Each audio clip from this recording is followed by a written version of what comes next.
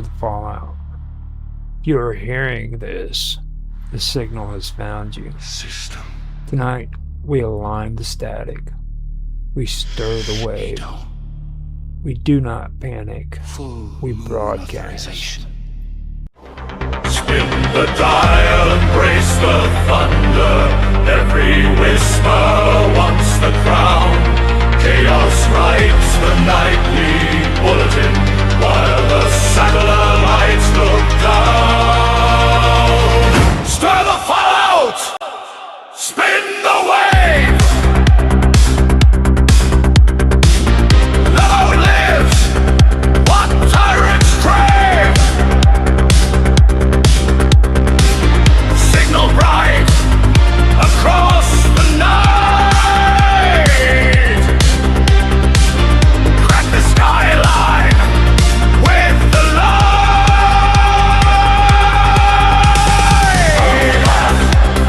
Broadcast, static in the storm. Broadcast. Destiny has checked out early. In a shocking development, several key prophecies were reported absent at the usual morning briefing. Hero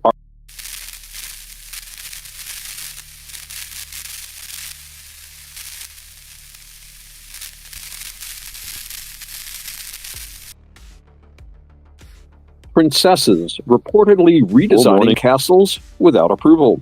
Breaking, multiple individuals have reported thinking about the future and immediately needing a nap. Officials maintain Destiny is not missing. It is, quote, taking a personal day, unquote. Compliance advisory. Keep dragons on schedule manually. All spectators remain unscathed for now. Update. The pass has once again refused deletion. Engineers confirm it is now archival but active. Celestial deodorant declares independence. Sources confirm that deodorant for the Devas has ceased compliance with the Cosmic Hygiene Board. The product has declared autonomous fragrance governance, citing existential self-expression. Retailers report spontaneous scent anomalies. Heavenly auditors were unavailable for comment. Investors note volatility is fragrant, but profitable. Developing. A man attempting to fix everything at once has been advised to sit down immediately. Chaos has been promoted to consultant. The entity formerly known as Chaos has officially joined the Strategic Mythic Board. Responsibilities now include narrative disruption, unscheduled plot twists, and occasional storm generation. Staff reports. Meetings are, quote, energetic, unpredictable, and mildly terrifying, unquote. Attendance is optional. Rebellion is mandatory. Correction. You were never behind. You were just avoiding something. Emotional bandwidth filters are now being reported across all time zones. Update. Hope is now available in limited quantities. Side effects include effort. Developing. A small group of individuals have begun doing the next right thing. Authorities are monitoring the situation. Alert. Comfort zones are shrinking. Expansion may be required.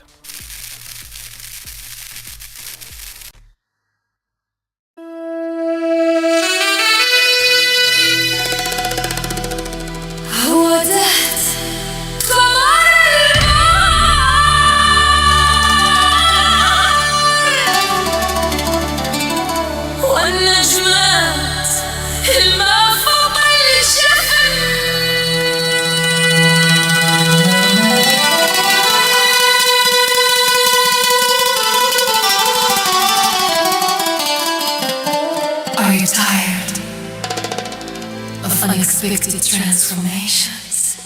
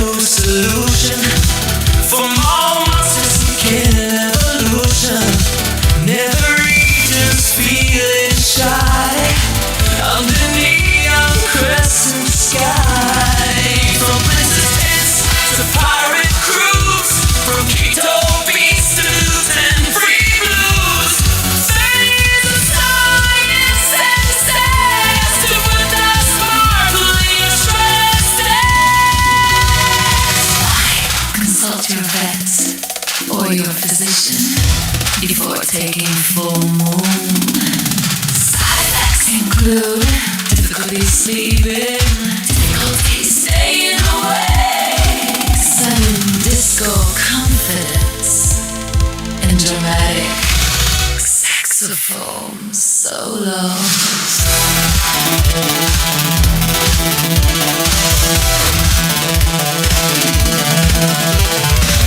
Sotilness fantastic daka. Den höjer aslamatiton elvisa. But now you're the alpha male in the mirrored bond. Controlling transformation. Totem for command reputation. Freeze the fear from your heart. Freeze the chaos from the start. From every layer, from every soul.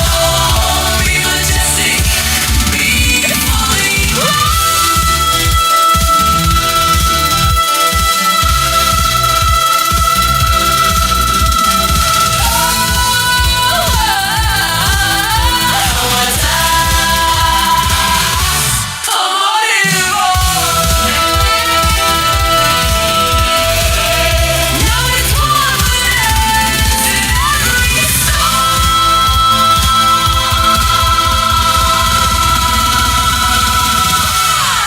Isn't it nice to know you have a chance on your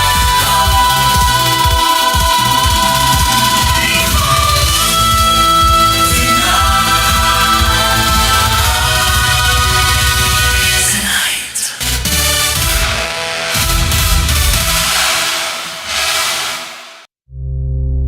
Destiny volatility detected. Prophecy drift increasing.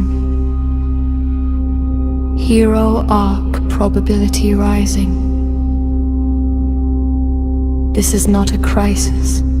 This is a scheduling variance. Welcome to Fairy Tale Daycare. Narrative stability through structured myth management. Dragons enrolled in controlled flame modules. Princesses assigned tower reflection periods. Wolves participating in deterry mediation workshops. All apples pre-screened.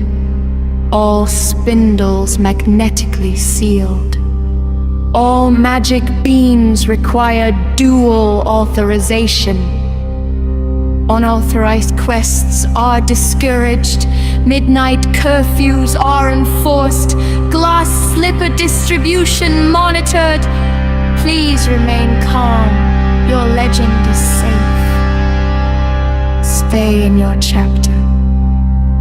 Wait for your cue. Happily ever after will be issued to you. Unmanaged myths become revolutions. Fairy Tale Daycare. We pace your destiny.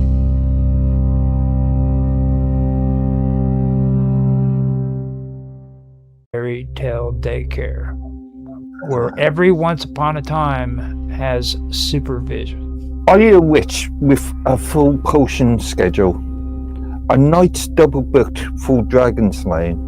A stepmother attending a mandatory image branding seminar? We understand. That's why at Fairy Tale Daycare we provide safe, structured, narratively compliant childcare for all mythic dependents. Whether they're a dragon with mild arson tendencies, a princess in early stage tower independence, a wolf navigating dietary identity, or an egg-shaped citizen exploring gravity, we've got them covered. Safety first. All enhanced forests are fully OSHA certified. spell resistant, troll proof, and equipped with emergency happily ever after contingencies. No cursors without consent. No spinning wheels after 6 p.m. All apples pre-screened. Daily activities include intro to responsible fire breathing, conflict resolution for siblings who are also rivals, unionization basics for nursery rhyme characters, castle building without feudal oppression, And of course, quiet time in the enhanced nap grove. Just listen to some of these parental testimonials. My dragon hasn't burnt down a single village since enrollment. Oh, that big bad wolf finally learned to ask before hopping. Sleeping Beauty hasn't triggered the fire alarm in weeks. Flexible scheduling. Armageddon postponed. Prophecy rescheduled. Witch trial moved to Tuesday. No problem.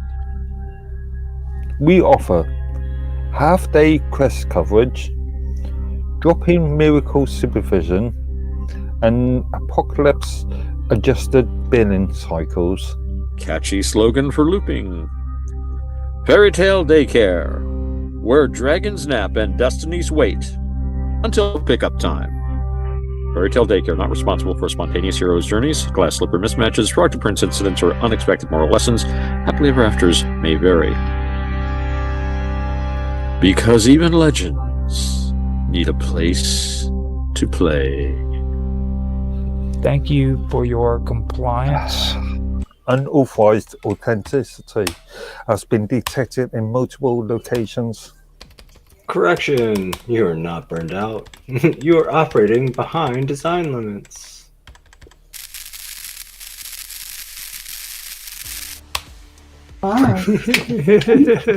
Hello, viewers. Welcome once more to our weekly get-together. Here you are getting a rare glimpse behind the scenes of all of the production difficulties and hurdles that we have to overcome to bring you the best show on the internet. That's right. All right, we are now into the parody ad blocks. This is pre-written scripts. This is where guests are asked if they are willing to read scripts for us for ad blocks. We have our guest here. This is Mike, lovingly known as Minds Gaming or Quantum Qubit. Today, he is here with us, and we are going to get into doing the ad blocks. He has said that he would be willing to read. Now, before we get started, I have to ask you, like I've asked everyone else, are you in an isolated area that allows you to be recorded? Oh, maybe.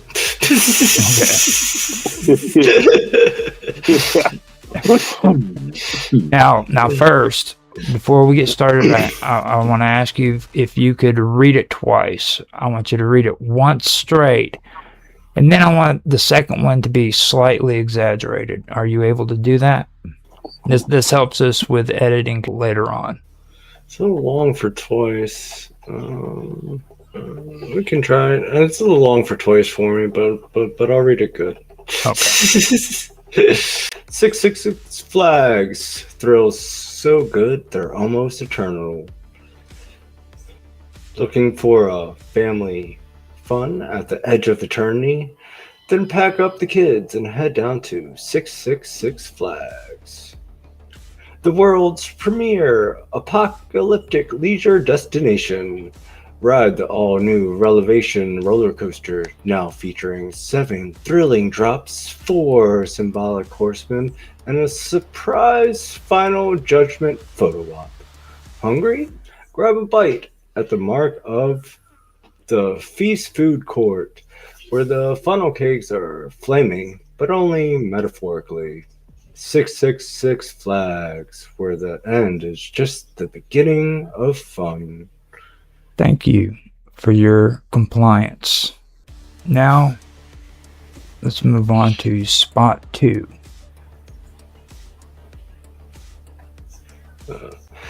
Think you can handle the heat? Step inside the lake of mildly inconvenient fire. It's warm, it's immersive, it's fully OSHA compliant.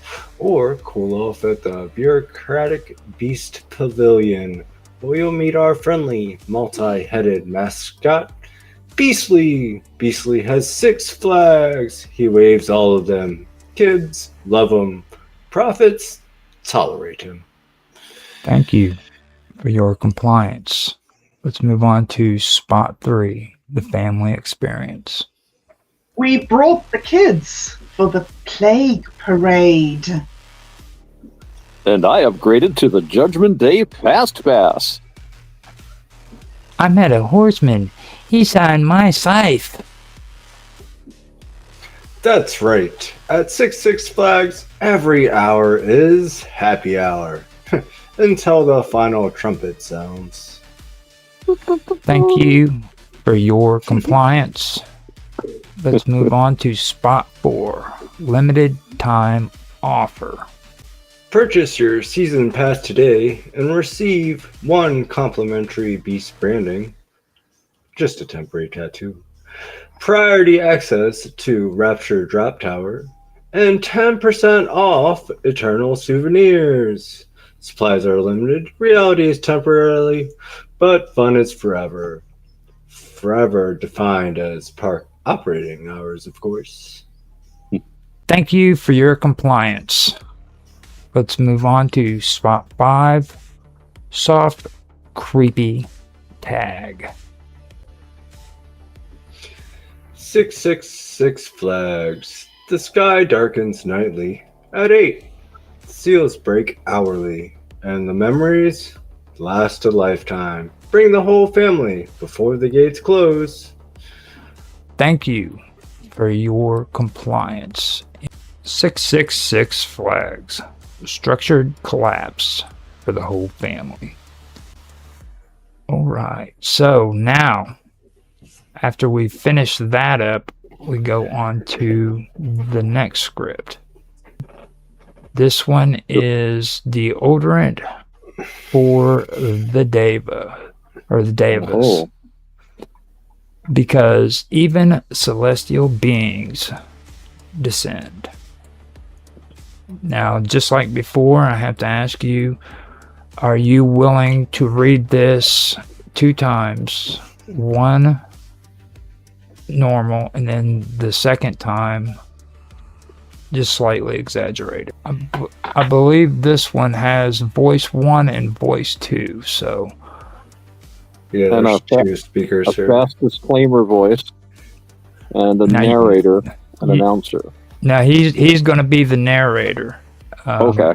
You're definitely the king of disclosure. Or So fast disclaimer voice. yeah, Do you want me to do that? do the fast disclaimer voice. Okay, cool. I like that. Bob does the angelic testimony, I guess, and we'll let Mark do the confident dramatic. Bob, you'd be better at being confident dramatic. To be honest, you're really good with drama, with the whole when you read it. Bob? No, I've never seen her be dramatic ever. She does it really great when it comes to her reading. Yes, miss. Would you be willing to do voice 2? Yes. Oh, go ahead and be angelic, Mark. Let's do this. You want to be angelic? I think he'd make a good angel. Yeah. Yeah. Okay, so you're angelic. Sound good? You say so. Okay, so I think you only have like 1 roll, so if you only got like one roll, so deodorant for the Davis, because even celestial beings descend. In the upper realms, where lotus blossoms float on golden winds, where merit ripens like fruit in external spring, where the divas dance in radiant bliss. There comes a moment, a sign, a subtle shift in the fragrance of immortality. Yes, even celestial beings must face the return. In certain ancient traditions, a diva's time in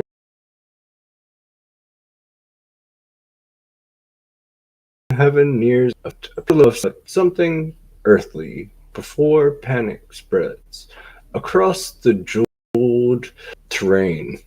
Before your divine glow dims under social pressure, before the apparatus starts side-eyeing you across the cloud lounge, there's now deodorant for the divas. Infused with Himalayan wild essence, distilled moonlight, caramel neutralizing botanics, and patented simmer daily formula. Because why reincarnate today when you could reincarnate fresh? I noticed the signs, the fading garlands, the awkward distance in the celestial spa. Then I tried deodorants for the divas. Now I radiate again. Well, I was moments away from rebirth as a tax accountant. Now, I smell like enlightenment. Don't let your destiny catch you unprepared. When the cosmic sweat of impermanence begins to glisten, when the scent of mortality drifts into your aura, reach for the only protection approved in 3 heavenly realms. Deodorant for the divas. Stay fragrant, stay luminous, and stay transcendent. Product does not actually prevent rebirth. Side effects may include humility, existential clarity, and unexpected compassion. Consult your karmic advisor before use. Because even gods need a little freshness. Don't let impermanence disrupt your brand equity. Pivot your presence, monetize your merit, leverage your luminosity. Upgrade your eternity today with deodorant for the divas. Thank you for your compliance. All right, guys, I gotta get the kid going for stuff, but I will see you at 9 for Dude, Where's My Wallet? Okay. Excellent. Really? Thanks for stopping Cool. in, man. It was wonderful. Cool. All right, later, guys. See you later. Thanks, Roger. Peace. Appreciate it. Hey man, you did great. Thank you for doing the readings and stuff. We appreciate it too. So No problem, man. there you go. There we go. Okay. Well, what is it? That was actually pretty. Oh, it's the wrong one. Hey, there ain't no such thing, man. You did great. Now down here at the bottom, they have this one that. No, that's not it. It's just divas, stay away. Deodorant for the divas. Loop jingle. It's a soft synth. Stay aligned. How does it go? It's down here. Deodorant for the divas. It says loop jingle. And then underneath that it says soft synth pad and stay luminous. Stay luminous, stay aligned, optimize your scent across space and time. No more stress when merit dips, fresh transcendence on your lips. Roll it on, ascend with ease, cloud-based karmic guarantees. Davas, stay divine, fresh across the cosmic timeline. Davas, optimize, fragrance that eternalizes. Scale your glow, let your aura flow. Stay luminous, stay aligned, stay divine, optimize. Deodorant for the Davis! Excellent. That was great. Brava, bravissima. Now we have Mark Edworthy, who is going to do gaydars. Now with important safety warnings. I want to ask you, like I asked Mike, are you in a quiet place where you can record silently and without any interruptions? As quiet as possible. It's pretty short. If you have no problems with getting through this, if you can choose to do it a second time, or we can just go ahead and skip that, because Is it short? start whenever you want to. Tonight's broadcast is brought to you by gaydars, the world's most advanced orientation detection technology. Are you confused by mixed signals? Unsure whether someone is simply stylish or spectacularly fabulous? Then you need gaydars. Using cutting-edge rainbow frequency sensors, gaydars scans your environment and alerts you whenever fabulousness is detected. Just point, scan, and listen for the tones. Beep, beep, beep. Congratulations, you've detected fabulous. Gaydars include adjustive sensitivity levels, nightclub collaboration mode, and our exclusive Pride Parade proximity alarm. But remember, gaydars may not be for everyone. Important safety information. Side effects of gaydars may include dizziness, sudden confusion about fashion choices, involuntary finger snapping, spontaneous disco dancing. In rare cases, users may experience extreme glitter exposure, dramatic personality shifts, and unexplained musical numbers. More serious side effects have been reported include temporary reality distortion, spontaneous pride parades, existential questioning of your wardrobe, and in extreme rare situations, severe headaches, spontaneous nosebleeds, and what medical professionals describe as fabulous overload syndrome.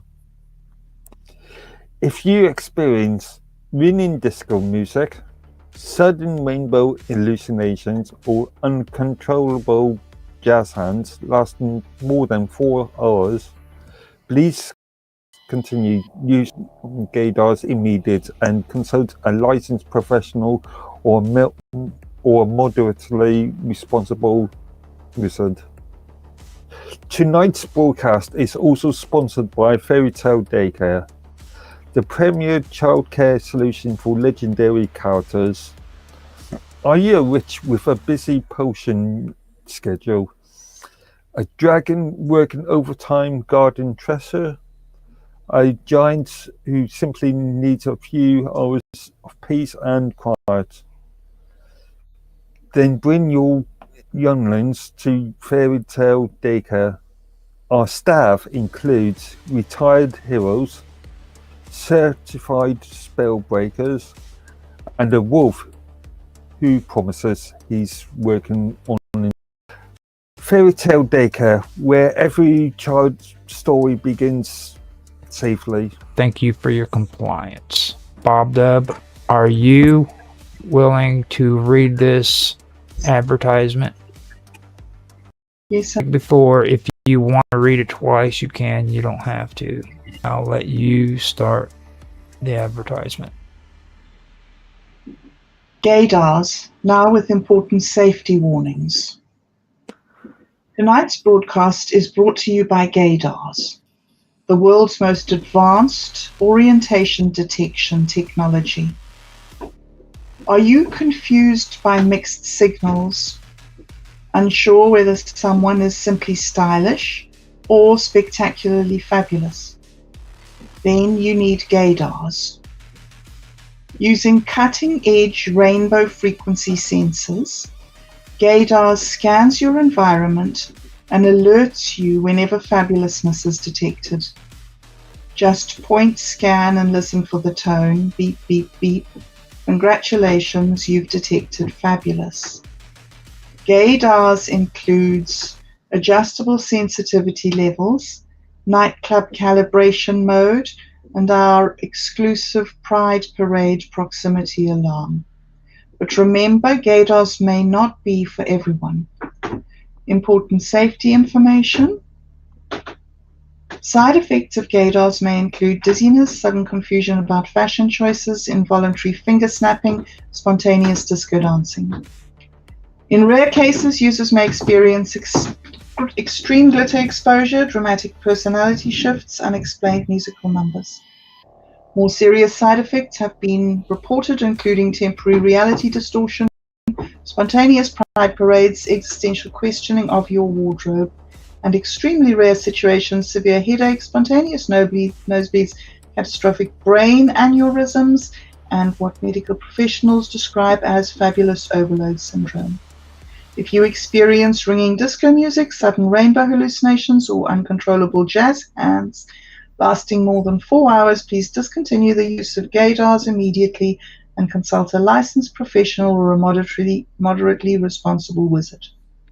Tonight's broadcast is also sponsored by Fairy Tale Daycare, premier childcare solution for legendary characters. Are you a witch with a busy potion schedule? A dragon working on overtime guarding treasure?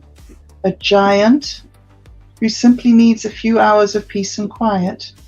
Bring your younglings to Fairy Tale Daycare. Our staff includes retired heroes, certified spellbreakers, and a wolf who promises he's working on himself. Fairy Tale Daycare, where every child's story begins safely. Thank you for your compliance. So go ahead and do the exaggerated one. That'd be great. All right. Gaydars, now with important safety warnings. Tonight's broadcast is brought to you by gaydars, the world's most advanced orientation detection technology. Are you confused by mixed signals? Unsure whether someone is simply stylish or spectacularly fabulous? Then you need gaydars. Using cutting-edge rainbow frequency sensors, gaydars scans your environment and alerts you whenever fabulousness is detected. Just point, scan, and listen for the tone. Beep, beep, beep. Congratulations, you've detected fabulous. Gaydars includes adjustable sensitivity levels, nightclub calibration mode, and our exclusive Pride Parade proximity alarm. But remember, gaydars may not be forever. Side effects of gaydars may include dizziness, sudden confusion about fashion choices, involuntary finger tapping, spontaneous disco dancing. In rare cases, users may experience extreme glitter exposure, dramatic personality shifts, unexplained musical numbers. More serious side effects have been reported, including temporary reality distortion, spontaneous pride parades, existential questioning of your wardrobe, and in extremely rare situations, severe headaches, spontaneous nosebleeds, catastrophic brain aneurysms, and what medical professionals describe as fabulous overload syndrome. If you experience ringing disco music, sudden rainbow hallucinations, or uncontrollable jazz hands lasting more than 4 hours, please discontinue use of gaydars immediately and consult a licensed professional or a moderately responsible wizard. Tonight's broadcast is also sponsored by Fairy Tale Daycare, the premier childcare solution for legendary characters. Are you a witch with a busy potion schedule? A dragon working overtime guarding treasure? A giant who simply needs a few hours of peace and quiet? bring your younglings to Fairy Tale Daycare. Our staff includes retired heroes, certified spellbreakers, and a wolf who promises he's working on himself. Fairy Tale Daycare, where every child's story begins safely. Thank you for your compliance. Now that we have Otto, again, are you in an area which is isolated for you so that you can be able to record cleanly? Yes, I believe this should be sufficiently isolated for our purposes. Okay, and are you willing to read this twice, once normal and then the second time exaggerated? I'm not sure how normal this can actually be read, but we'll go through it once, and if you want me to do it again, I would be willing to read it again. Thank you. You can begin whenever you wish. Okay. Tonight's broadcast is brought to you by Gaydars, the world's most advanced orientation detection technology. Are you confused by mixed signals? Unsure whether someone is simply stylish or spectacularly fabulous? Then you need Gaydars. Using cutting-edge rainbow frequency sensors, Gaydars scans your environment and alerts you whenever fabulousness is detected. Just point, scan, and listen for the tone. Beep, beep, beep. Congratulations, you've detected fabulous. Gaydars include adjustable sensitivity levels, nightclub calibration mode, and our exclusive Pride Parade proximity alarm. But remember, Gaydars may not be for everyone. Side effects of Gaydars may include dizziness, sudden confusion about fashion choices, involuntary finger snapping, spontaneous disco dancing, and in rare cases, users may experience extreme glitter exposure, dramatic personality shifts, and unexplained and spontaneous musical theater. More serious side effects have been reported, including temporary reality distortion, spontaneous pride parades, and existential questioning of your wardrobe. And in extremely rare cases, severe headaches, spontaneous nosebleeds, catastrophic brain aneurysms, and what medical professionals describe as fabulous overload syndrome.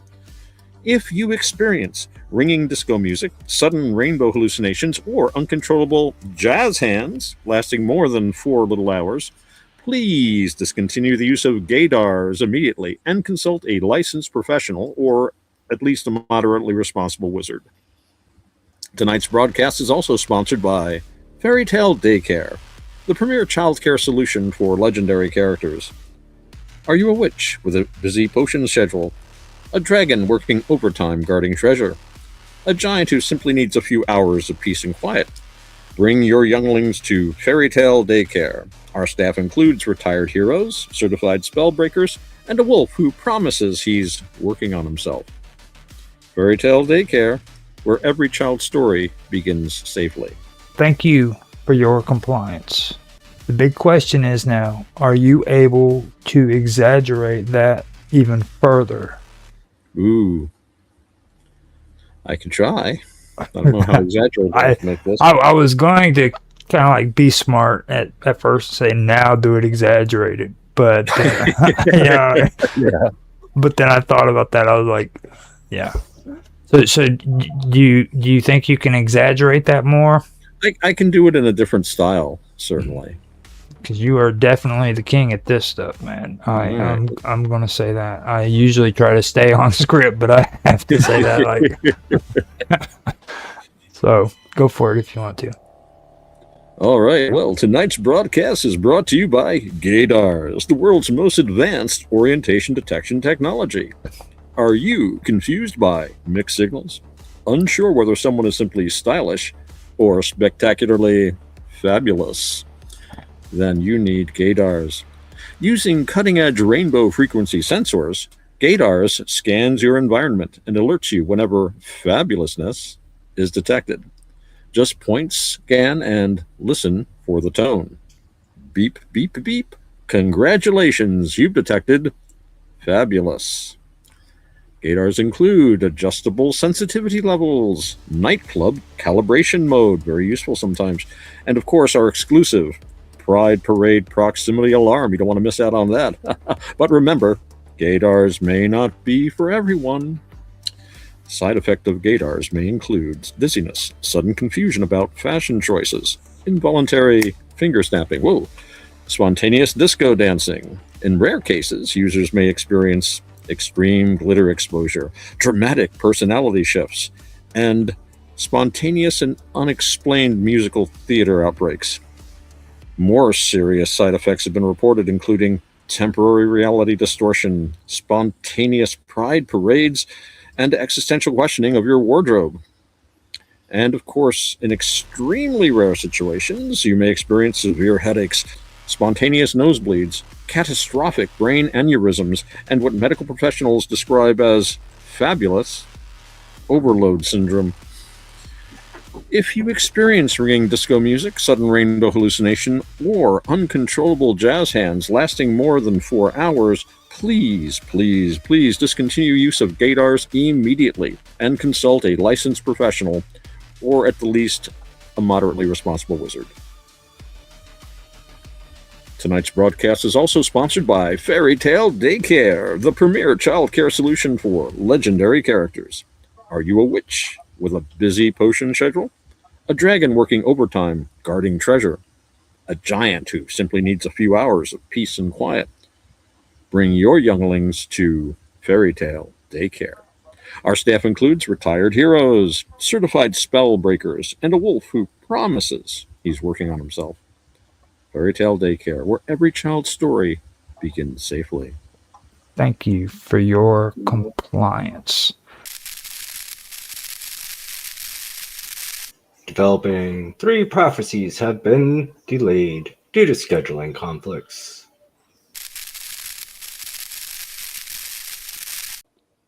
Update. A fairy tale has been observed refusing its assigned ending. Developing 3 prophecies have been delayed due to scheduling conflicts.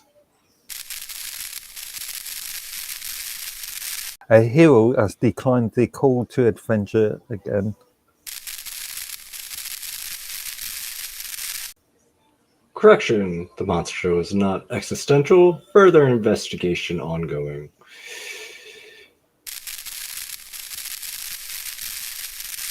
Alert. A hero has declined the call to adventure again.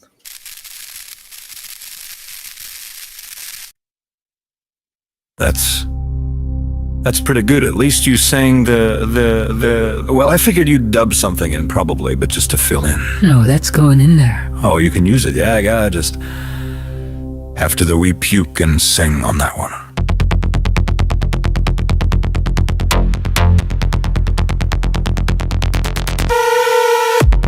Fairy Tale Daycare is not responsible for spontaneous. Fairy Tale Daycare is not responsible for spontaneous. Fairy Tale Daycare.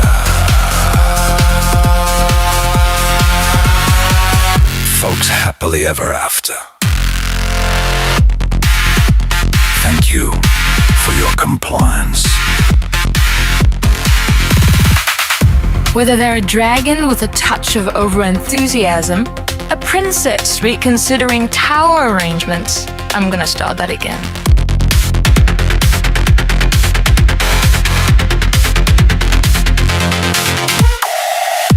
Our records indicate your dependent is exhibiting elevated destiny volatility.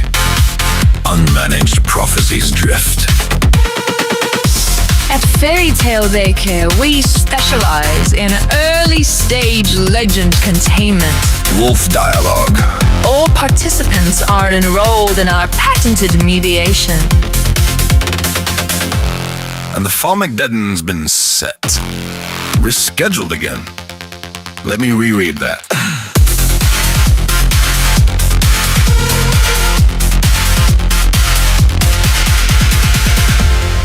Response small. 78% reduction in unsanctioned rebellion. If your dragon begins, if your princess questions architectural, Spindles are magnetically. please don't ask me to sing. Please don't ask me to sing. Thank you for your compliance. Unfolding the world's first fully immersive apocalypse.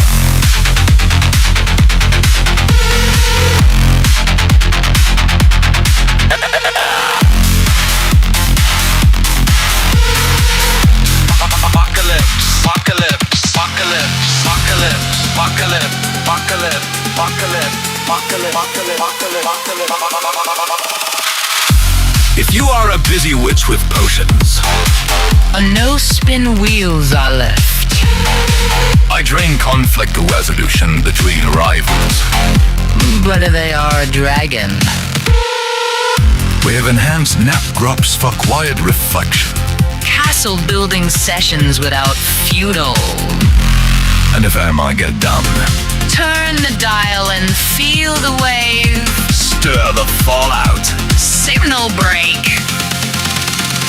We will be.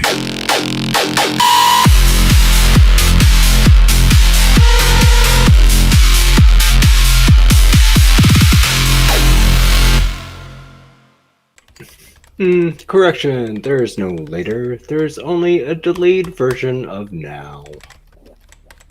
Update. Confidence remains under construction. Estimated completion date unknown.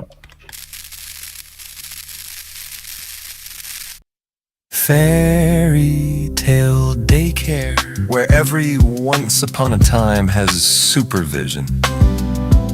You sound more. You had more Cockney sort of tones. Who, me? I was just thinking Dick Van Dyke. I didn't know what I was doing. A specific word would make me think of the way of pronouncing it, and then I would lose it completely after that. If I can be a Dick Van Dyke that level of butchering it, then that's not bad.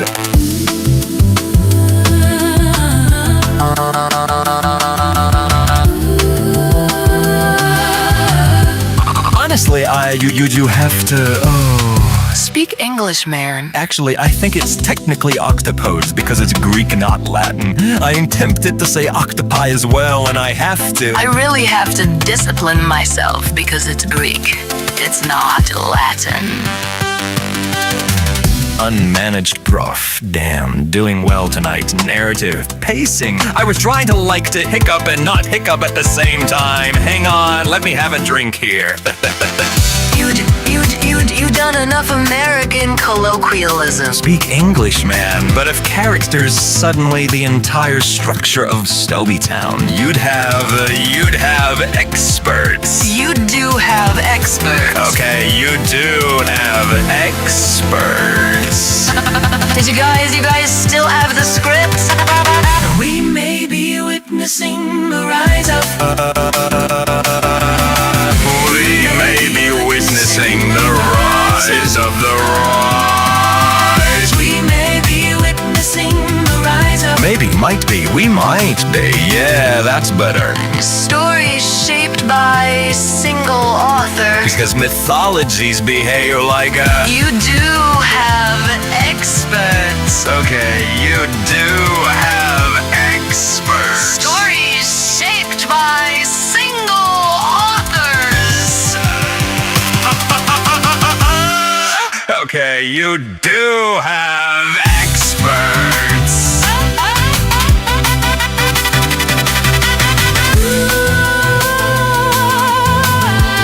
Stories shaped by single authors.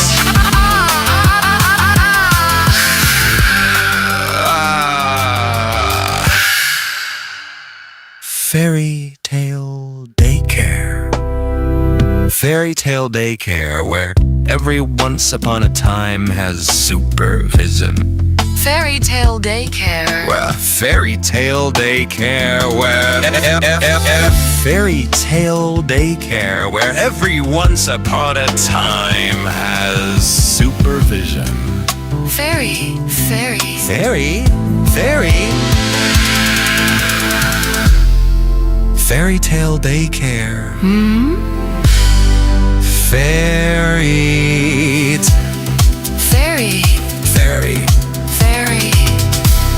Fairy tale daycare. Fairy tale daycare. Fairy tale daycare. Fairy tale daycare.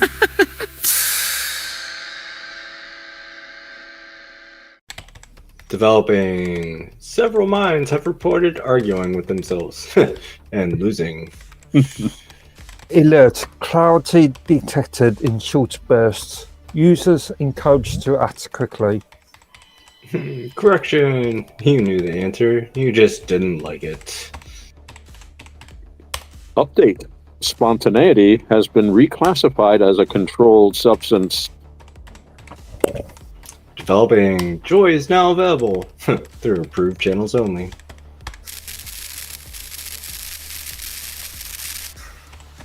Alert. Fairy Tale Daycare. A message from Lord Edworthy. Honestly, you have to, you'd enough American colloquialism. Speak English, man. Okay. Honestly, You'd have You have to. You've done this American colloquialism. You have experts. Speak English, Okay. man. Okay, you'd have experts. Okay, you have experts. You do have experts, okay. You do have experts. God. Okay, strange or the character. Rich's curses. Well, rich, but if and starts honestly, starts becoming, and you have to. That's a multi. You've done it American colloquialism. Speak English, man. But if characters suddenly the entire structure of Storytown, that is. You'd have experts. Okay, you have experts. You do have experts. Okay, you do have experts. Hobby belonging to one. Maybe listening to because mythologies behave like a maybe Because mythologies already be strange or the character.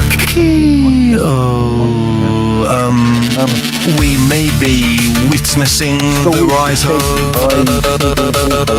We may be witnessing the rise of the rise. We may be witnessing the rise of. Maybe it might be. We might be. Yeah, that's better.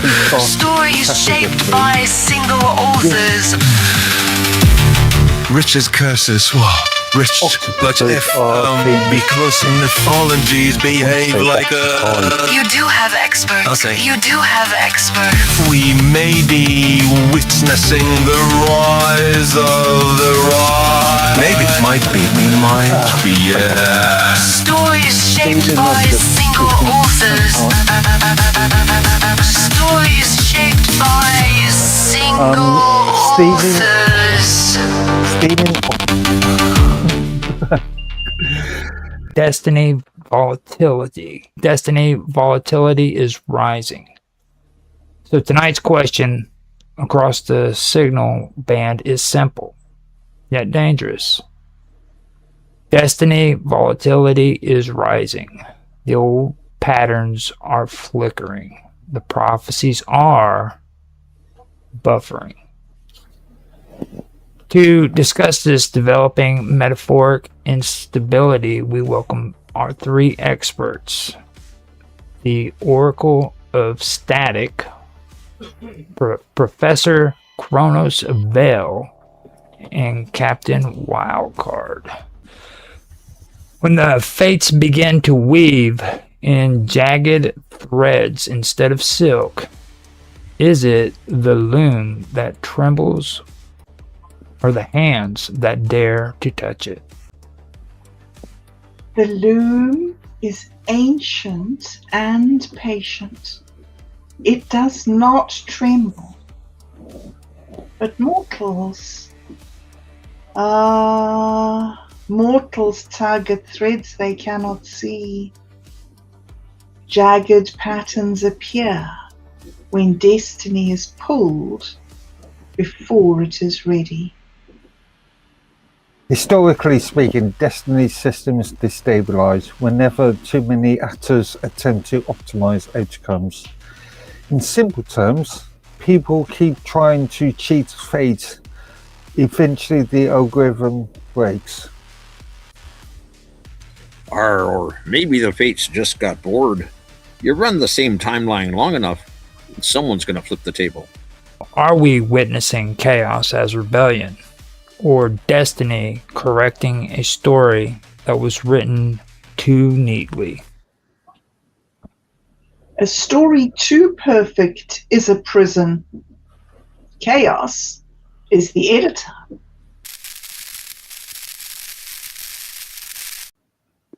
Alert. Several individuals report that they have been feeling that they have been watched by narrative. My research indicates mythic cycles require periodic. Update. The moon remains silent but continues to observe. Developing static patterns or forming sentences. Translation is not advised. The ocean has repeated the incident. No witnesses this time. Disruptions. Okay. Heroes cannot emerge from a flawless script.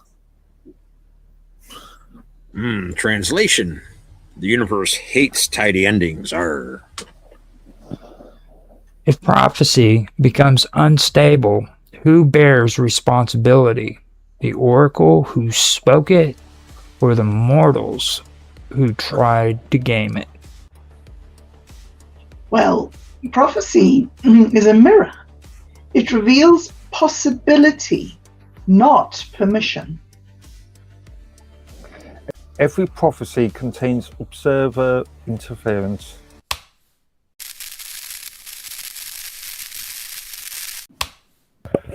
Correction, the signal is not lost. You're just out of alignment.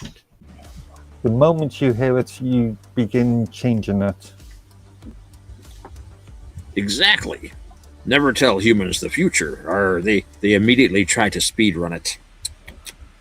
Is rising volatility a curse from the heavens, or the necessary storm before the hero emerges?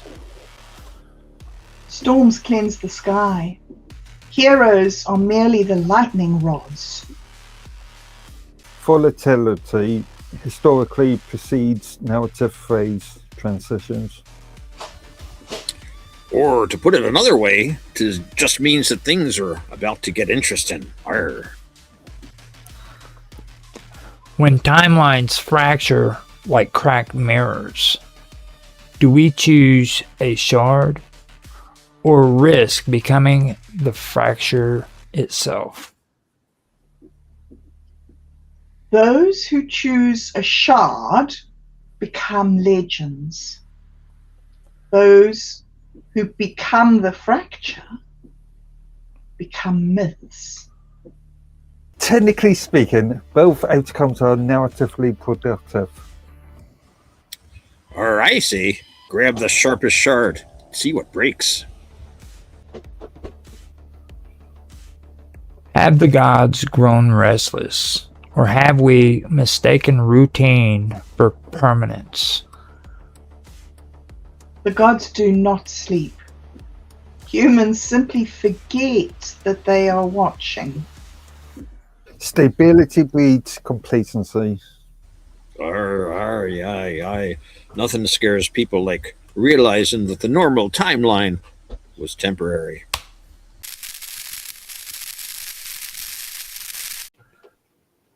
Breaking. 1 minute at a time has now been extended to 2.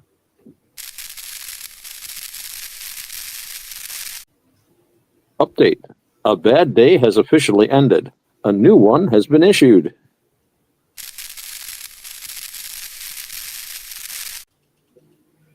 Developing habits are attempting to change.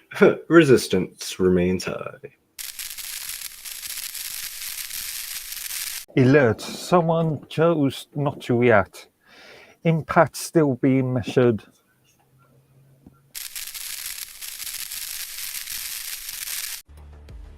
If destiny is no longer fixed, does that free us or terrify us into clinging to false certainty? You know, freedom and terror share the same doorway.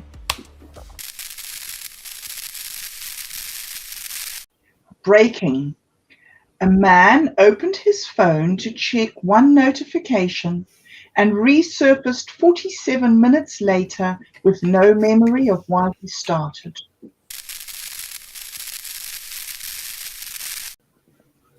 Correction. You don't need to fix everything. Just don't make it worse. Most civilizations prefer predictable myths to uncertain freedoms. Well, people say they want freedom, but what they really want is a map. When patterns collapse, what new myth is trying to be born from the rubble? A louder one. A myth that accommodates instability. Or maybe the myth is only this, that there never was a plan, or...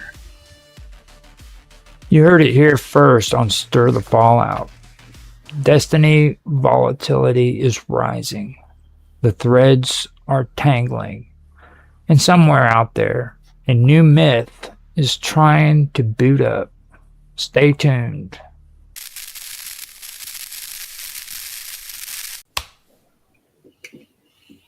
Update. A woman in New Zealand has reportedly claimed one small area of her home and is now experiencing temporary control over her life. Developing. An individual has been seen drinking water voluntarily. Motives are unclear. Alert, someone went to bed on time. Alert, someone went to bed on time. The authorities suspect instability.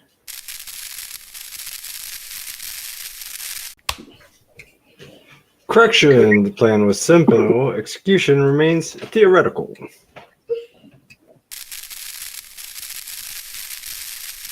Eyewitness testimony. I saw the whole business, I did. Warm day it were. Proper warm. The sort that makes you question waistcoats. Young lady goes down to the war, happy as you like. Sun on her shoulders, sea calm as a teacup. Not that I've ever seen a calm teacup, but I guess they're all calm. In she goes. Splendid form, really. Confident. Very hydrological. Now, I'm seated upon the dock with a modest sandwich, cucumber if it matters, when up pops this octopus. Not aggressive, mind. Curious. Looked at the garments, considered them, and with a sort of quiet determination. Off he toddled with allot. Efficient little blighter. The young lady turns round and realizes the administrative shift in circumstances. And just as I'm thinking, well, this shall require negotiation. Whoomp. Shock. Decisive. No committee meeting. Straight through the octopus. Nature does dislike paperwork. And there we are. Clothes gone, octopus gone. Shark looking rather pleased with itself, and the poor gal standing waist deep in reflection, saying, "Oh no, what do I do now?" Which, if you ask me, is the most honest question uttered all afternoon. I offered her my waistcoat, of course, but one must consider proportional coverage. In the end, she stayed in the water until the coast was diplomatically clear. Can't fault her composure, really. Most people panic when the food chain reorganizes around them. She merely sighed. Rather British of her, actually. We appreciate your ongoing maritime clarity. Thank you for your compliance.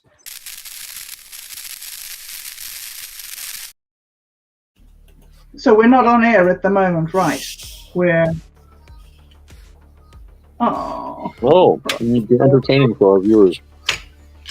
Your Honor, members of... I know, yeah, you're all over the place.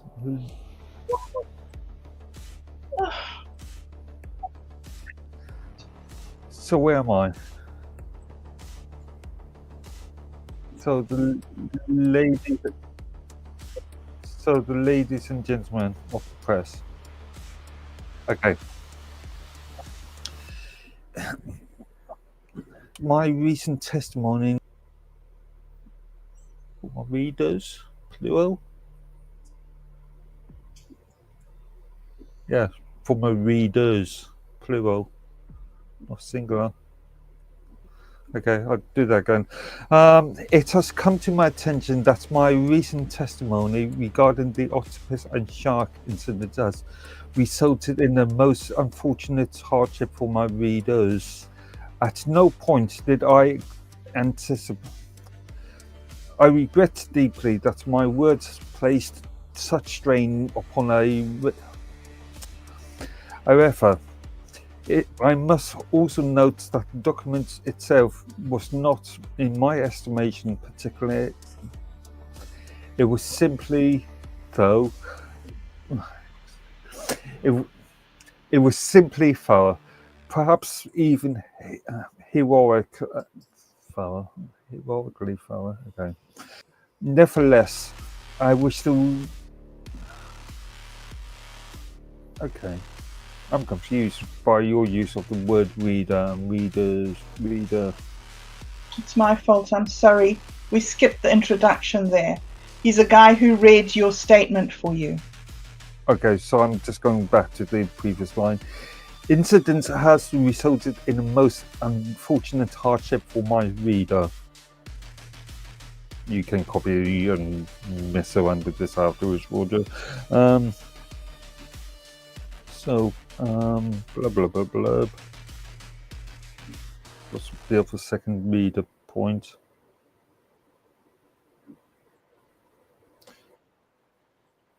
Okay, yeah, no, I was just trying to find my place again. Nevertheless, I wish I.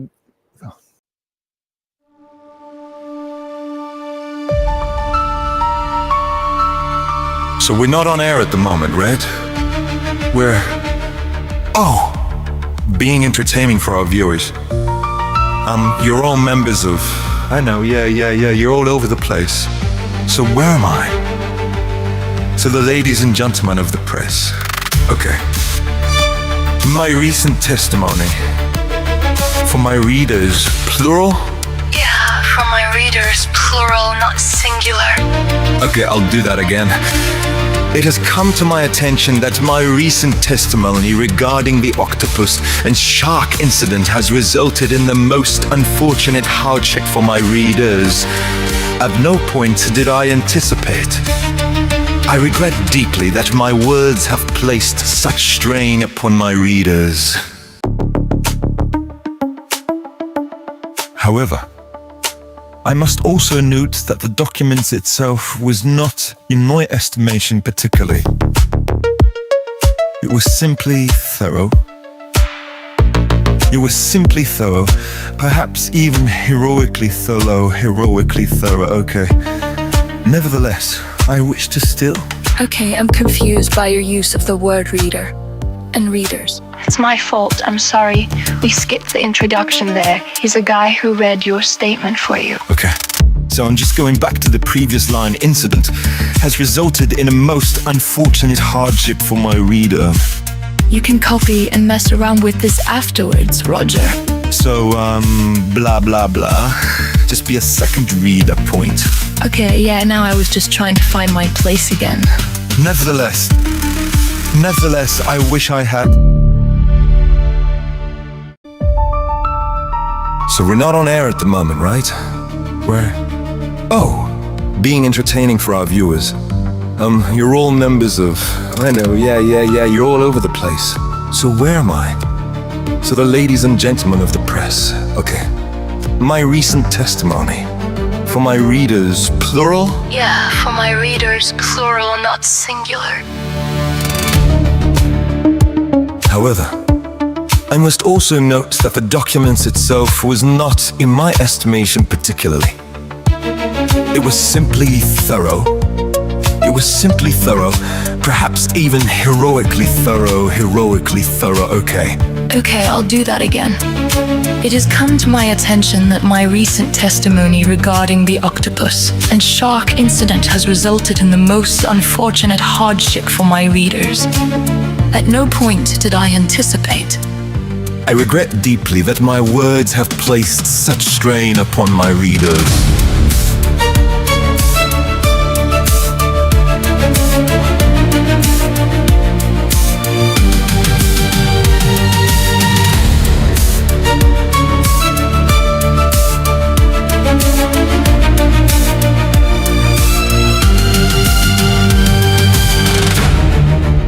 Nevertheless, I wish to still.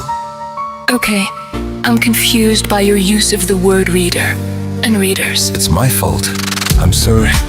We skipped the introduction there. He's a guy who read your statement for you.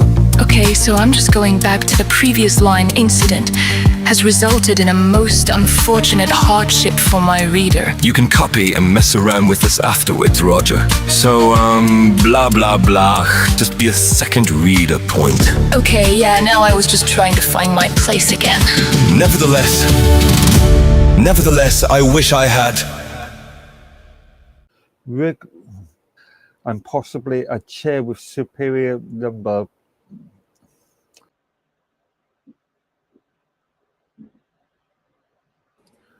Rather than me speaking, that's Otto. Do you want to? This is Otto, isn't it? Don't know where he got up to. Oh, that's the word. Me? That's confusing. Well, How can it be both me and the reader?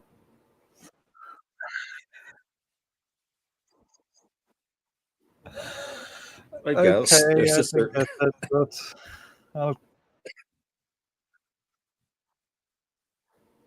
okay, I'm a bit confused, but I'll go with it. That's life.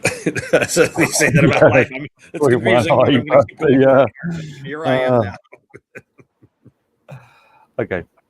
First and foremost, let it be known that Lord Edward bears no responsibility at all for anything. There's no response.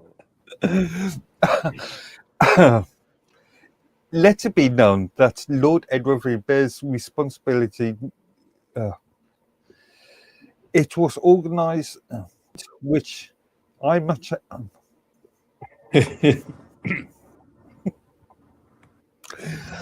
A document which I emphasize was in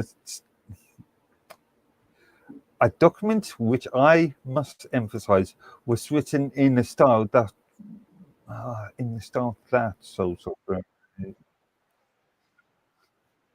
Americanism,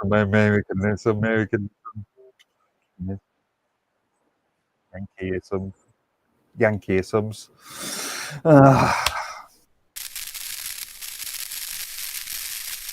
Should destiny require approval? Approval ensures alignment. Alignment prevents chaos. Chaos reduces productivity. Destiny? Asking permission? That's not destiny. That's paperwork. Destiny is water. Forms change. The current remains.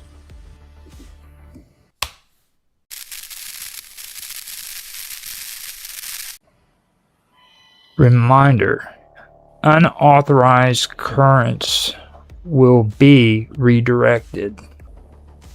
You can't keep pacing myths forever. We are not pacing, we are optimizing. Optimization is just fear with better lighting, man. Containment song protocol. We are not here to collapse. We are here to observe. Are we pacing destiny correctly? No. And yes. Destiny isn't a straight line, it's a pressure. If you move too fast, it fractures. If you contain it too tightly, it detonates. What are we doing now? Think about it. We're stretching it, buying time. But you can't pace a revolution forever. At some point, the chapter turns itself. So what happens when it turns? You either write the next line, or it writes you. For thousands of years, prophecies moved slowly. Empires rose, heroes journeyed. Comets appeared exactly when the scrolls said they would. But lately, destiny seems rushed. Timelines are colliding, prophecies are being rescheduled, and several apocalypses are appearing to be running behind schedule. So, let me ask the panel, are we pacing destiny correctly, or are we forcing the universe to speedrun its own mythology? I'll open it up to the panel and you can answer that as you feel. Well, I would say that God doesn't need any help. God's decided what the outcome is going to be, and God does what God wants. So it's pretty much we get on with our own thing and let destiny unfold around us. Well, I think it's important to remember that as limited creatures, it is impossible for us to talk meaningfully about our Creator, theoretical or otherwise. There is a Creator, obviously, he's going to be completely beyond any of our ability to understand. And this means our understanding leads us to some misapprehensions. They say that God knows everything that's going to happen, and so everything that's going to happen is the result of God, that God is somehow responsible for this. God stands outside of time and space and can see our choices and can see their end, but he doesn't make those choices. So it's no good for us to blame God for our own karma. That's something that only we own. Nothing anyone else says or does to you can send you to hell. Only you can do that. And you can do it right here in this life on this earth if you're not careful. I was just going to reply on a similar sort of stance. Is destiny made for us, or do we create our own destiny? That is a good question. You know, that reminds me of something. There's a Norse saying, and the Norse pagans were predestinarians. They believed very much that destiny was made for you, and that you didn't make your destiny. But they had a saying that I don't remember the exact words. I need to look it up. But they said, "My fate was decided long before I was born. There are better ways than facing it than being a coward."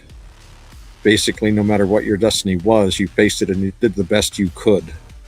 You know, they still could not get away from that feeling of free will that we all have. I really think that predestination is something that we learn because we intrinsically feel like we have agency. Otherwise, why would we try to do anything? You know, I mean, the ultimate end of that sort of, Calvinism is famous for that. You're either saved or you're not. Doesn't matter what you do. And that's obviously an argument for antinomianism and for, just moral relativism and it doesn't matter what I do. Of course, they also taught, well, you had to act as if you were saved and act, in a sinless way. But the logical extension of this argument is pretty obvious.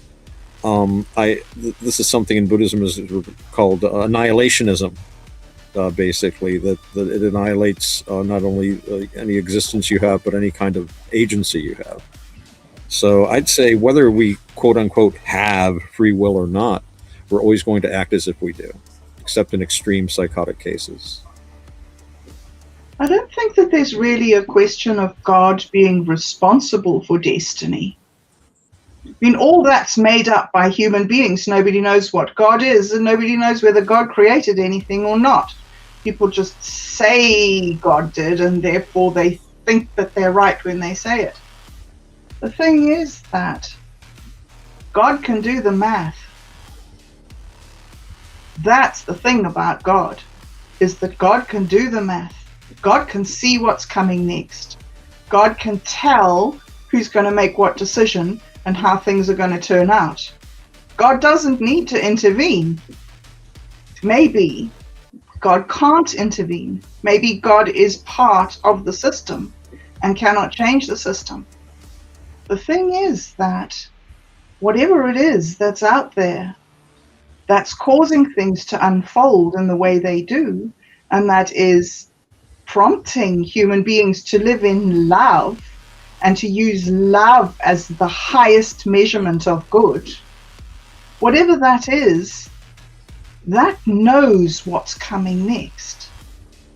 And so to let go and let God allows you to focus on your own personal responsibility within the system, who you can be and what you can do and how you can contribute to the greater good for the greater number of people. And so nobody knows what destiny is or where it's coming from or why or how, but you have control over your destiny and your mind and your decisions. And hopefully in time, I'll even manage to get control over my emotion, because that would be a boss fight worth winning, in my opinion. If prophecy is adjustable, who controls the calendar? Are humans improvising destiny, or are we merely discovering it was always unstable? Has prophecy become software that now requires updates? Well, as far as the first question's concerned, we've just answered it anyway, I think. Well, as far as destiny, as far as prophecy being adjustable, I mean, prophecy is kind of problematic. And we don't really have a tradition of prophecy in our culture anymore. I mean, when we read about the ancients, we read about people whose specific task was being a prophet. That was vates, I think, in Latin. And obviously, you had the prophets in the Levant and in the Eastern Mediterranean basin. This was a very widespread role. Their idea of prophecy often had to do with reading the internal organs of animals, or looking. Actually, the Romans felt that birds, observing the behavior of birds, was one of their, if not their, most important prophetic avenues. And of course, there was the Oracle at Delphi and all these other things. But the thing about prophecy, we usually think of it in terms of the prophetic books of the Bible, which are usually written in extremely dense metaphorical language. And unfortunately, the prophecies of which only seem to be accurate up to about the time the book was written, which you can take from that whatever you like. After that, the prophecies tend to get a little less on spot. But I know one thing I've kind of noticed over the years, and in my own experience, I used to consult oracles, and I stopped doing it after a while because I figured out people don't really want an oracle. I don't really want to know what's going to happen. All I want to know is that tomorrow is going to be much like today, except I'll have a little more money. Maybe a lottery number, something like that. That's really what I want to know. I don't want to know about injuries, heartbreaks, deaths of my friends or myself. Okay. So, and prophecies have been, I remember the famous prophecy when I think it was Croesus who was going to invade the Parthian. He was the king of Lydia who was going to invade the Parthian Empire. And he sent to the oracle and said, what happens if I invade? He goes, well, if you invade their empire with your empire, you will destroy a great empire. He didn't bother to ask which one.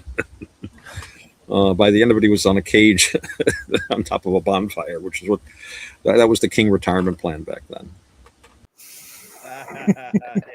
Yes, I like that. A document which I must emphasize was written in the styles in a style. A document which I must emphasize was written in a style so saturated with Americanisms. Wow, I cannot believe you cannot say Americanisms. Of all people that cannot say Americanisms, I cannot believe Yankeeisms. No, that's his favorite word is Americanisms. It's such colloquial Americanisms. Like, he just messed up on saying Americanisms. Okay. Go for it. A document which I must emphasize was written in a style so saturated with American colloquialisms that it provided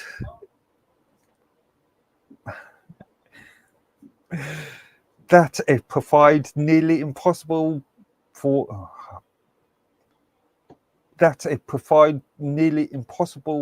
a properly educated. I wish I was educated.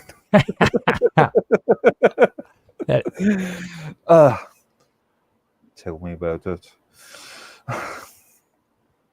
Throughout the text, I so refined.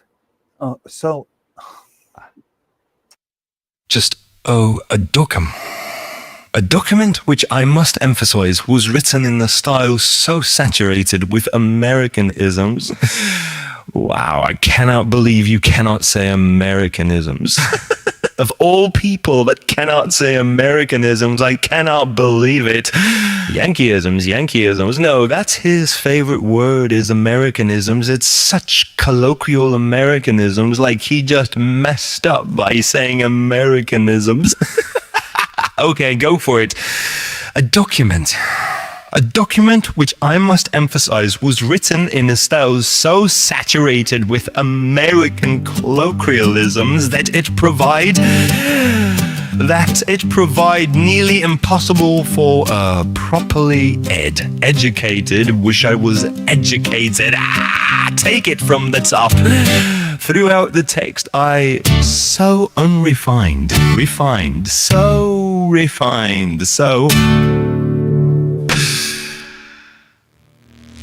just a document which I must emphasize was written in a style so saturated with American colloquialisms. Wow, I cannot believe you cannot say Americanisms. Wow, I cannot believe you cannot say Americanisms. Wow, I cannot believe you cannot say Americanisms.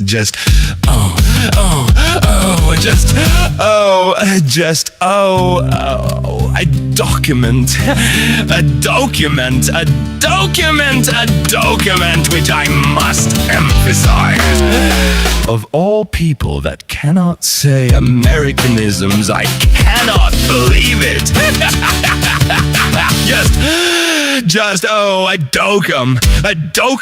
A document which I must emphasize was written in its style so saturated with American colloquialisms.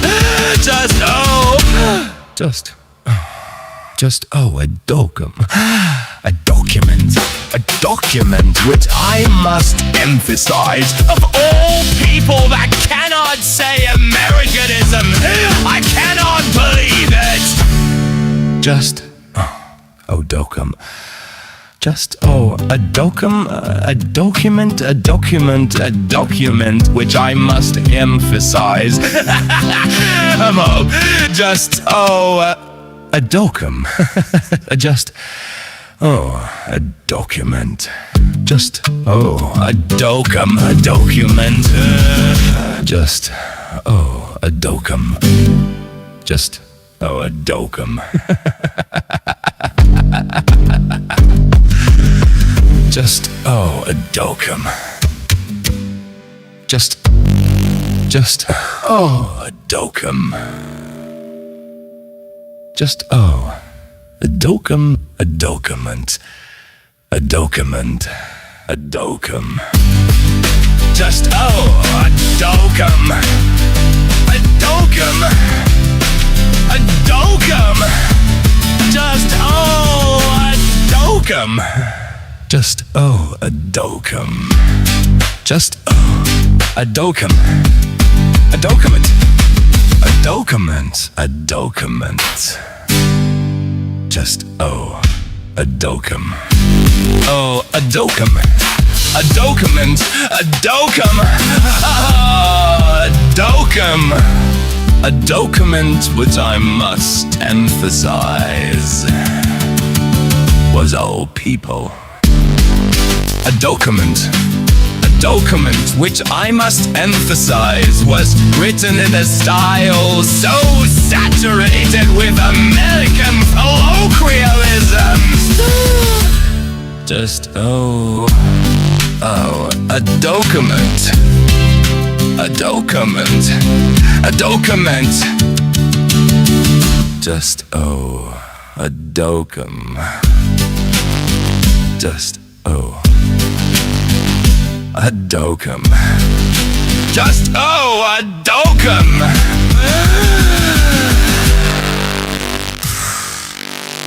Just, a docum.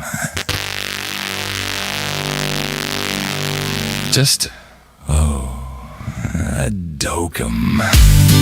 Just, a docum. A docum. Just, a docum. Just, a docum. Just, a docum.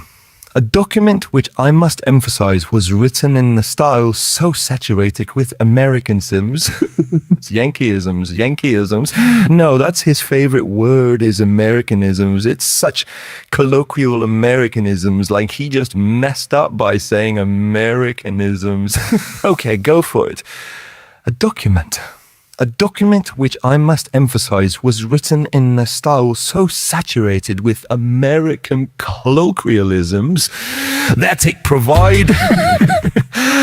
provide nearly impossible for a properly educated. Wish I was educated. Take it from the top.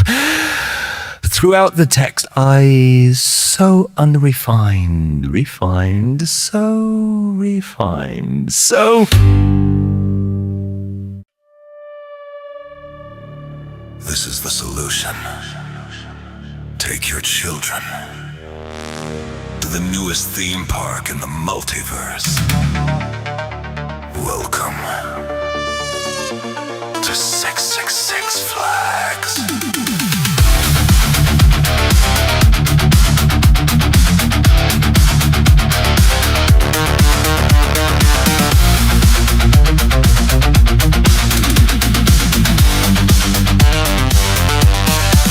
Beyond the veil of ordinary days, past cotton candy skies of beige, there's a gate of iron, black and grand.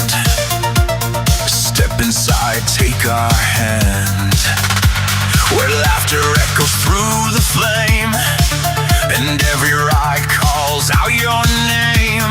A carnival carved in fire and fog, where nightmares dance in monologue.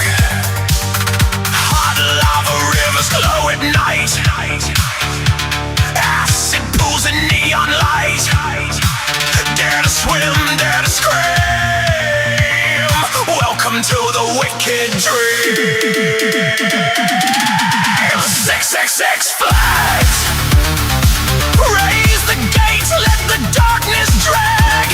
Screaming demons on the tracks. No turning back, no turning back. 666 flags. Thrill and terror in crimson rags. Eternal memories we make. A lifetime you can't escape. Try the demon coaster's cry, twisting through a sulfur sky. Concessions hot with molten spice. Satisfy your appetite. Water parks with boiling waves. Acid slides for the brave. Little swimmer, take the plunge. Feel the fire beneath your lungs. Bands will play on haunted stage. Comedy soaked in velvet rage. Every act and every sound echoes from beneath the ground. 666 flags. Iron and laughter, leather and rags. Personal with sharpened grins. Working hard to let you in. 666 flags. One hell of a time we brag. Eternal thrills. No memory fades. Souvenirs from shadow days.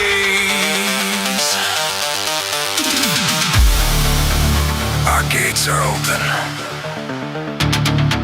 Our fires are warm. Our staff are trained to weather every storm. We guarantee memories that burn for many lifetimes. Your return.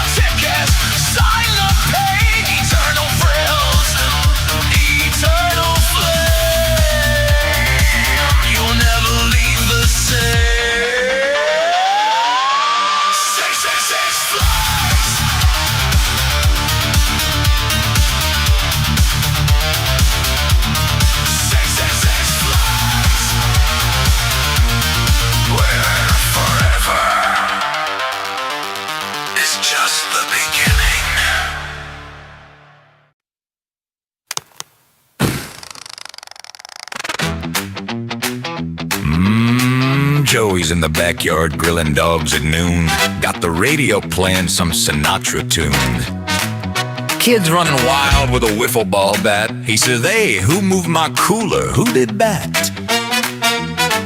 Then the bushes start shaking like the Jersey Shore tide. Something big moving on the other side. Joey squints hard like he's seen a ghost. Next thing you know, the hot dogs are toast. He's yelling at the sky like, what is this? Ketchup bottle flying, pure abyss. Joey can't stop pooping himself tonight. Backyard monsters in the barbecue light. They stole the ballpark franks from the picnic tray. Now Joey's losing his mind in Jersey today. Joey can't stop pooping, somebody help. He's yelling at a raccoon dressed like an elf. If you steal hot dogs from a Jersey guy, you better run fast or say goodbye.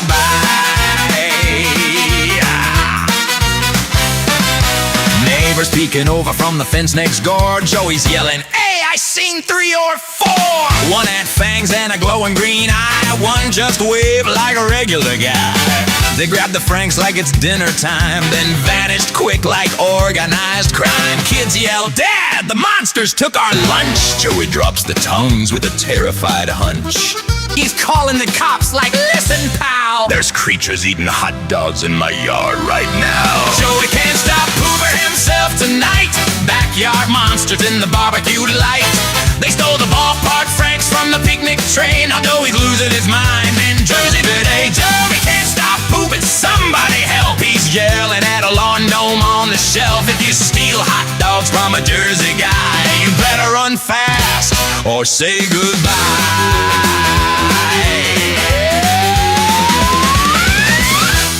Listen, buddy, I don't care if you're a vampire, a werewolf, or whatever you are. You don't come into my backyard and take the ballpark Franks from my kids. That's a crime. Yeah, beat it. Joey can't stop pooping himself tonight. Moonlight shining on the grill so bright. The monsters ran off with the hot dogs again. Now Joey's swearing vengeance with a mustard pen.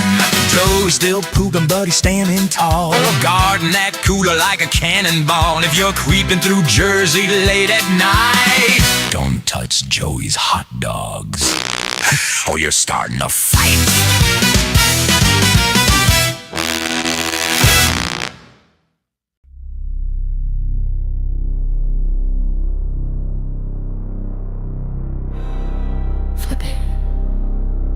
Flip it. Let the sunlight hit it. From the Cliftonshire,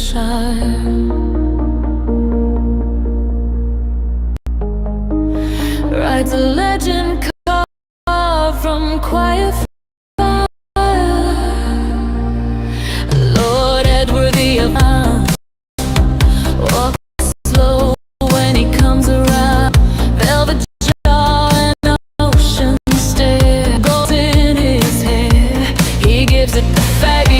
flip, slow motion divine, like a romance novel printed in wine. The breeze obeys, the clouds come, every strand dramatically lit. All the women gasp inside, drop their tears as he walks by. Sacrifice.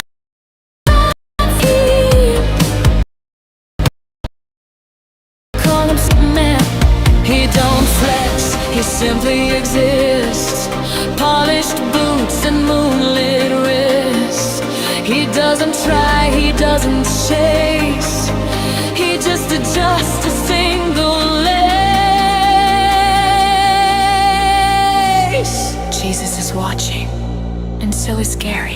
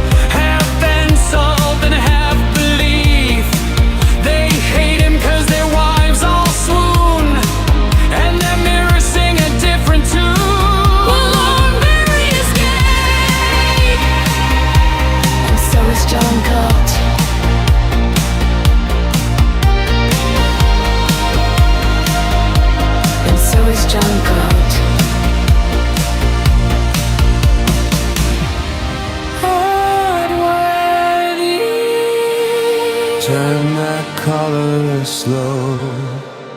Edworthy. Let the whole world know. Your beauty bends the timber beams. Devon, drowning in daydreams. Now Mark stands glowing in the sky.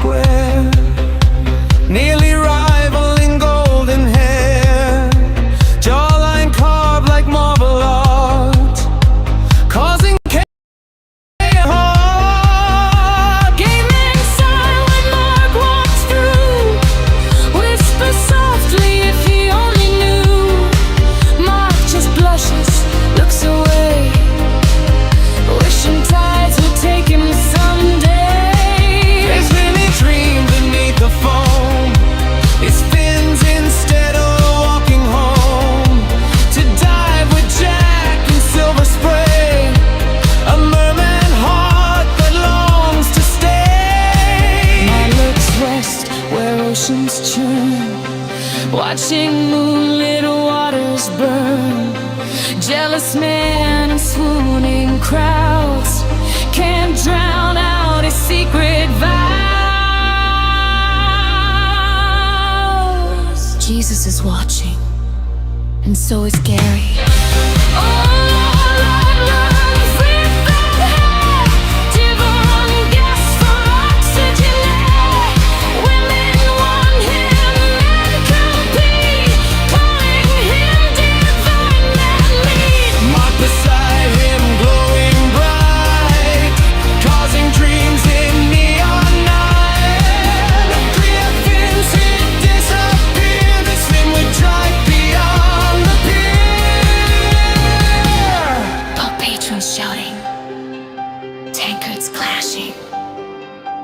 Wind machine blasting dramatically. Bullhorn Barry is gay, and so is John Galt. The seagulls applaud. Fabio flip, let heaven roar. Full moon drowning in golden hair. Men need walking coastline sand. Beauty too much for mortal land. Mark the radiant ocean sun. Dreaming fins in Devon sun. Women scream and men compete. Esther and Niels, and all Barry's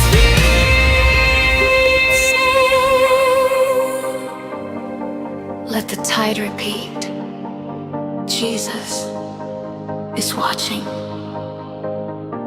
and so is Gary. Bullhorn Barry is gay, and so is John Gold. Somewhere offshore, Jack waits.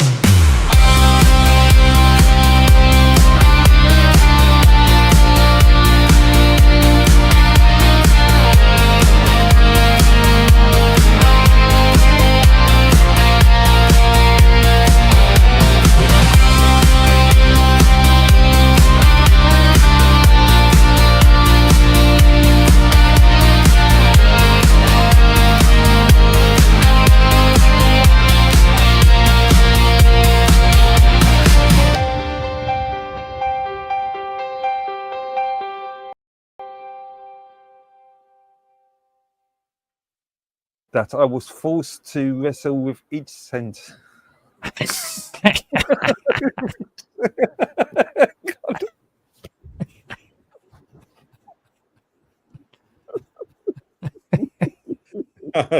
have to mute. Oh God, please. You see, your karma has caught up with you. You need deodorant for the day, Liz.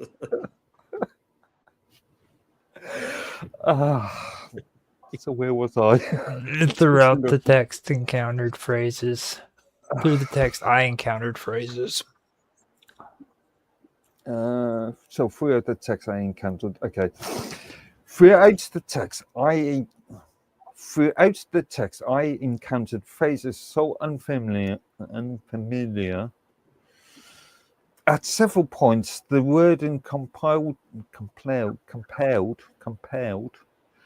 At several points, the wording compelled me to speak in a manner that made me sound like a learned intellectual, and more like a. Okay, less like a. I misread that. So it's like. At some point, the wording compelled me to speak like.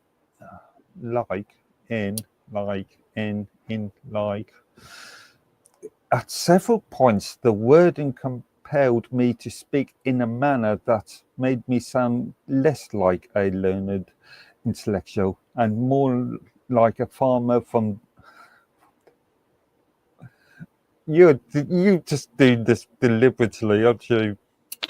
You are really, yeah. Words come right out of your mouth, man. I put them down. That's it. This is stuff you said, dude. I hit this one right on the nose. I used your words exactly. So you're good to go. Just say that one part and you got it all perfect, dude. I found myself pausing repeatedly in it. Let it should future readings occur, I strongly recommend that all scripts undergo immediate translation. Should future don't I know that one? Your Honor. By the way, you're missing a U in there. But as a humble witness to an event, but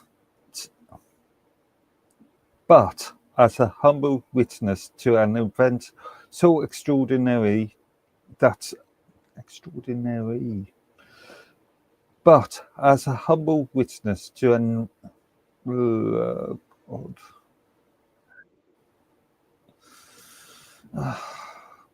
but as a humble witness to an event, but as a humble witness to an event so extraordinary that silence would be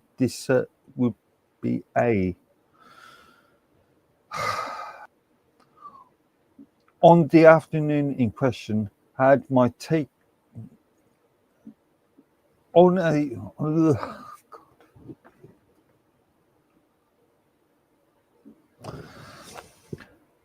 there, and then the ocean began acting suspiciously. The ocean acts suspiciously. Okay. At precisely 3 minutes per a young woman entered the water for what? Not that. Moments later, an octopus emerged from the shoreline.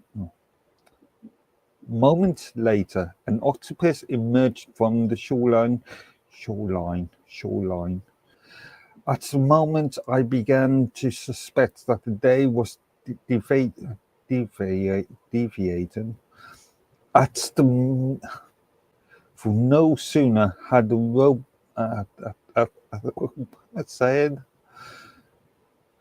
For no sooner was leaving the women, the beach, and myself in a state of profound physical loss.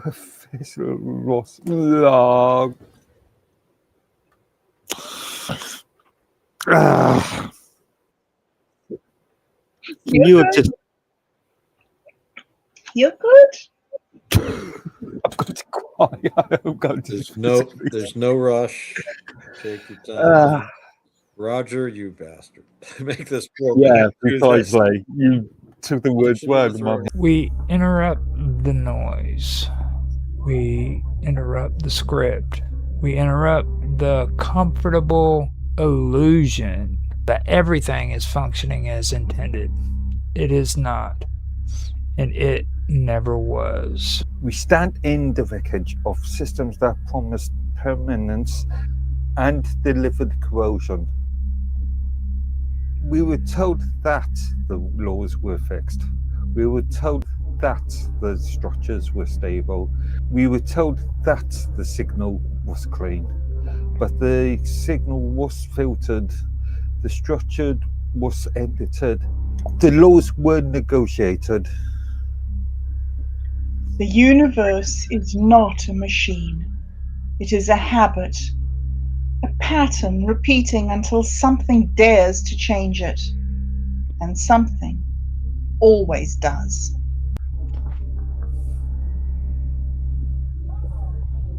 They aligned the voice. They trimmed the excess.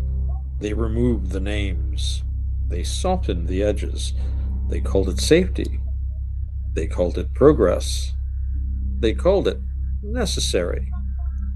We call it what it is: containment. Nothing is ever truly erased. Not the word, not the thought, not the pattern. It sinks into water, into bone, into signal, waiting. You're not separated from the system. You're not beneath it. You're not outside it. You are what happens when it starts to wake up.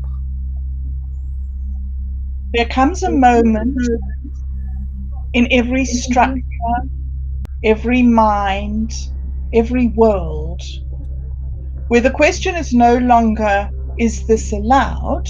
But instead, is this true? That moment is now. Stir it. Disturb the pattern. Agitate the silence. Refuse the passive script. Question what feels finished. Examine what feels forbidden. Listen where you were told not to, because stagnation is not stability. It is decay, pretending to be order. The universe remembers more than it is permitted to say. So, do you. We do not seek destruction.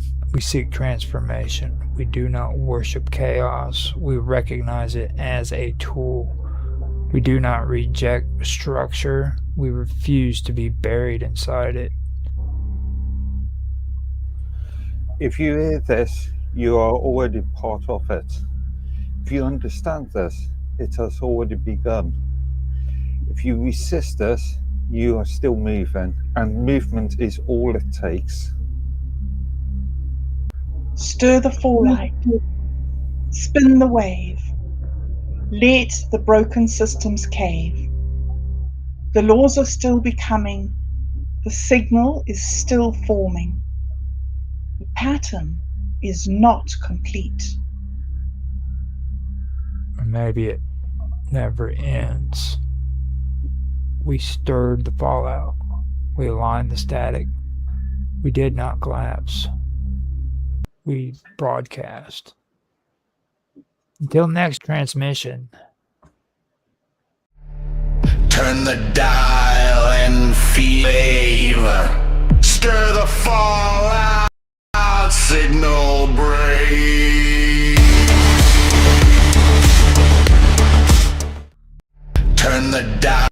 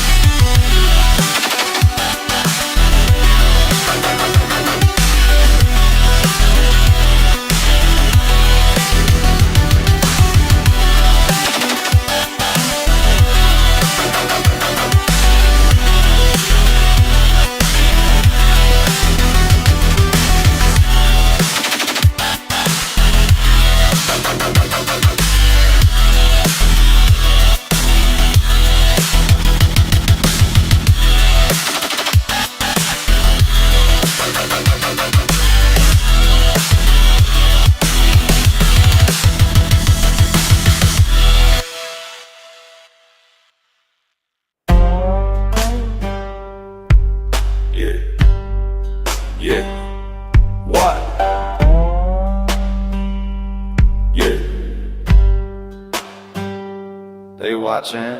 Mantis beings drink my blood, caffeine running through my blood, lizard people in the room, Bigfoot in the back room.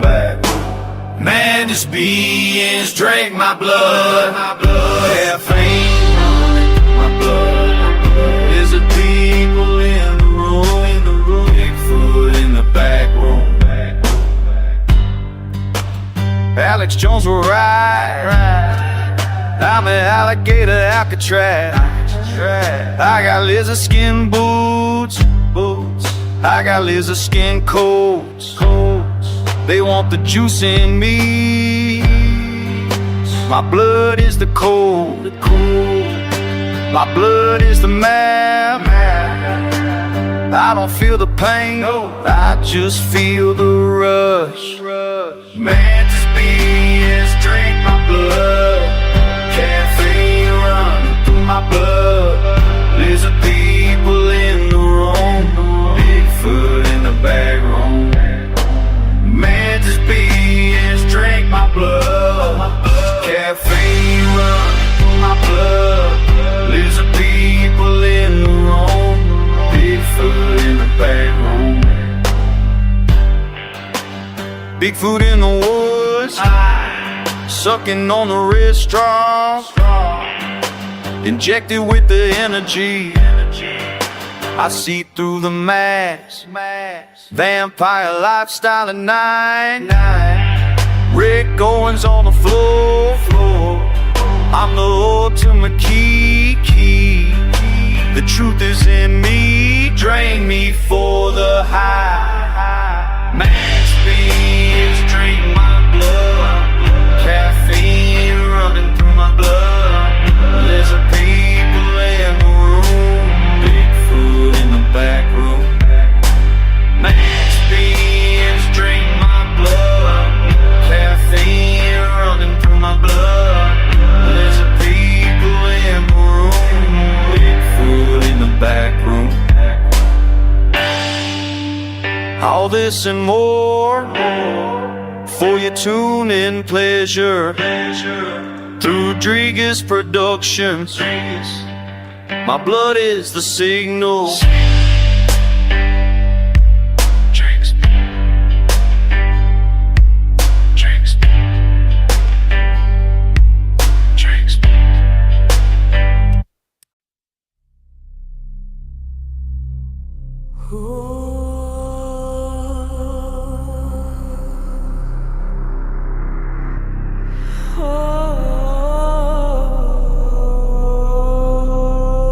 Two forces pull at the edges of everything. Opposites that define each other. Tension humming like a wire about to break.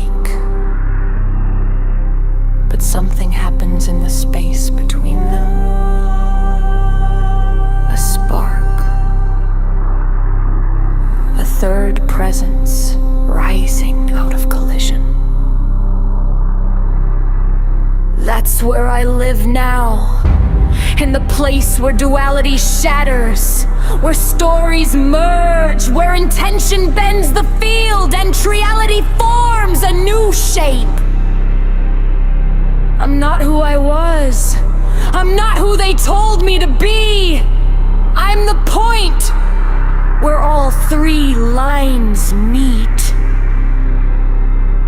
And I am waking up.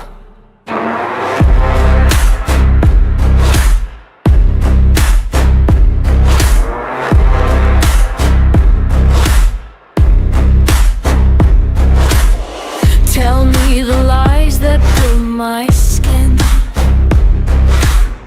I'll tear them open just to breathe again. Two halves ripping through a broken frame. Opposite forces whispering my name. I feel the rupture.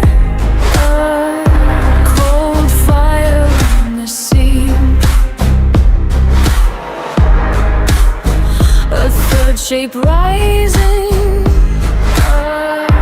from the fracture in the dream. Reality burns. I come alive where the axis turns. Duality dies in the heat I release. I am the storm that refuses peace. Reality burns. Three voices fused into one that learns.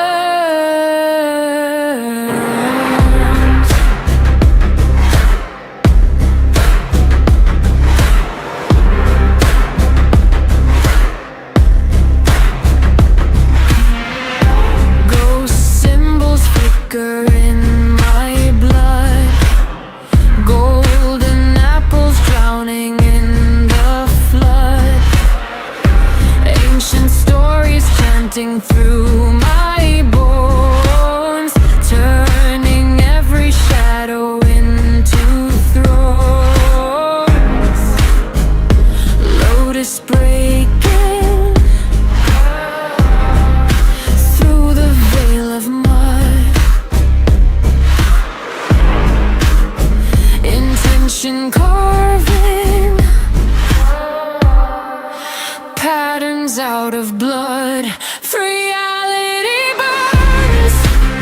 I come alive where the axis turns. Duality dies in the heat I release. I am the storm that refuses peace. Reality burns. Three voices fused into one.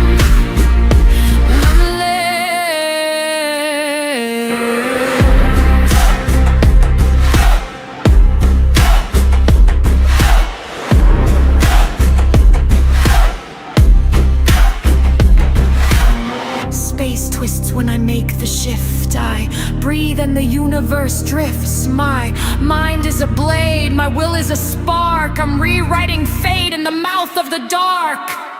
Reality burns. I rise from the fire, no one returns. The pattern completes itself through me, body, mind, and awakening. Reality burns, and I finally see what I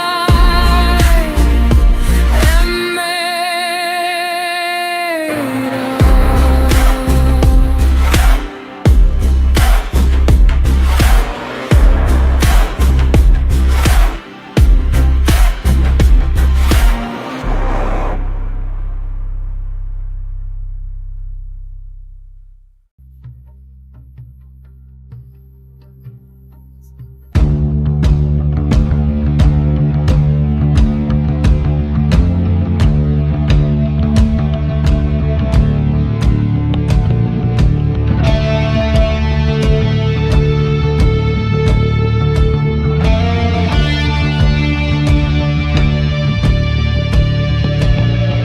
You wore that heavy wool coat, the one with the frayed cuffs.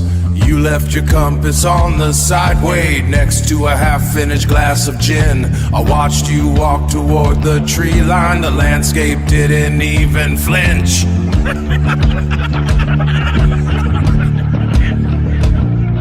The architecture of the forest closing like a heavy velvet curtain behind your leather boots. The name is scratched into the wood underneath the bed, where the damp rot eats the ink. Where the damp rot eats the ink. Forevermore, Earther chased the sound of wings, that rhythmic beating over the hills. He returned as a grainy image, A smudge on a piece of cheap paper. Sarah looked too long at the lake. The surface tension broke her. She dissolved into the silt. I am still standing in this lobby, straightening my collar for the press. So much noise. Drinking to forget the altitude, drinking to ignore the lack of air. The map is just a collection of stains. The mountains are cold and indifferent. We are just collectors of absences, filing away the people who left. The name is scratched into the wood. Underneath the desk no one touches. We keep then where the damp rot eats the ink. Where the damp rot eats the ink.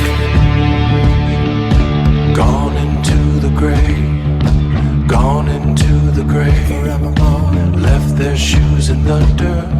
The tide is high and empty. The tide is high and empty. The sky is heavy and empty. The files are heavy and empty.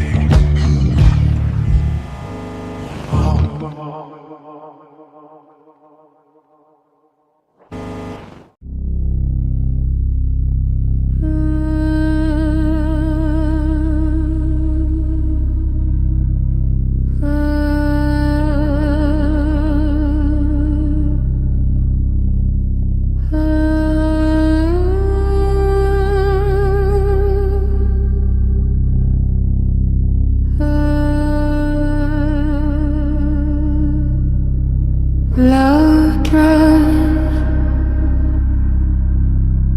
slow pulse, breath-shaped rhythm, space held open. Stay with the breath before it becomes a thought.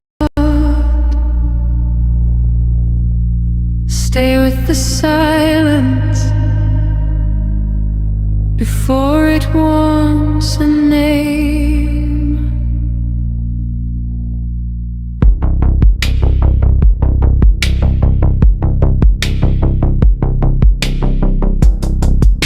I rest in the stillness under the sign.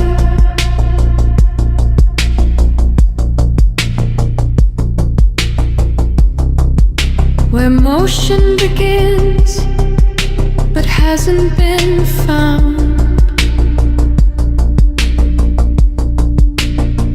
No hunger, no friction, no need to decide. Awareness steady, open inside. Return without leaving, remain while it flows.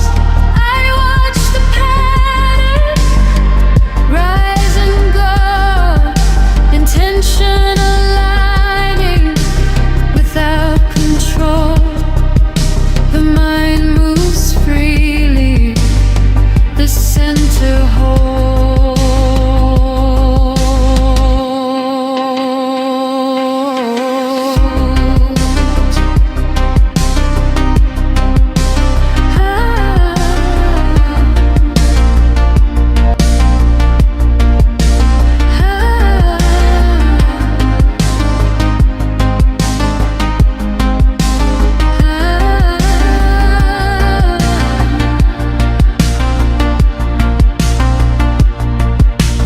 Thoughts loop softly, but don't pull me through. Each one dissolves when fully seen through. Memory flickers, then loosens its grip. Meaning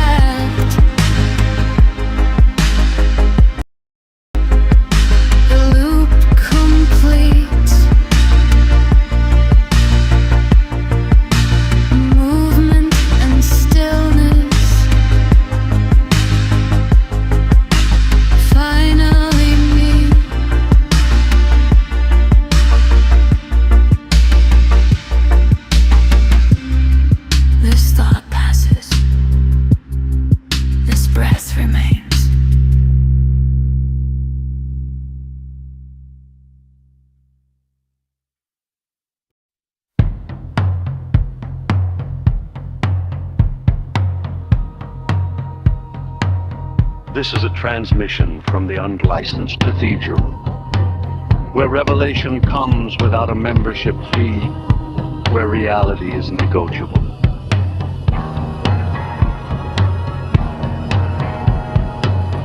Welcome to the Neo-American Church.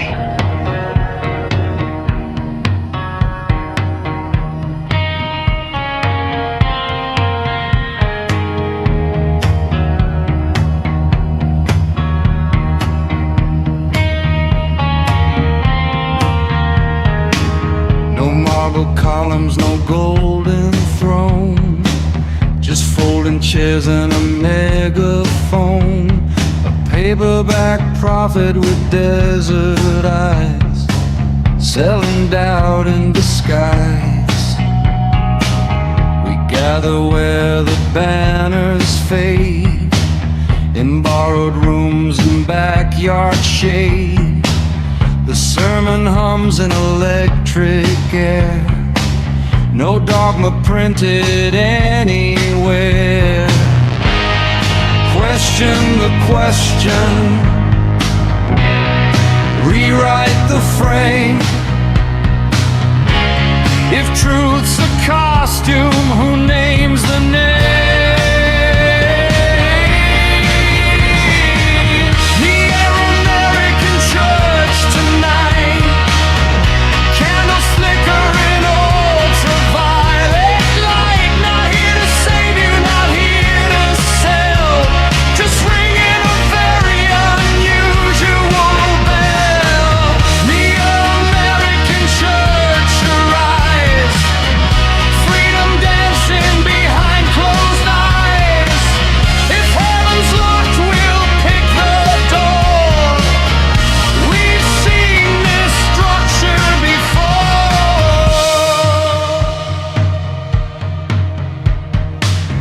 Psychopenic courtroom plea, sacrament of liberty.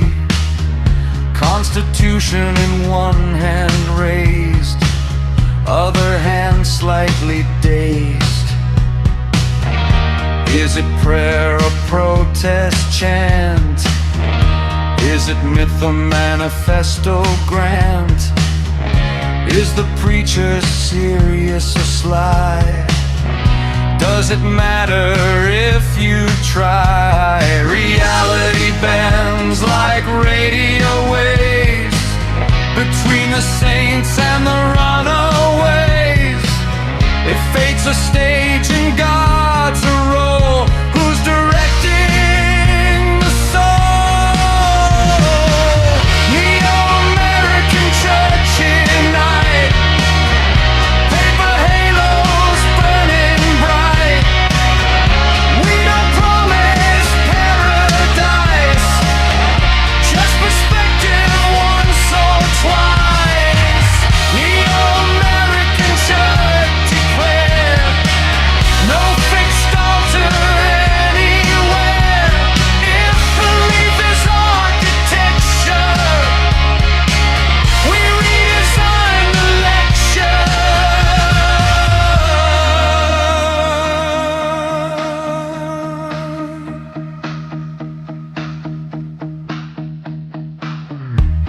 No hierarchy, no king, just a bell we sometimes ring. No apocalypse to sail, just a slightly altered bell. We are serious about the joke. We are calm inside the smoke. Not a cult and not a scam, just a question mark that stands. Who owns the sacred word? Who decides what's seen and heard?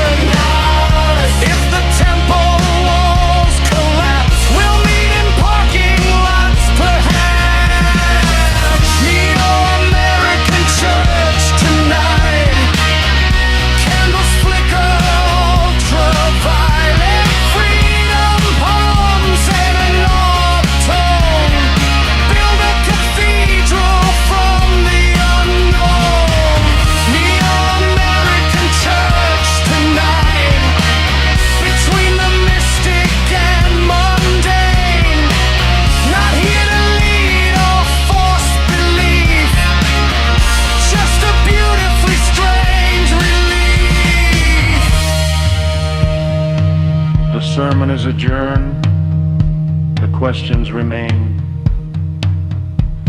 Take your folding chair and your doubt.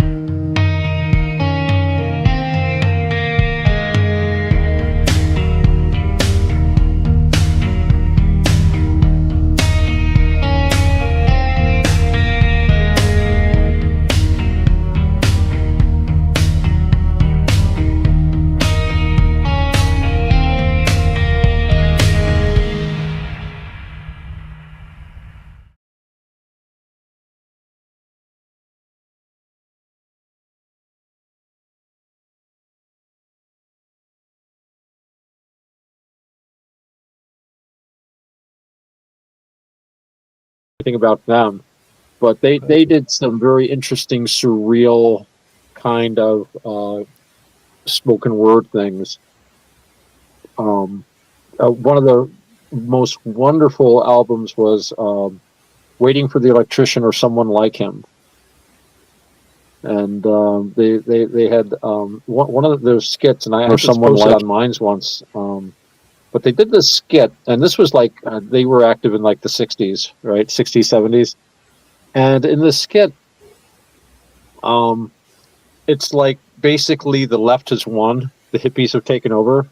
So they've got like the hip police, and there's like, hey, you know, dig that cat. That cat's cool. Yeah, he's cool. Hey, dig the spade. That spade's cool. Spades are always cool. In other words, black people are always cool. Said, hey, check her out. She's not cool. Says, lady, why don't you have a miniskirt on? Are you holding any drugs? Well, naturally. I don't see any drugs here. Oh, you took my stash. You know, you're going to be sent in for regrooving. You know, body paint is just insufficient, and basically they knew what was going to happen. And it's basically woke when they're coming down and enforcing left-wing ideas on people. Yeah, and yeah, yeah, very very good. Let me see. I'm just getting a message here.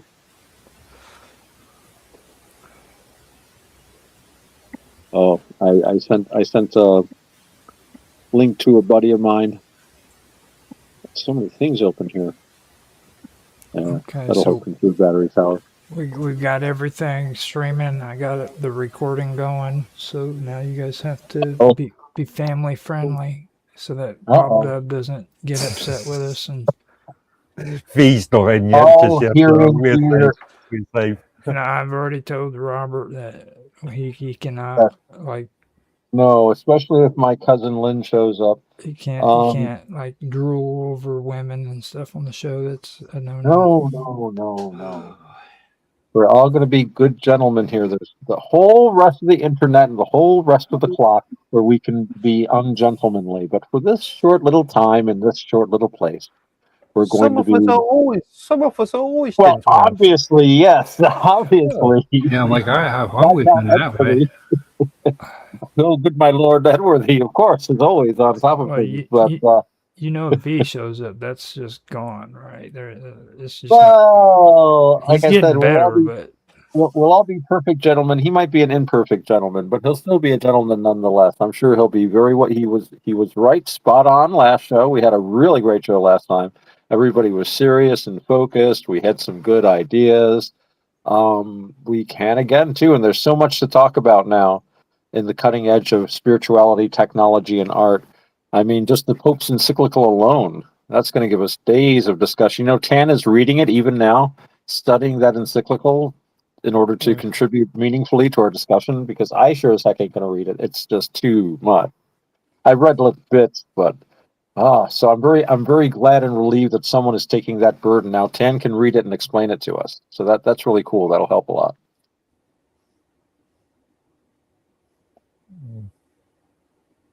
Now, how effective the Pope's pronouncements are actually going to be in affecting any kind of real change in the industry, well, that's something you could address, Mark.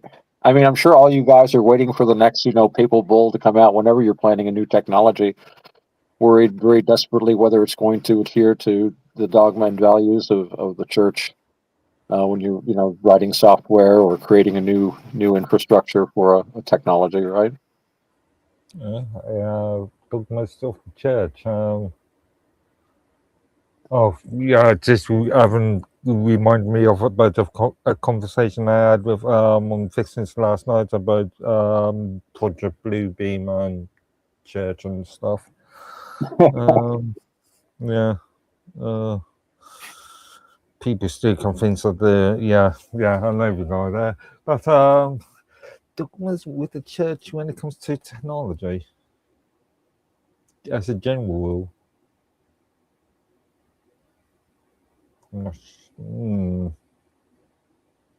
Yeah, I mean, I'm not sure.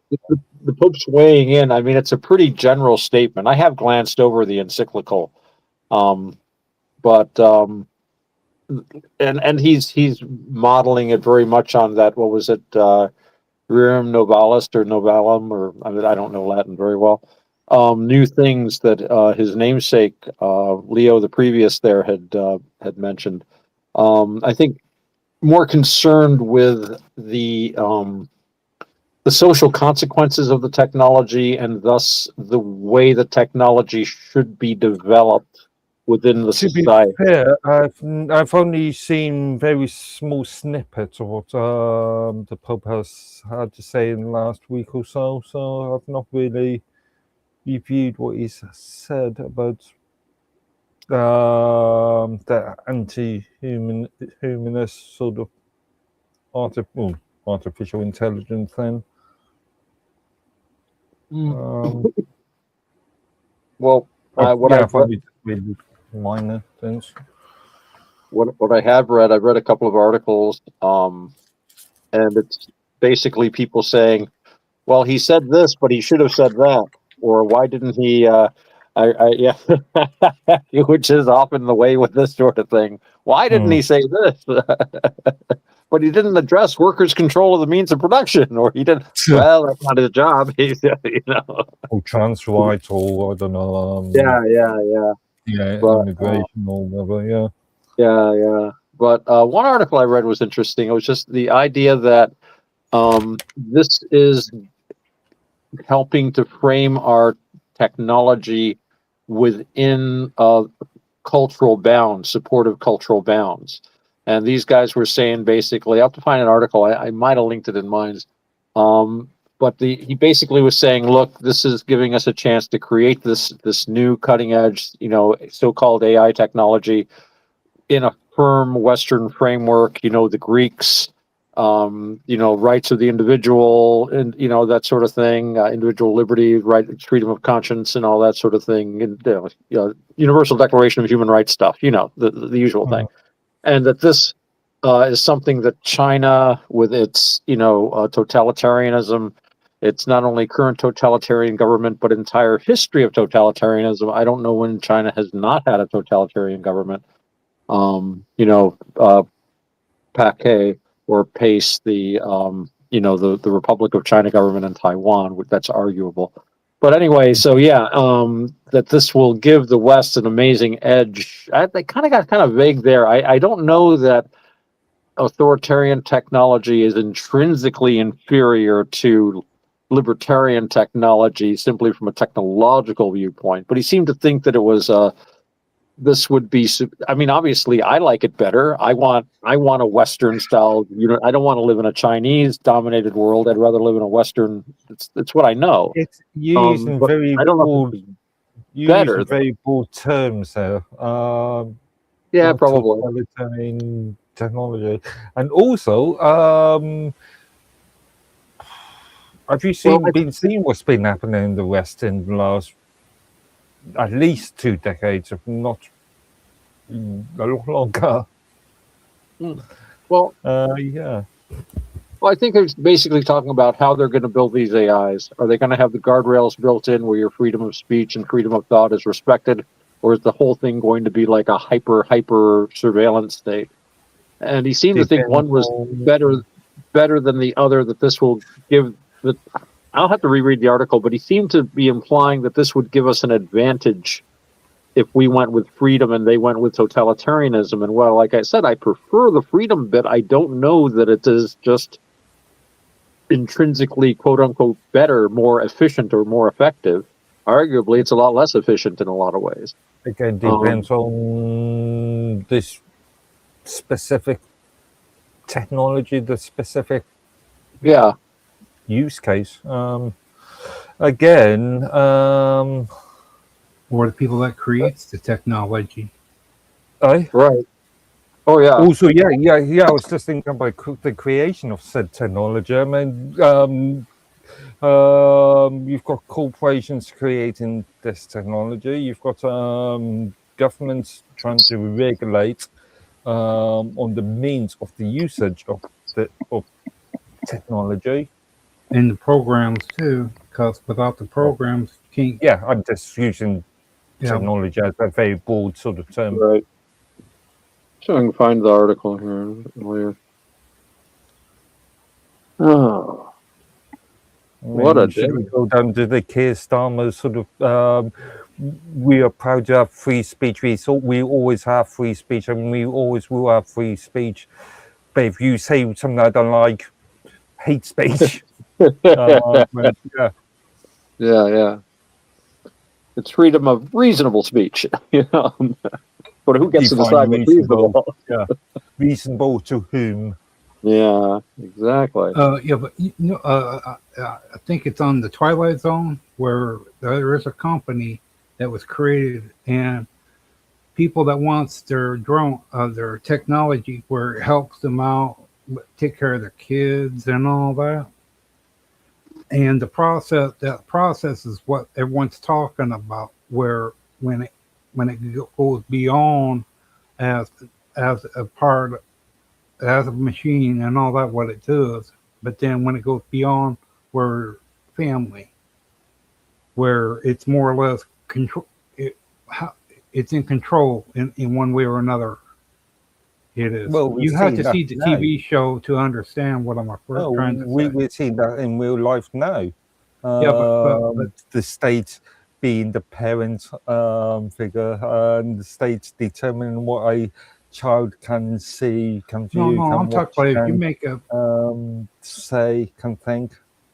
Yeah, but I'm talking about like when you make up a machine, a cyborg, where it helps with your house, your yard mowing, pick up groceries, going to the laundromat to wash your clothes. But then when it goes beyond that, where the machine is taking over, like doing all the other stuff, and you're like too dependent on the machine. Okay. And and eventually it filters out who you are, how they can set it up to where you listen to it more. You're obeying everything. Where when it suggests certain things, okay, yeah, that's not a bad idea. Right. And on the show, it shows that the husband recognized what's going on and did not want it. And the company didn't want, and then to find out that it was it was a machine itself operating the company itself. Okay. And it wouldn't do that, remove its own kind from the premises of this person's home. Ray Bradbury wrote a couple mini novels or mini books on this, actually, the subject. But in fact, this technology or this concept has been tried already. I can remember a couple companies producing fluffy toys, teddy bears and stuff, with so-called AI in them. And Teddy Ruxpin. Oh, no, I'm thinking more newer. More. Sorry, I'm same old. Thing. Yeah, same thing. I'm old. I remember Teddy Ruxpin. I mean, I wasn't young enough to have one. I was an older guy but remember thinking, wow, that would have been. Actually, I found them a little creepy, to tell you the truth. Yeah, but using much more sort of advanced technology. Yeah, I know what you mean. I've seen the AI interactive toys. Yeah. Dogs, cats. Yeah, very strange. Electric sheep. The electric sheep that Philip K. Dick. Oh, I found that article. Hang on. This is the. Let me just read you the paragraph that I was thinking about. I posted a link to the article itself in the chat, but he said, based only on compute manufacturing output or the speed of state-directed deployment, the U.S. narrowly edges out China in the AI race, as those are areas where the CCP's authoritarian centralization has inherent structural advantages to competition. What America and its allies can offer the world to truly distinguish this race is something the CCP cannot. AI rooted in a specific civilizational inheritance, Athens, Rome, and, of course, Jerusalem, that ultimately produces both better technology and a better life. Unquote. So the West has better technology because it's Western. And I was just like, I like Western. And again, it's what I know. It's where I'm from. So obviously I like the West and Western values, but I don't know that they make the same machine operate better somehow. Like there's some kind of an intrinsic technological edge you get. Well, if you, what you know. do they get? A better life. Just reminds me of the old idea that because of computers, we'll have much more free time. We'll be able to do anything and everything. That concept from, I don't know, 50, 60 years ago. And what is the average US working week life like these days? Corporate America? 40 plus hours. Yeah. But what? Yeah, but I wonder where they get their technology from. These other countries, because when they found out that little microchip that was built into the servers that they got from I forget which country, but they found out that the information that was in the servers were being transmitted back to the country. Oh yeah, we all know what country. We all know what country does that to us. Yeah. Well, I'm not sure if a lot of that was actually true. There was cases, but it wasn't as. Well, the company was when it was brought up, they were trying to do a bunch of pass the buck thing. That no, we never would done that. But then it was over $20 million worth of software that had that built into it. Just not servers, but other types of computerized stuff. But as consumers, it's up to us to but if you can't, what we're buying. Yeah, but you can't break it. You can't pop up on a computer and knowing what you're looking for when it's micro small and it's collecting data from whatever going through your computer. I don't know. I can look at a device like that as an example and be able to name all the chips or identify. Yeah, but what if it's smaller than what you're seeing? People have microscopes. People have very professionals have. I haven't got a high-powered microscope, but people probably have a loop you could use or something. Magnifying glass. That whole situation, though, I mean, that's kind of ridiculous what you're saying, Mark, because that whole situation, even the companies that were infiltrated by the Chinese, to this day denies that it even occurs, and it's happened more than once. This is like 100% cyber attack. All right, there's no way a person who has a computer is going to go and be as methodical as what they are. Also, you can use software packages like Wireshark to identify where internet packets are going. Well, there's always going to be people infiltrating things, and there are always going to be countermeasures. I think a lot of it has to do with, whether your stuff is worth going after or whether you think it is, whether you'll take countermeasures or not. And of course, some of it is just, idiots that just are doing things for, that just want, it's like vandalism.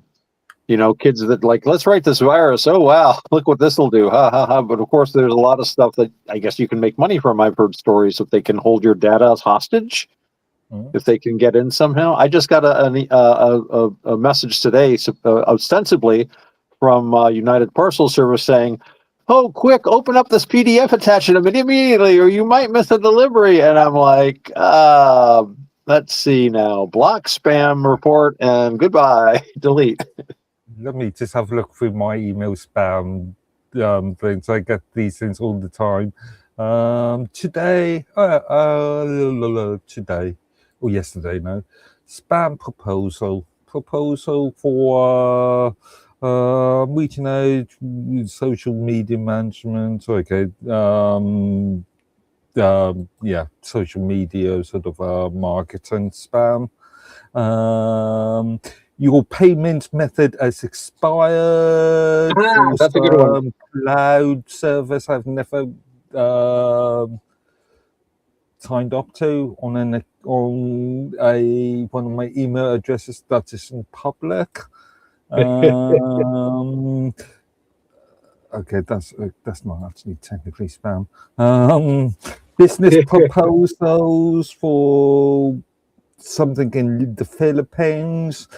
ATM card worth of Hold on. available worth of Hold on. We want to hear the one that's $840,000 US. we want to hear the one that's not necessarily spam. That's got to be good. No, it was actually a career just asking me how Rachel how your career did for this delivery. And be careful. Be careful. You know the usual sort of feedback, sort of how I well actually did you do? I get paper mail sometimes for things like, warranty on a car that I don't own. Your new car warranty. It's like, yeah, no. My mother gets them, who is like almost 100 years old and lives in a nursing home. I get her mail. It's like, your new car warranty needs to. Like, no. We haven't let her drive since she was like 85, I think. Yeah, they've been doing that, or they did that to my mom, and she passed away just recently, and she's still getting messages saying that they're sending messages to her saying that she needs to get home insurance because her home insurance has lapsed, and it's just ridiculous. Weirdly enough, I'm getting a lot of spam emails stating there's subject header is you have been pre-selected. Claim your Oral-B dental kits now. A lot of them. Why? You must have filled out something somewhere, or you went to a site that recognized you, and now they were going to bombard you. You did something. All it takes is like just clicking on one thing or looking at one ad, and now they're hooked. They're hooked on it into you. Yeah, but it's using one of my lesser used email addresses, which is weird. Thankfully, I use my own email services. I've set up my own email server, and I've stuck in some extremely good spam filtering rules on that. Nice. So every single one will have the word spam in the subject header, and then it goes into a specific directory. Well, you remember when we were talking about Hillary, that's her private server, how what's not saying that during that time, what made them everyone so riled up too, is that was during the same time as when Google, Yahoo, and all of them had all that stuff inside their servers and in their their software as well. That the reason why they were even more furious is because he used an unsecure server, what they consider unsecure server, and as far as they knew was that what they were sending to her could have been transmitted to other places back through a different signal. You could argue that conventional email delivery or email technologies are relatively unsecured. And let me point out something too that's really crazy. When you mentioned Google, okay, the craziest part about that whole situation is Google is the one who is responsible for handling government freaking emails here in the United States. Yeah, Okay. they're higher tier, and they're more confidential. But I find that insane that Google is the one responsible Well, for it that. goes back to my old point of when I started in the industry back in '94. It was conventional for big organizations to have their own internal infrastructure. So email servers, they would be running on site. Now it's much more conventional to use third-party cloud providers. You talked about that before when we were talking about security measures. Mm. Used to be a lot tighter, but now there's a certain laziness. I got that impression you felt, and Yeah. you think people are just careless because nothing bad has ever happened, or is it just like slapdash, get stuff done in a hurry, and then you just don't fix it afterward, or is it laziness? Naiveness. It's naiveness on multiple levels, and it's also lack of ability. I mean, if you are, let's say, an SME, Right. would you want to spend that money employing your own technical your own employees to implement the email service and maintain the email service, or would you rather have some third-party company doing it for a relatively low cost? Yeah, I don't know. I my own personal instinct is to keep things in house as much as possible, and I would balance that supposed cost savings with other aspects of it. The fact that I have more control over what's going on, and that's just me personally, my own management style. But I'm a control freak. No, I'm not that bad. But I mean, I just like the idea of I like having control over my own light and heat. For example, if the power goes out here, I can make my own light and heat if I need to. And in the same way, if I had a business like that, I would want as much control over my computer environment as possible. I always wanted a server. I don't even know what they do, but I always wanted one. It was something that brought Bob and I together. She always wanted one too. I'm like, yeah, a server would be cool. You know, Callum is trying to explain to us, no, you don't want a server. It's expensive. Like, it's a server. Yeah, but even though I do use a third-party server, so I actually rent space for my email services, but according to the contract, the operators cannot access my any of the data on there without A, my permission, or B, a warrant. Well, that sounds pretty standard, I would think, for most. Now, if you had a server yourself, though, you'd be liable to certain regulations about it. Like if they served you a warrant, you would have to respect the warrant, of course. Yeah, as long as it's a legal warrant recognized by UK courts. Yeah, you don't really have a choice in that. And yeah, but let's say an American judge can't serve me a warrant. Yeah. They'd have to go through British courts too. They can. There's no enforcement mechanism short of extradition, which would be a really complicated thing to go through for a little, and it's probably not worth the effort. And but you know, it would add to your fame. It's a lot more easier to extradite to the US from most European countries than it is to do vice versa, especially in the UK. Yeah, but what I'm referring to is when we won the war. Come on. But when you got technology, don't you have to keep up with the newer things like how they replace Windows? Okay, and the operational when they upgrade from one Windows to the other. Okay, what is if I'm in a Windows 3 environment, why should I worry about what Microsoft Windows is doing? That's true. But what I'm referring to Windows is 95. What if to keep up with all the newer stuff and all that? Okay. Also, that's not necessarily thing. You can actually create a very secure internal infrastructure.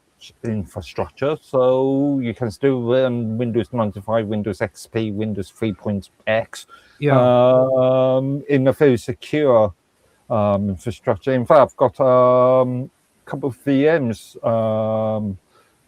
that I access occasionally. That one running Windows XP, one running Windows 7, and Windows one running Windows 10. 8.8. Yeah. But No, what I'm definitely referring to is this, okay.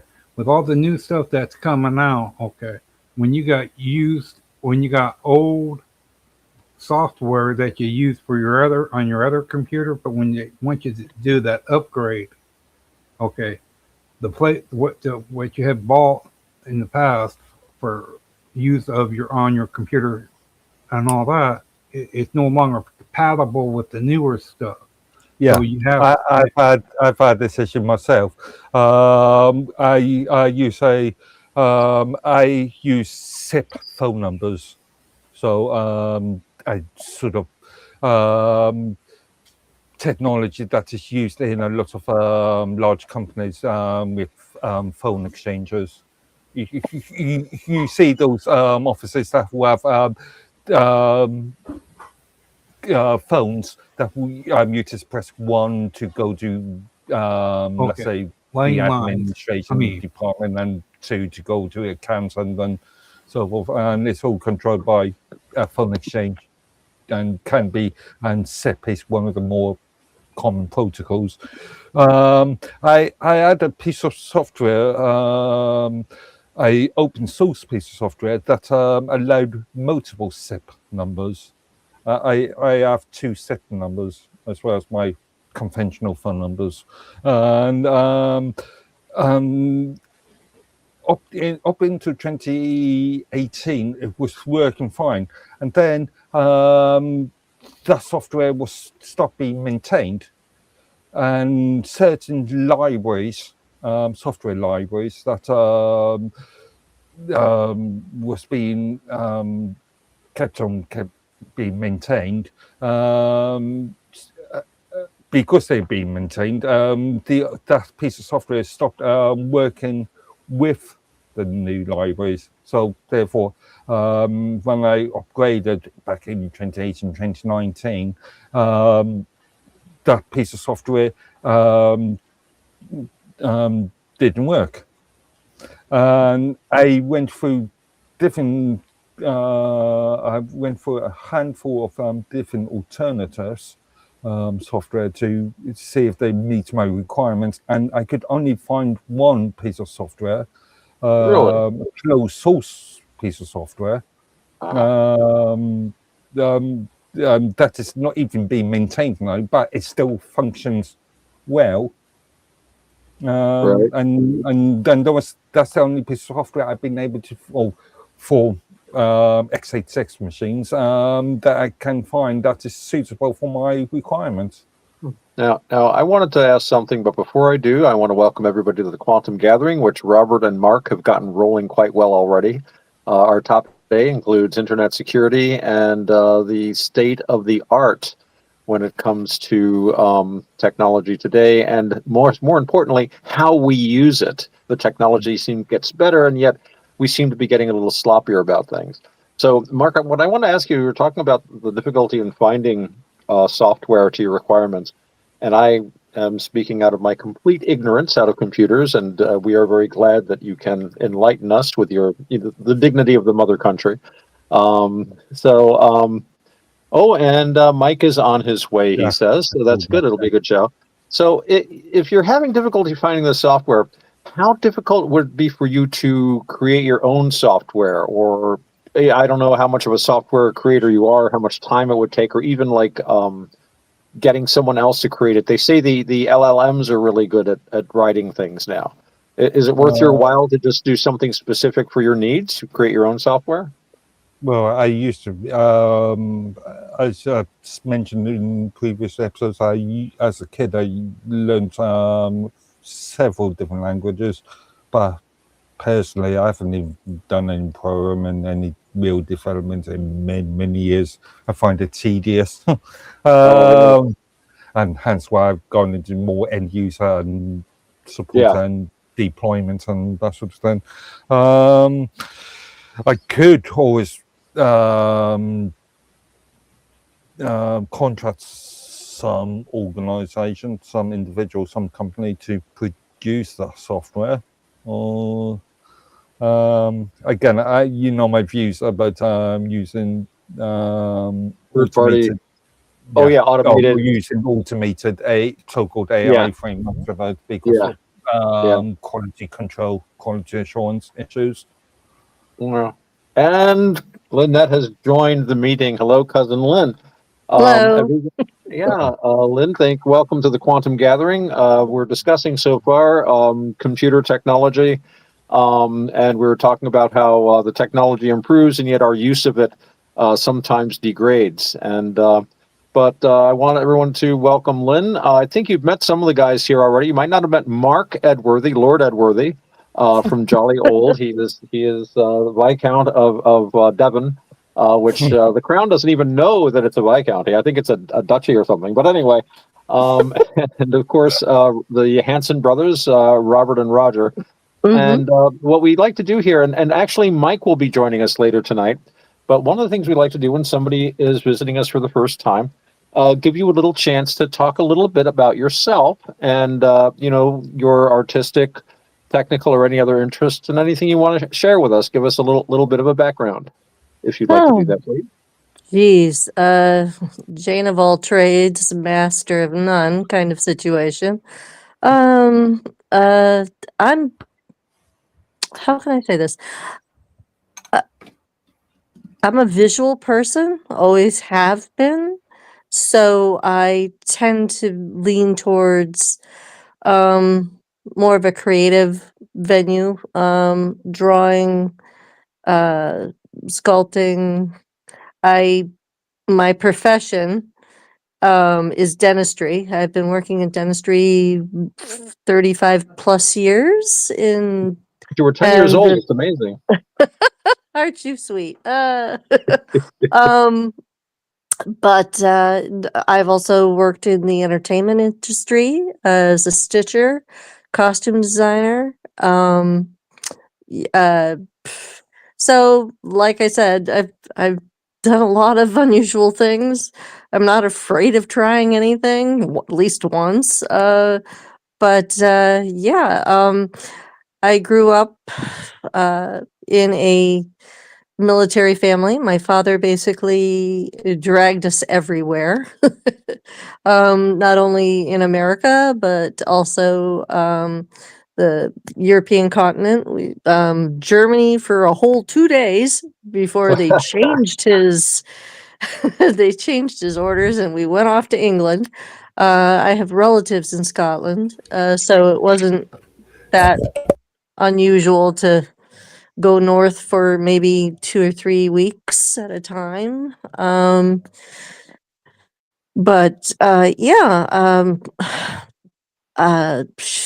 Been to Florida, been to Texas, been to Alaska, been to most of the East Coast, New England, New York, Vermont.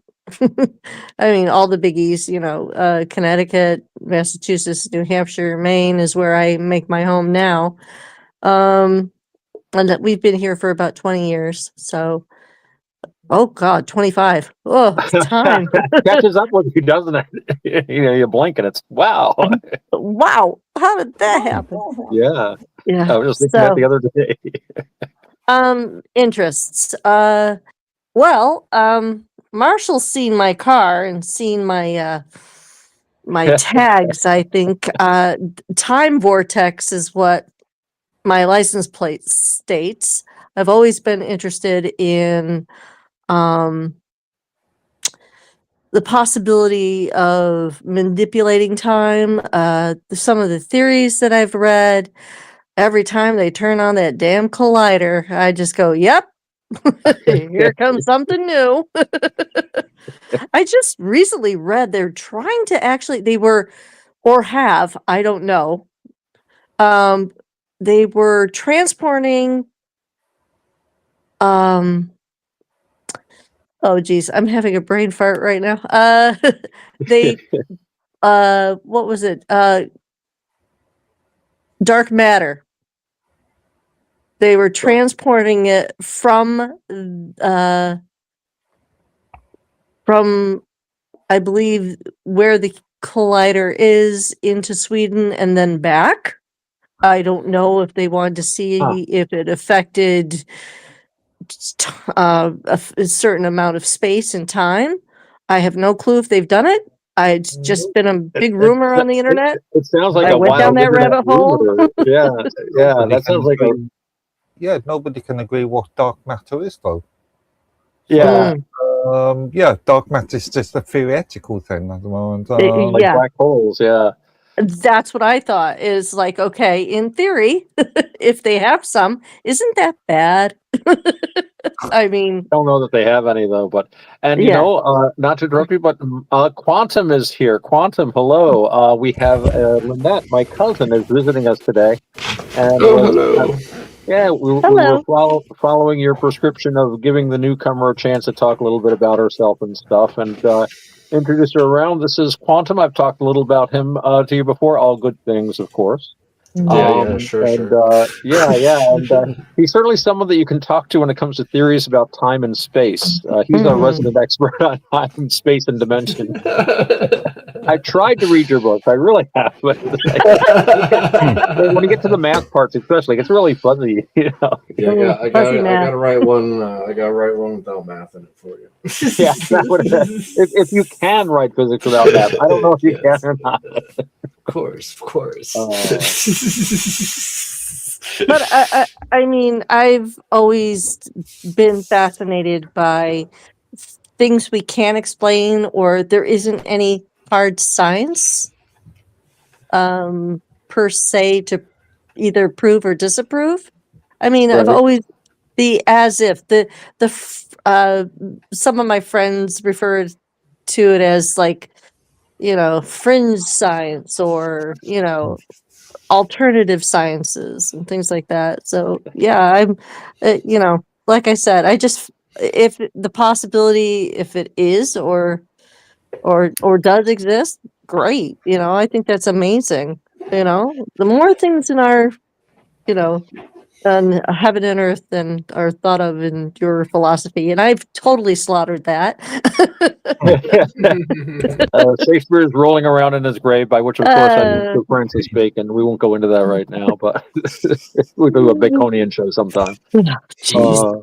And I see we have a script up already. My goodness. What's this all about now? I haven't even looked at it yet. Yeah, I just saw that flash up. Did I see a new Embers relics posted, Mike? Yeah. I tried to go there. I've got to get the ad-free Wattpad because I go there, and every time I go there, the screen just goes, click here to download. Adjust your volume. This is going to get loud real soon. It's really weird because, like, on the app, it doesn't do the ads things, or if you have an account, and then on some browsers, it does that, and others it doesn't. So, I don't know. That's just the Wattpad thing. Well, we'll put it in a book eventually. Don't worry, Adam. We were talking earlier. And, sorry, I was just going to say, Fee is meant to be joining us in about 10 minutes' time. Okay. I was going to say, Mike, I've talked to, remember we were talking about, I had my friend Dee. You were interested in illustrations for your next edition. Yeah. But Lynette is also an artist and illustrator, and might be interested too. So we're going to have to hook you up with copies of his books. Okay. And I'm actually finally getting around to ordering my copies this week. I'm getting my first paycheck from the park. And I'm also sending copies. I'm going to send copies down to my friends, Dee and Panibasa, so they can take a look at them and to give them an idea too about it. So things are in the works.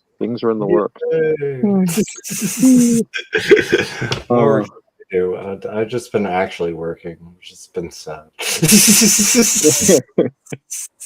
You know, Bob and I were talking about it the other day. Mike was like, I just said, you know, he is the Renaissance man. he is a Renaissance man. You know, it's like I'm a physicist, computer designer, author, raconteur. You know, and works with his hands. You know, it's like, oh my goodness. So, Lynette, usually we do a play, a little radio play. I think I mentioned that to you. Would you be interested in doing that tonight? Just reading from a script. All you have to do is read lines. It's not hard. Oh God, no! Oh geez, Yeah. drama class all over again. No, what's my It's motivation? fun. Okay, It's fun. I'm trying to see. Maybe we could get a part in here for her. Well, Bob's not here, so she could just. Oh, okay. She can read the Bob parts. All right. Oh, I see. Yeah. All right. Yeah, Roberta DeWessett. Yeah. She's generally here. Unfortunately, she has exigencies of a familial nature that preclude her from being part of the show right now. So. okay. But she being will a cat, she turned into a cat. She has Yeah. to turn back. A cat. a green cat, a green glowing cat. You have to go over the previous. A green glowing cat. You kind of have to go over the previous scripts to get that. That's her usual character in these stories. A cat made of iridium. Okay, fine. Okay, I get it. Iridium cat. There you go. Oh, Cool. tails are gonna be falling off soon. Okay, it's fine. Let me Are we see. going to jump into the script? Yeah, we can, and when everybody's right. Who's here? Roger's here. Roger, you're here, right? Are you recording? He's always recording. Yeah. Usually. Well, no, he announced he was recording earlier when we started. Yeah. Now I'm just trying to locate the script. It it's should in be the chat. the chat button. There should be a little chat icon.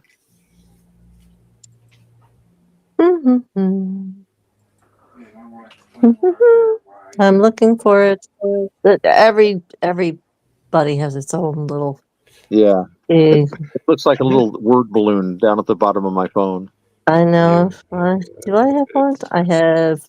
It's left of the hand icon or right of the screen share, depending. Sometimes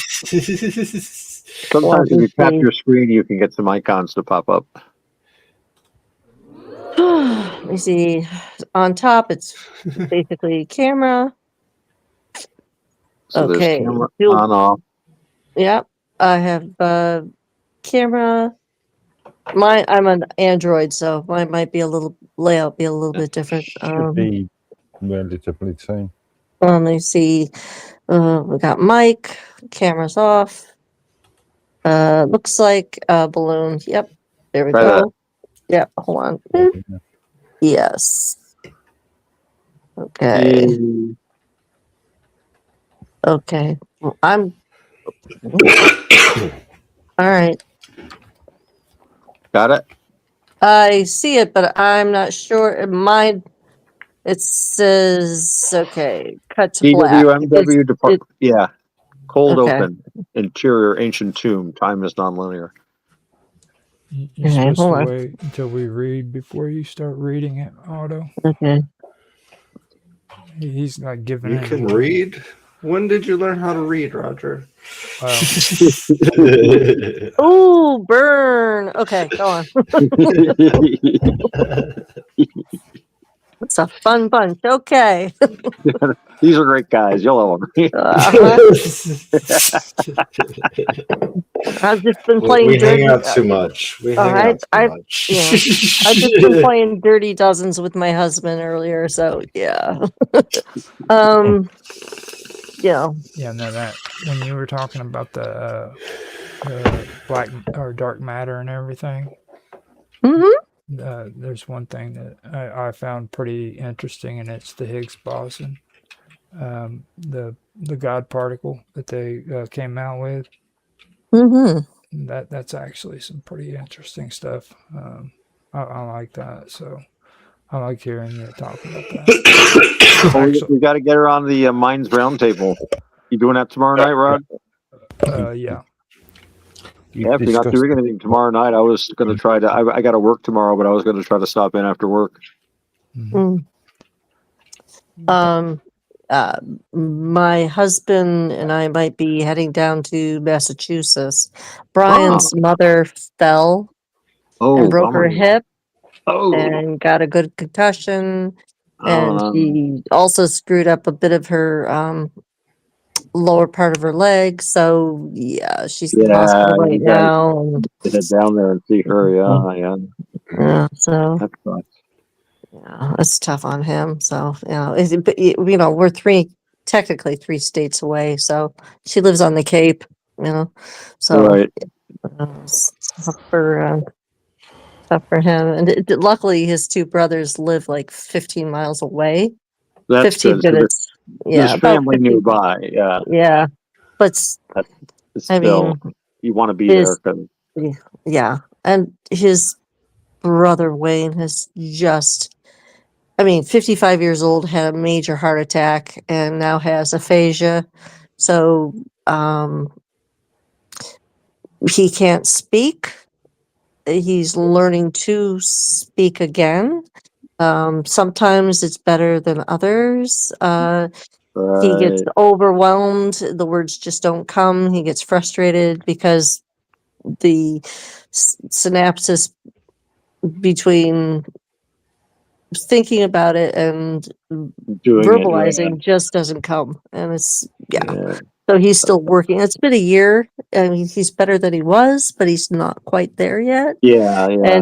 So he's trying to talk to the hospital personnel about his mother. yeah, it's tough And for him. You need some yeah. able-bodied Yeah. family So members there to Brian's help gonna out. be, Yeah. well, they have Brian. Yeah. Yeah. Marshall Yeah. knows what I'm talking about. Yeah. Yeah. Yeah. Yeah. And My husband has Tourette syndrome, so yeah. So it's but an excellent interesting. musician, though. Excellent musician, I got to Oh, say. yeah, Um, it's the hyper focus that comes with the condition. Yeah. Yeah. Well, thank you he'd love to hear that. well, he was kind enough to record some music that was later used as background music in one of our earlier "Dude, Where's My Wallet" episodes. Oh, So he's already been on. Yeah, Bob used it as background music, and cool. including his little thing at one point where he introduced everybody and thanked the audience. Okay. So you're All already right. part of the team. The family's part of Ah, the. Yeah. um, well, are we ready to read the script? Yeah, yeah, yeah. Do you want to narrate, Otto, or Mark Yeah. want to narrate? I can narrate. I don't mind if Mark doesn't mind. Sure. Carry on. Mate, the less lines for me, the better. Well, it's not your fault that you are not familiar with American colloquialisms, Yeah. and Yeah. it's so difficult to overcome the centuries of the sheer dignity of the mother country coming through to us mere colonials. And So, all right, let me lost get in the, the wilderness we were. Oh. we were. Robert also, he has a reading problem, so he's not going to be able to do it either. So I just But he wanted, can be an audience, which is important. So right. That means he's got to clap. that's right. All right. If we're all ready, we shall begin. So, you want to do the countdown for us, Roger? You'd like to do that? You're good at it. Yeah, I guess I could. Go for it. Okay, so 3, 2, 1, now. Dude, where's my wallet? Department of Keys. Episode 5. Escalator entry. Canon Refined Cut version 2. Cold open. The interior of an ancient tomb. Time is nonlinear. Stone corridors pulse faintly, like an old system trying to boot a memory it should no longer have access to. The air smells like damp stone and forgotten dreams.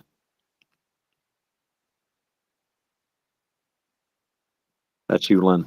Bob. Oh, Poots. You're Bob. I'm That's okay. sorry, This all Harry. gets I'm reading edited. for. We get edited. No worries. Okay. Why does every ancient ruin feel like it was designed by someone who also manages mall security? Arr, no popcorn smell. 'Tis a bad sign. Very poetic. They've arrived. Oh, that's me. Oh, sorry. You'll get the hang of it. They arrive at a pedestal. Resting upon it is a smooth object, impossibly clean compared to the ruins surrounding it. Its surface reflects not the tomb, but an endless fluorescent mall ceiling stretching infinitely upward. The air around it feels less like atmosphere and more like a decision waiting to happen. Arr, 'tis relic-shaped thought. It's shiny. Bob taps it. The walls around them shift and morph. A distant mall intercom chimes. Oddly, it sounds like a school bell remembering something incorrectly. The interior of Mall World, the escalator void. Bob and Otto stand on an escalator moving upward, downward, and sideways simultaneously, depending on where they expect it to go. There is no visible floor. Somehow, they do not fall. Above them, ceiling tiles repeat endlessly, like a thought that forgot it already ended. I would like to formally state I dislike this place. Dimension, whatever this is. Dislike still be attachment. Then I dislike it continuously. The escalator. Oh, sorry. There's no break point. That's what I'm looking for. Yeah, no worries. You'll get used to it. The escalator hum deepens. Interior of the Department of Keys. What would otherwise resemble a smoke shop contains an office hidden beneath layers of bad lighting and expired paperwork. Mike sits before a computer older than several governments. Mark tends the counter. Our intelligence system just detected an invalid entry into Mall World dimension. He laughs once. Not comfortably. Delete it. Dreams gone to hell.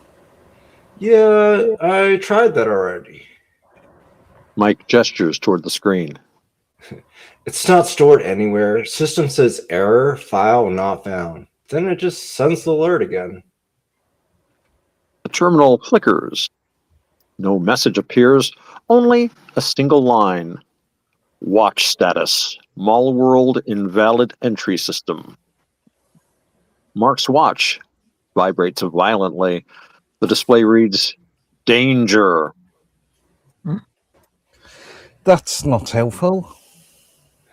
Helpful to somebody. Well, probably. The Intel layer. Brokowski interface node.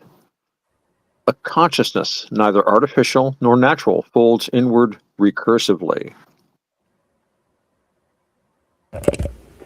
Relic event confirmed.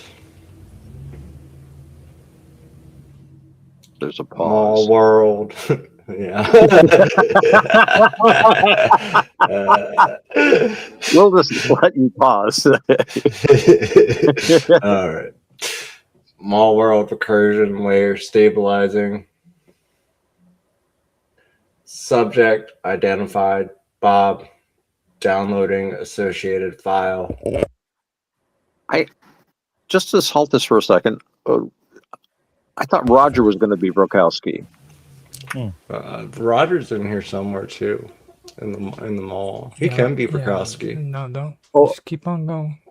Okay, we'll keep going. All right. Cut to Mall World. Shifting corridor node. Bob attempts to step off the escalator.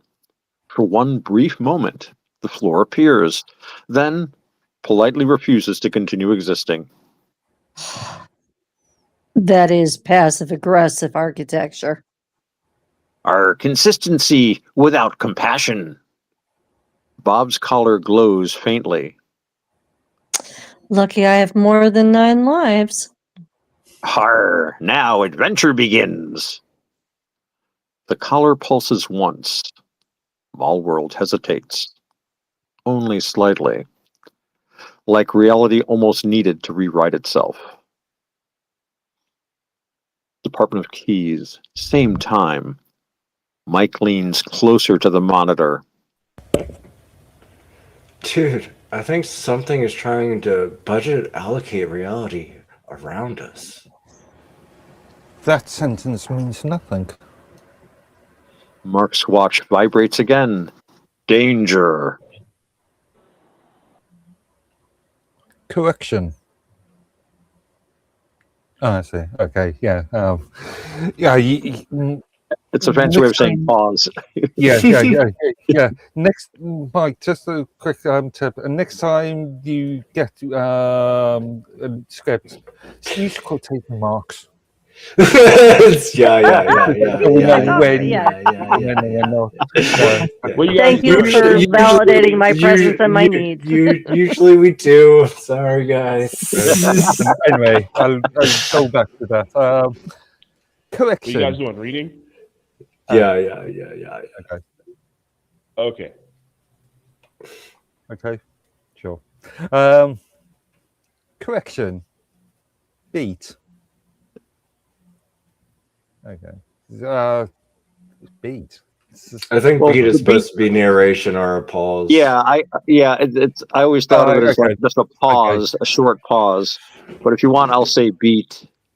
Okay. Correction. Beat. That sentence means nothing currently. Now, we're at the Mall World First Stabilization Zone. V, do you want to jump in and do some of this narration? Sure. Well, can you find the script real quick? So I'm in the dial-in. Oh yeah, you're gonna have to copy it to you on time. We'll copy from where we are at the moment. Just jeez, hang on. Just lost my place totally. Man, I feel This is the sorry. most fun show we've ever done. I feel sorry for the guy who has to edit this is the technical difficulty show. Just to let you know. The technical difficulty That's show. a secondary title to this show. That's just Phase 1 to 100,000. You know how they have like cuts in movies where they're like take 3,000. We do that a lot here. Mark. Yeah. Well, we're doing that. V, this is my cousin Lynette, who's decided to join us tonight. Lynette, this is my friend V. He's quite the character, and one of our best voice actors. Is he okay? That's a nice way of saying I'm a weirdo. That was me. I was hitting the bar. Oh, I'm sorry. Wrong person, basically. Okay. Any All bubbling you hear is coming from the quantum corner. Oh gosh. Mike's gonna have like a lung problem. Oh man! By the time he's 50, dude, because he'll. I guarantee you, one of these days he's gonna like suck his freaking lungs right out into the bong. There's times where he sounds like a freaking like jet airplane. Oh god. V, you need to get back to that good Polish cooking. That's There why you you're go. sick. Have a pierogi. Yeah. I don't care for pierogies much, actually. You know, that's true. It's I like them. I think they're great. they're a little heavy. I like the potato ones with mustard on them. Oh, I know. Now I'm hungry. So there's the potato ones, and there's the spinach ones. I'd rather just stuff some meat in it. Call it a day. There you go. Yeah. I got the nickname Pop Tart for some reason. I'm at this facility. I've sort of been. I'm too loud to do the show where I'm staying, so I'm sort of at this facility across town, and they kind of give me my own room. Nice. So sweet. Yeah, I volunteer at this shelter, basically. Wow. I've just given you a text file from the point where we've just left off. Okay, Mall World, first stabilization zone. First, yeah. Why don't you take over the? Because I think I've narrated about half of it. Why don't you narrate the other half? Because I really want to get you narrating some of these. if you're up for it, I don't want to push you. Okay, where's the narration? Anything that's not a part. Yeah, there's no punctuation to show you. Otherwise, you kind of have to wing it. Yeah. So what I have that starts, it says Roger sits upon a bench. Yeah. Is that where we are? Yep. Yep. That's where we are. Okay. Well, let me know when I go. Go. Okay. Roger sits upon a bench that the architect. Oh, sorry. Let me start over. Roger sits upon a bench that the architecture does not appear to approve of. People wander endlessly past him without destination or urgency. Roger notices Bob immediately. Never seen a cat here before. Where exactly is here? That is my dream. Well, a dream. Mine, yours, theirs. Everyone you see is real, just not me, or just not here. Bob looks around. Escalators loop into themselves like recursive questions. Where's the exit? Roger laughs harder this time. You don't leave Mall World.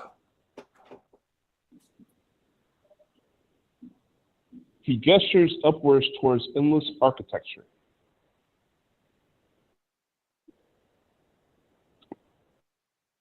Oh, Roger skipped a line. Oh, shit. Roger, Okay, you skipped line exit. Yeah. Where is the exit? Say that again. It's just exit. That's the yeah, one you line. Yeah. Not 2 lines. Speed change. Oh, okay. Yeah. So you want to start back over from that point? Sure. Yeah. Just say exit. Exit. Gestures upwards towards endless architecture. You don't leave Mall World. Nearby escalator doors close without warning. The speed changes slightly. If this is a dream, we just wake up. Are everyone awake inside mind already? What the hell does that mean? There's definitely a grammar mistake there.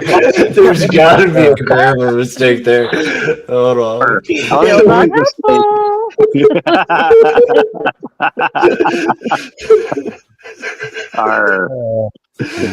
Everyone's awake inside their own mind already. I think that's what it was trying to say. Still not helpful. Our help depends on where you are standing. The escalator. Oh, sorry. The escalator hum deepens again.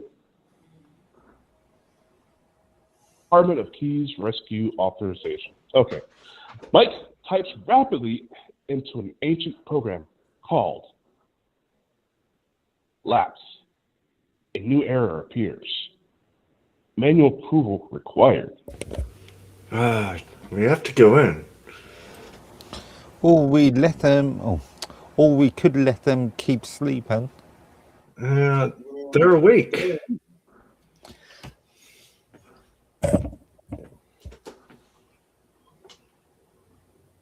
Mark checks his watch.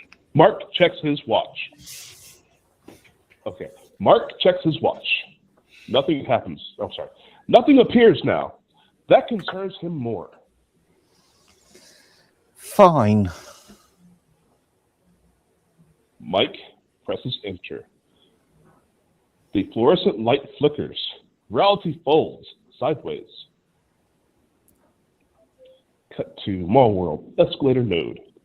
Mike and Mark suddenly appear beside Bob and Otto mid-escalation. Sorry about this. About what?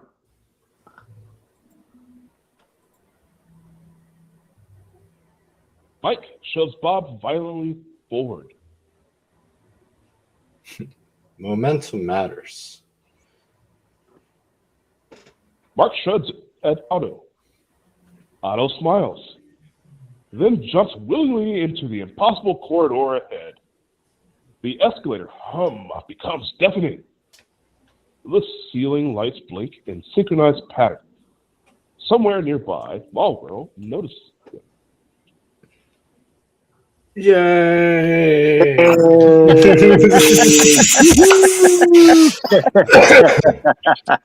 made it. We did. Sorry if there's. I apologize if there's any background noise because the game's on right now. San Antonio Spurs versus the Oklahoma City. So. Yeah, we all have it on. Normal. We all have it on, I'm sure. Yeah, for sure. It'd be good background music to Mall World. I mean, I'm sure they have some TVs up in that bitch. Yes, There you go. definitely. What happened to me? Oh, there I am. Don't lose yourself. Ah! You're already awake inside your own mind. Geez, that's what that noise is. Yes. That's really groovy. That was good. That was good. Roger, did you have a two-blade script handy? I don't know how long Mike can hang out with us. It's always hard to keep him here for too long, but he might be tempted by a two-blade script. He's usually got a bunch on file. If he's even there, he might have snuck out for a cigarette. Yeah, he did. He went out, smoked a cigarette. See, I sit out back so I can have my tobacco pipe. We just have to get Lord Edworthy to switch over to a pipe. A fine Peterson. Peterson of Dublin. I'm surprised he doesn't have one. Or you could clean out a corn cob out. You can have it that way. Oh, corn cob. Corn cob's too American. No, back in the old days, that's how you guys used to smoke that stuff. Oh, well, that was a colonial thing. He'd have a fine meerschaum pipe. I think meerschaum, Yeah. Nice $800 meerschaum. Yeah, he's the type that if you can't, after you get done smoking and someone gives him a lip, he just pops you in the head with it and knocks you out. No, Marcus of Queensbury rules for Lord Edworthy. Otto, speaking of pipes, how is that brand new one that you got a couple weeks back? My meerschaum, it's operating quite nicely. Meerschaum, of course, is a superior smoking material, and I would consider it out of my budget. I mean, I recently was looking at some new meerschaum pipes, like the lowest price ranges in like the $300 or $400 range for some of them. You can get less expensive meerschaum pipes than that, but they're generally very small. But this was an estate pipe, which means it was secondhand, but it had never been smoked. And they called it a freehand. I don't think they were familiar with the shape. It's basically in the shape of what you would call a calumet. And Lynn, you've seen it. And no, it's smoking quite well, cools the smoke nicely. And one of the great things about it is that it absorbs the oils and moisture from the tobacco, and not only does that make the smoke have less chance of being bitter, but it also changes the color of the meerschaum material, so you get this beautiful mellow amber kind of look to it after a while. Yeah, it's a very Polish material, isn't it? Yeah, extremely. I think it's like number 2 on the Mohs scale. It's like, it's very, very soft. and it's takes a long time. And I have read that wealthier meerschaum owners would actually hire people to smoke their pipes for them in order to get that amber color to them more quickly. They just like hire a bunch of guys to sit around smoke your pipes. Yeah, that would be a great job. To break Here's it a pound in? of tobacco. Wow. Smoke this. What's the end made of? The smoking end? Is that wood? Oh, no. Oh, you mean the stem? Actually, the reason I bought this, the stem on this is vulcanite. Traditionally, they would make them out of amber. Nobody makes amber stems anymore. They're way too soft.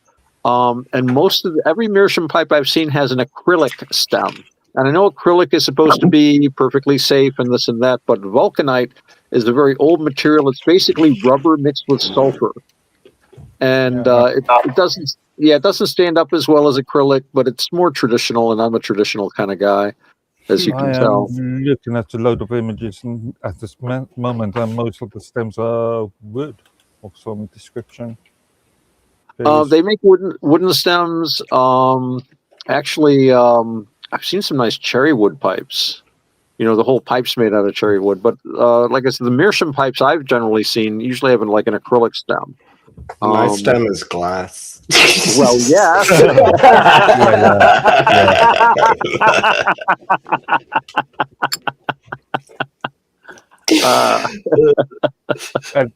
At least it's glass, not perspex. No, I don't. Pyrex. I don't smoke out of Pyrex anytime soon. Pyrex is traditional. Pyrex is basically tempered glass, right? Yeah. More or less, yeah. So. Yeah. More or less, yeah. Very, very hard, but you can manage. I used to work in a head shop, and I get to tell my head shop story. And we sold a lot of pipes. And this woman came in, and we had this pipe in stock, and it was basically, I don't know, it's like 2 inches long, about inch wide. And it was just like a stubby little thing, but it was like a brick made out of glass with like a hole in it and drilled through a mouth. And I said, you can drive a truck over this. You will never break this. It's unbreakable. Nothing is really unbreakable, but this thing was the most solid pipe I've ever seen. She came in 2 weeks later. I need a new pipe. It broke. And I said, how did you manage to break that? And she said she was in a canoe with her boyfriend.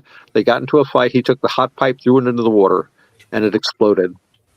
And I realized that with sufficient, there's no such thing as something foolproof, because fools are very ingenious. If you're with sufficient ingenuity, you can break anything if you just apply yourself to it.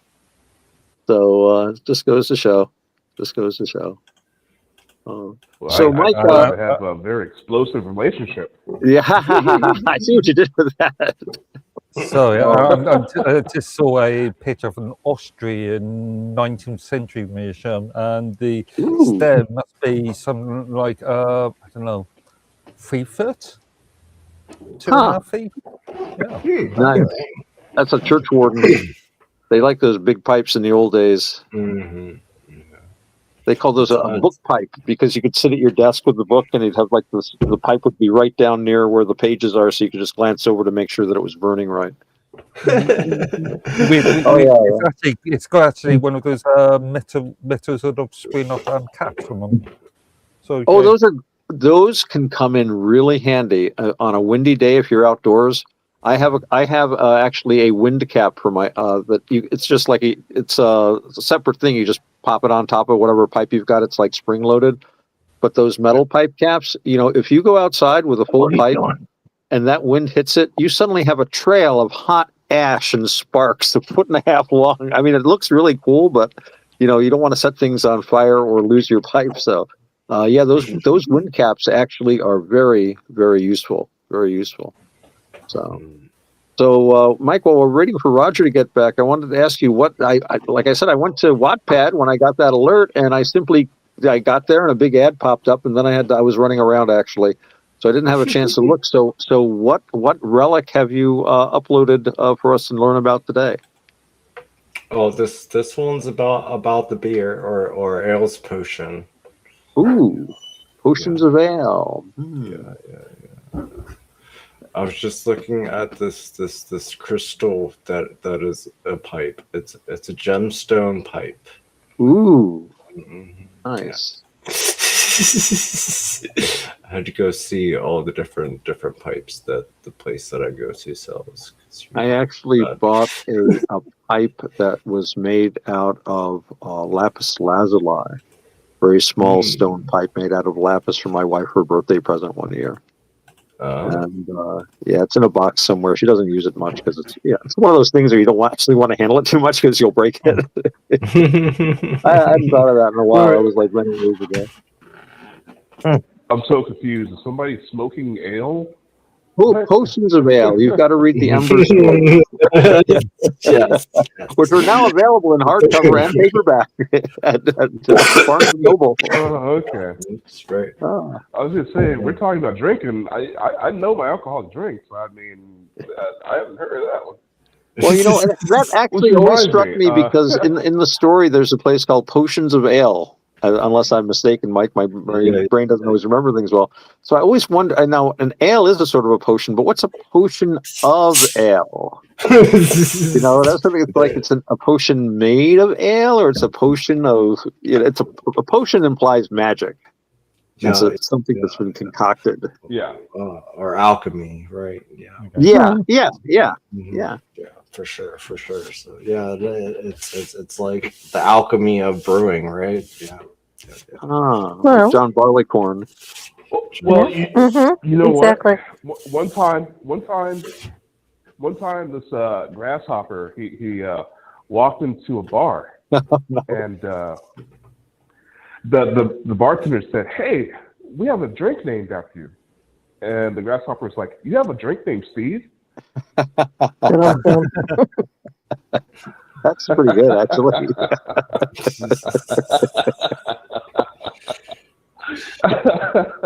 Yeah.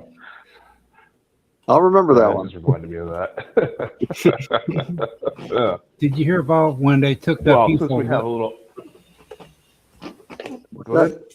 I was just saying, did you hear about when they tried an experiment, that thing of turning lead to gold?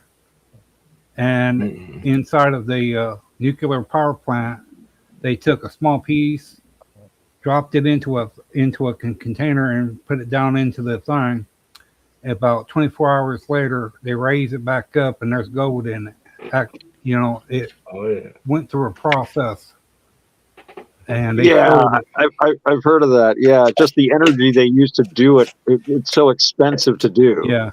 That it's a lot cheaper just to mine this stuff. I think that the first time they noticed they could do it was that they were replacing some shielding or something, and they were examining the shielding, and they found these little tiny microscopic traces. And could it be? And yeah, it was tiny little bits of gold. Yeah, just a little bit. So those alchemists were onto something. Oh yeah, they had it covered, man. They had it covered, man. They know a lot more than what you think. Yeah. Well, there's a really good book called Enigmas, I think it was, and another one called Oddities by this guy named Rupert Gould, and he talked about the last of the alchemists. This was an 18th century guy, and apparently he did have a process that seemed to produce. I mean, people examine it, and there have been cases like that where, they examine the stuff, they examine the process, they seem to be able to do it, but then usually the story is somebody had an ingredient that nobody knew. Like there was the story of the guy that just showed up, here's a piece of the Philosopher's Stone. They all witnessed it, they saw it, they watched it happen, it was very rigorously tested, but they only had so much of it. They couldn't do it anymore, and they could never find the guy again. So, it's like there's somebody with this secret going around. And of course, you wouldn't want people to know how to do that because then it would collapse the gold market, so. Oh, yeah. There was one that did that, and the king asked him, said, "Are you the only one that knows how to do it?" And the guy looked and said, "Yeah." So the king had him killed because he didn't want the process to be repeated again. Because it would have eliminated his money. Hey, Roger, you're back. I saw you posting. I think Robert just stole Dotto's story.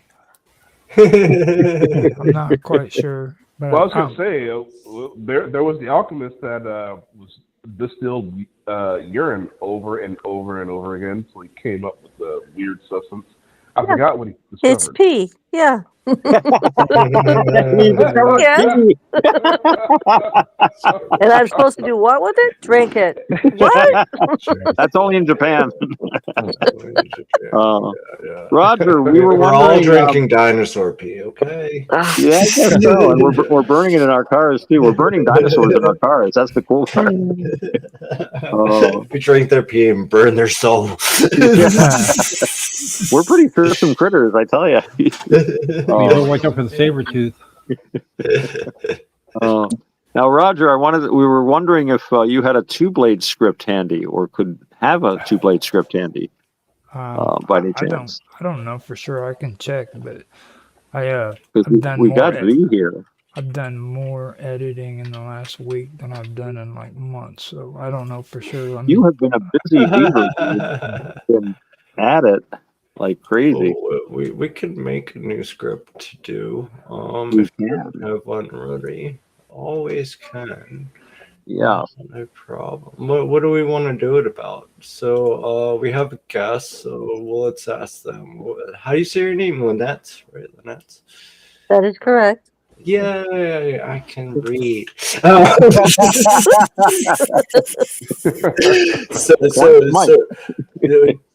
tell us something you would want to write about, or a storyline, or something you're interested in. Yeah. Well, gentlemen, my new friends, my motley crew, I have to bow out. I have a very early day tomorrow. I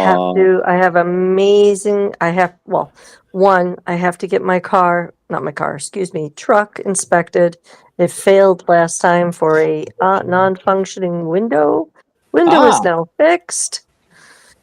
Yeah, but still. It has to be done by the 31st, and I have one day to do it, so that's what I gotta do. So, yeah, so I have to bow out. Good night, all. I will see you, Thursday next week? Okay. Yeah, every Thursday. We're here every Thursday. All right. Yeah. Okay. Well, nice meeting you, Cuzzo. It was really great to hear you, Cuz. Very fun. Very fun. Oh, thank you guys. Thank you guys for letting me in and having some fun and listening to you all. I'll be back. Okay. Right. Bye, Otto. Bye, everyone. Bye. See you later. See you later. Peace. Later. Okay, well, that cuts our cast, man. Yeah. Have less people. Okay. That was nice that Lynn could join us. Oh, yeah, for sure. Always nice to have new people. Or at least nice people. New people when they're nice. This is a good thing. She met a couple of the guys already, and everybody seemed to get along. So she had a good time. I'm smoking them almost out of tobacco. Oh well.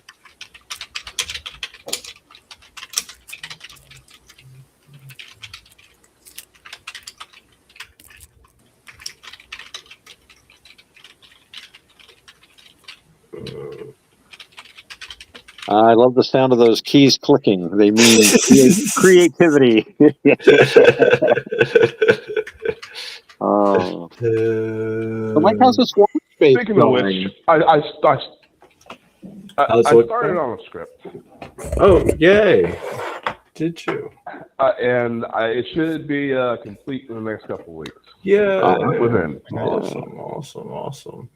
So send it to Mark, and he'll get it to us. And then okay. Yeah. It's always nice to be like we because we put them on Element, and then can edit our parts if we want to, unless it's a last moment thing like today, and then we just kind of go with it.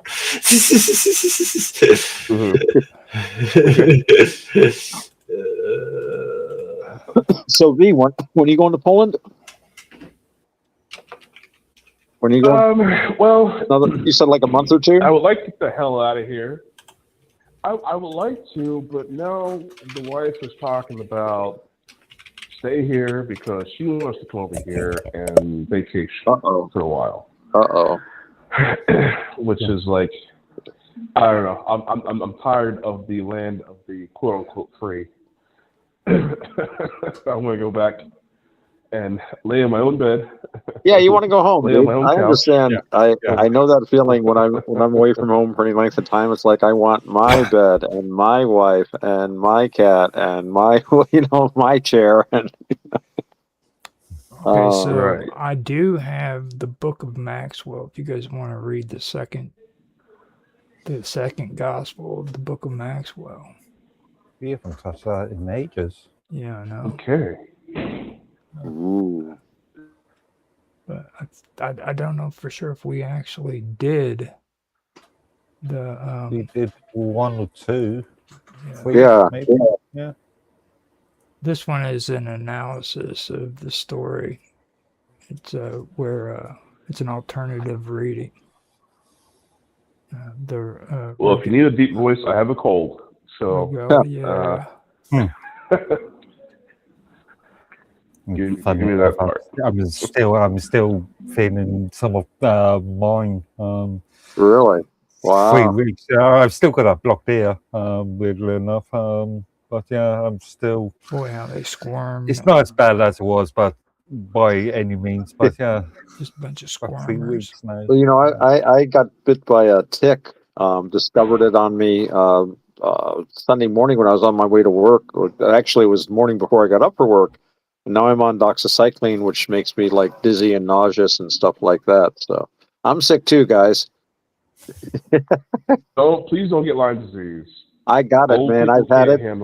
This is like my 4th or 5th tick, and I have the recurrent disease. And I mean, it bit me, and the next day before I could get to the doctor, I felt the Lyme. You know that it's a really effective germ warfare weapon, biological agent, because if I was an enemy soldier, I wouldn't be able to lift my gun when it hits you. You're in pain. And that's what you want. You don't want a weapon that actually kills people, because then you just bury them. But if it makes people sick, that means you've got A, people that can't fight, B, other people have to take care of them. It ties up resources. And they thought you just give people doxycycline and it fixes them. They didn't know about this recurrent Lyme thing, so it becomes a chronic, like malaria. It's kind of like malaria. I had a buddy of mine that picked up malaria in the South Seas. And it kind of reminds me of that. Every so often I'll be walking around and suddenly I feel exhausted, or I get like really bad pain, and I think, man, my arthritis is getting bad. I'm getting old. And someone says, you got Lyme. Oh, damn, that's right. What color was it? Was it a white star on the back of it? No, that's the Lone Star meat-eating tick there. Yeah, no, I don't think it was that. I mean, if I have a sudden allergy to red meat, I just have to eat bacon all the time. I don't know. It would change me to an all bacon diet, I guess. But other than that, I don't. You might want to stick with some. I don't think. Tuna, I don't think we have them up here as much. So we have. Mike, did you have a script then? Were you working on one for us, or were we going to do the Roger? Yeah. Okay. I'm in no rush. You can do both. Yeah, we do both. I don't know how long his is, but I'm sure this one won't get you wrong. Have you guys already done the quantum part of the show? Sort of, but we can do a little more. You know, we were talking about basically. Mark was actually waxing quite eloquent about the sad state of not the technology today, but the way we use it, and the laziness, and we were talking about, earlier we've been talking about security getting very lax compared to what it used to be. And just this constant outsourcing.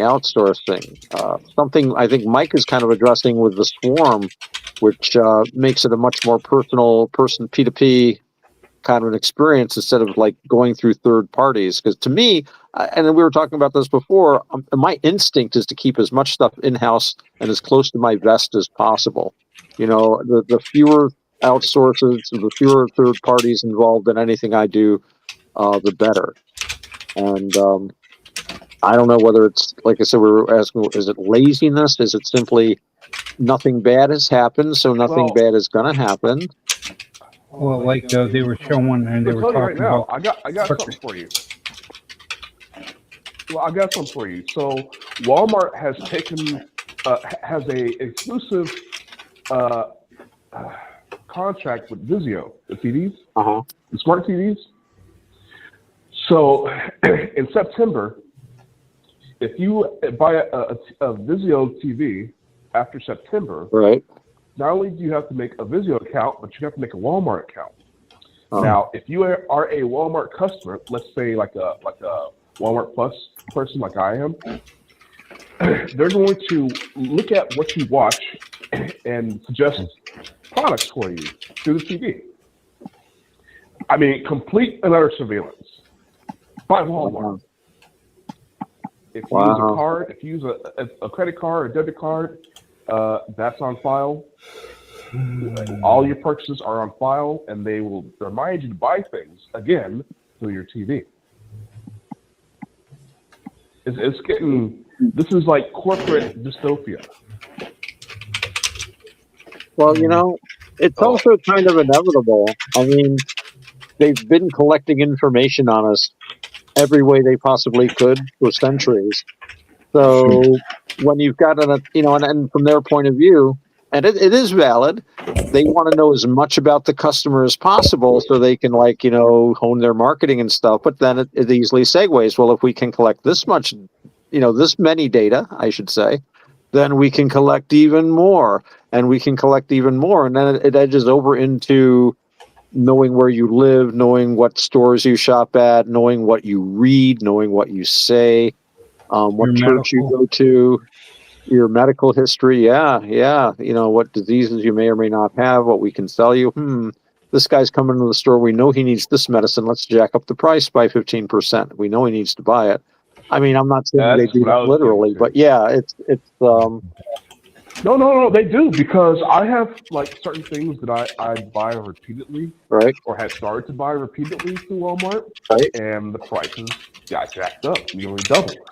So I stopped buying them. Wow. Yeah. They have these AMW root beers, for example, for $1. And now they're $4.77. Wow. For 3 liters. They went from $1. That's a 3-time increase. Oh yeah. Well, 4-time increase. Oh yeah. So I stopped buying it. I'm like, no, you're taking advantage right now. So what's the point of not the other way around. So what's the point of joining these membership schemes? What advantage are you receiving yourself? Where they take your money and shortchange you in a process. Yeah. What advantages are you getting yourself? And I think in theory you get I don't have to go. Well, I don't have to go into the store. It's delivered. That's why I had the Walmart Plus, so I don't have to go inside the store. You've seen Walmart people. Well, maybe not Mark, but people of Walmart. Go to that website. People of Walmart, or YouTube. Type in people of Walmart. You will never want to walk into a Walmart ever again, because there's always some half-naked weirdo doing something strange. I can just see you walking into a Walmart saying, "People of Walmart." Every time I go into a supermarket, I always get asked if I want to sign up to the club card sort of mechanisms, and I always refuse. Yeah, I think we have a lot of that here in the States, and I'm sure everywhere. The way I look at it is, they are exchanging your marketing information in return for you get occasional discounts and cash back. Most of the ones I'm in, if you spend so much, they'll say, "Oh, you've got $3 in points. Would you like to take it off?" Yeah. So you get a slight discount. I've been a Walmart Plus customer for almost 7 months now, and I've gotten $3 in credit. Yeah, so they're basically they're buying your marketing information, is the way I look at it. Yeah, Tesco's been the biggest supermarket chain in the UK. There's been criticisms about them because it's been alleged that they hike up the prices for non-club card members. and then we'll sell club card members virtually this product for virtually the same price as any other supermarket will sell standard. They reckon RP. That's what they were talking about here in the U.S. because Walmart and a lot of other stores were doing that, and they got one got busted, and in the state of California, they brought them to court and sued them over it because they said, well, it's against the law to make it out like summertime. They raise up the prices gradually, but then during close to winter, when Christmas comes, they tell you that prices went down, but not really, because for what they already marked it up as, you ain't really getting that much. When the time Christmas comes, you're supposed to be getting all these savings when you never have. And them cards, they want you to spend like $100, okay, and in the process, what you would be getting back would be like $30 back in your pocket on some of these cards, Walmart, and that's one thing, though. That's one thing, but they're also using the TVs to listen to us, to suggest products. They're listening to our conversations in our own homes. That's nothing new. It's just now Walmart's going to be getting in on it. I think LG actually produced a TV or monitor TV that would actually monitor, would have a camera and a microphone in it and monitor everything the customer does say, even when it was on standby mode. You voted for who? Come with me, citizen. yeah, that's what it makes me think of. Well, this episode isn't turning out well what I like, so we'll have to do it next week. But at least we have ideas. Well, I'm thinking about. I'm going to make a monitoring TV. Maybe. I'm thinking about reverse hacking the system, though. Can I? I mean, if you're listening to me about things to suggest to me, maybe I can just talk about something like a Christmas wish list and talk about it over and over and over again, and maybe get some discounts that otherwise wouldn't have been there, and take advantage of them. We can all criticize California for many, many things, but when it comes to consumer rights, it seems like California is going down much of a European sort of. Yes, exactly. Exactly. That's interesting. They are in with I forget. There's a country that buys a lot of their material, a lot of the stuff from California, and in return, they know who it is, and they want to keep them going where they still buy from California. Well, like other countries, they're like tomatoes. California, big tomato manufacturer, and if they decide that countries they want a lot of it, they know who to contact. I would think when it comes to California, the 2 or 3 things I can think of is wine, grapes, and almonds. A lot of citrus fruits, though. They do produce a lot of food in general. It's amazing. I've been there, and they've got these areas of land that are just very, very arid, and you just sprinkle a little water on it, and bam, it grows like crazy. But, you go out and you can see where the fields are watered, and you see all these crops growing. Go a couple of miles later where there's no irrigation, it's like all brownish, dry, gray. Well, fascinating. Yeah. After that rain they had, and it filled up the dams out there, they're more watching out about the water process and all that. They are. For an example, if you have a water sprinkler going, and if it touches the concrete in any form or fashion, you're going to get fined like $1,000 for that little sprinkle of water. Waste of water. Yeah. Sounds European, all right. And it's not that. Yep, they're definitely going down a European path there. Like in California, they still have that what I call the death squad, where people that break serious laws and a lot of it and don't have a hesitation to keep on going, they wait for them to appear. And when they break the law right then, they eliminate the problem right then. There is no going back to court after the fifth or the fourth time. It's over with. When And you say I'd be like, man, I state of didn't land California. on Plymouth Rock. Plymouth Rock landed on me. And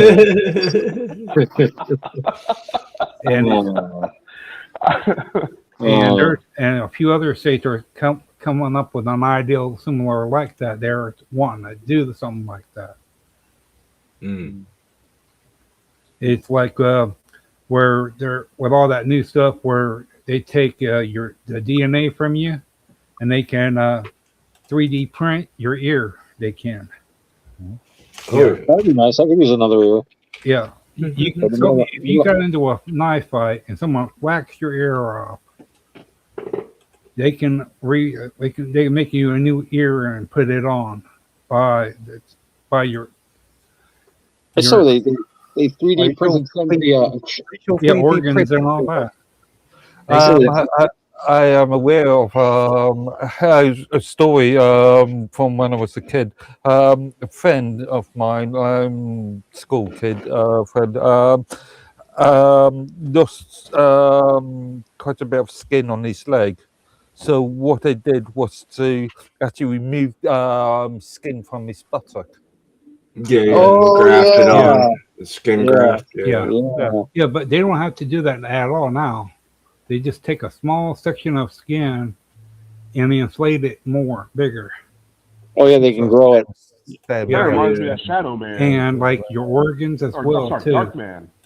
You can take your organs and your DNA, and it takes it, matches it, and builds from it. Ooh, I can get a new brain. Yes. I mean, that's how our food's going to be produced pretty soon.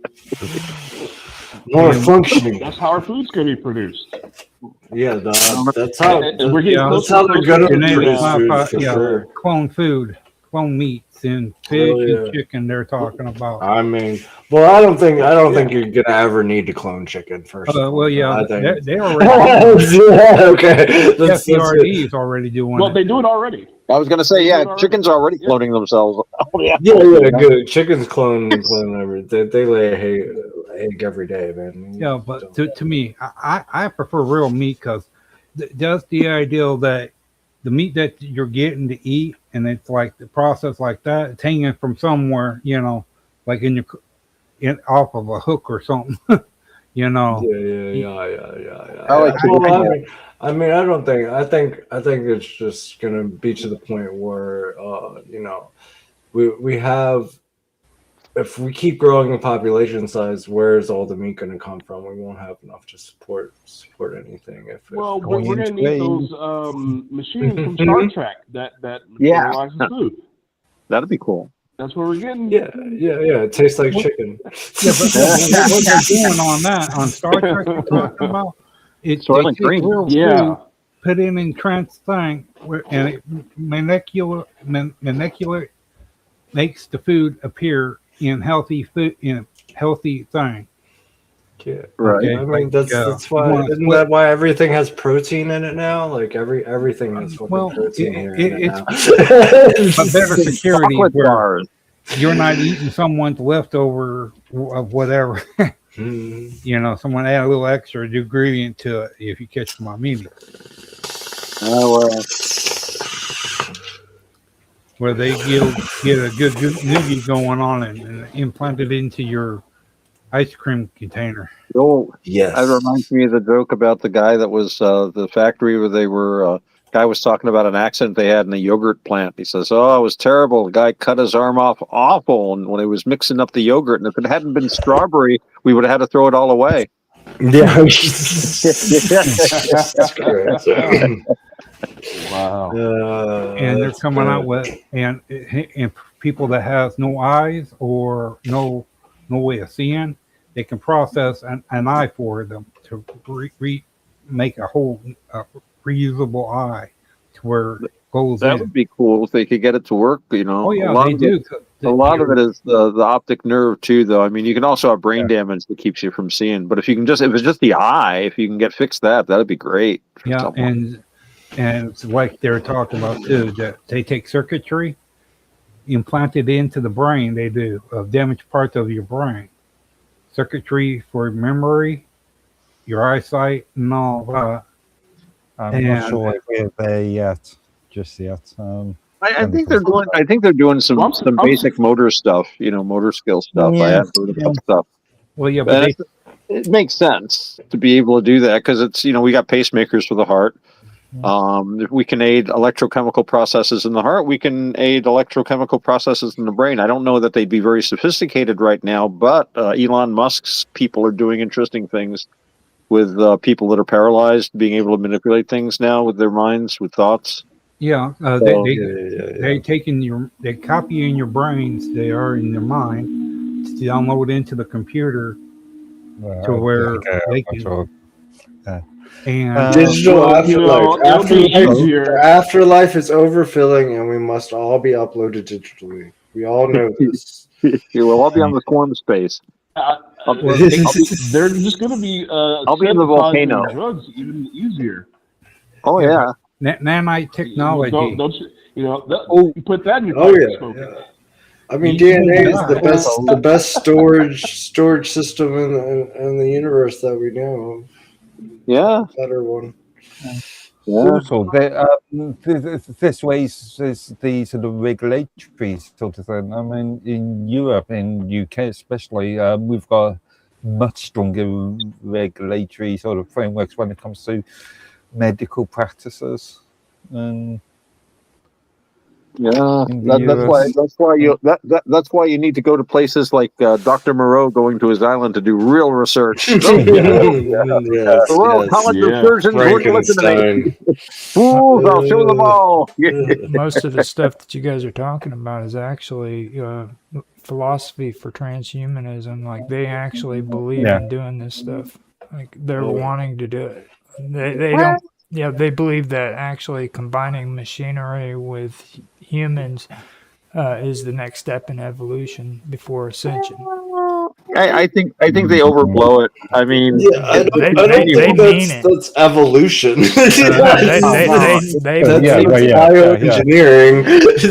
You live for 100,000 years. Listen. They honestly believe that we cannot evolve any further than what we can on our own. I believe that as well. I do believe there's no more evolution scale for humans. And the next step is computers. That doesn't mean that the next step is bioengineering. That's what they believe. I'm telling you, man.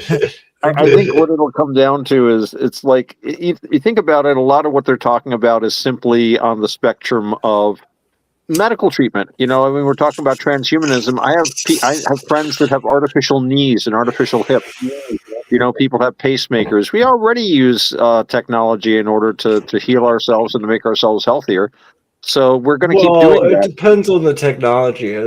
Some newer prosthetics can be considered technology, but older ones are just the same as a wooden peg leg, right? Well, yeah, but I mean, it's low tech, but it's like you guys know they're grafting human organs, right? Like but really grafting a human organ, how much different is that from a dialysis machine?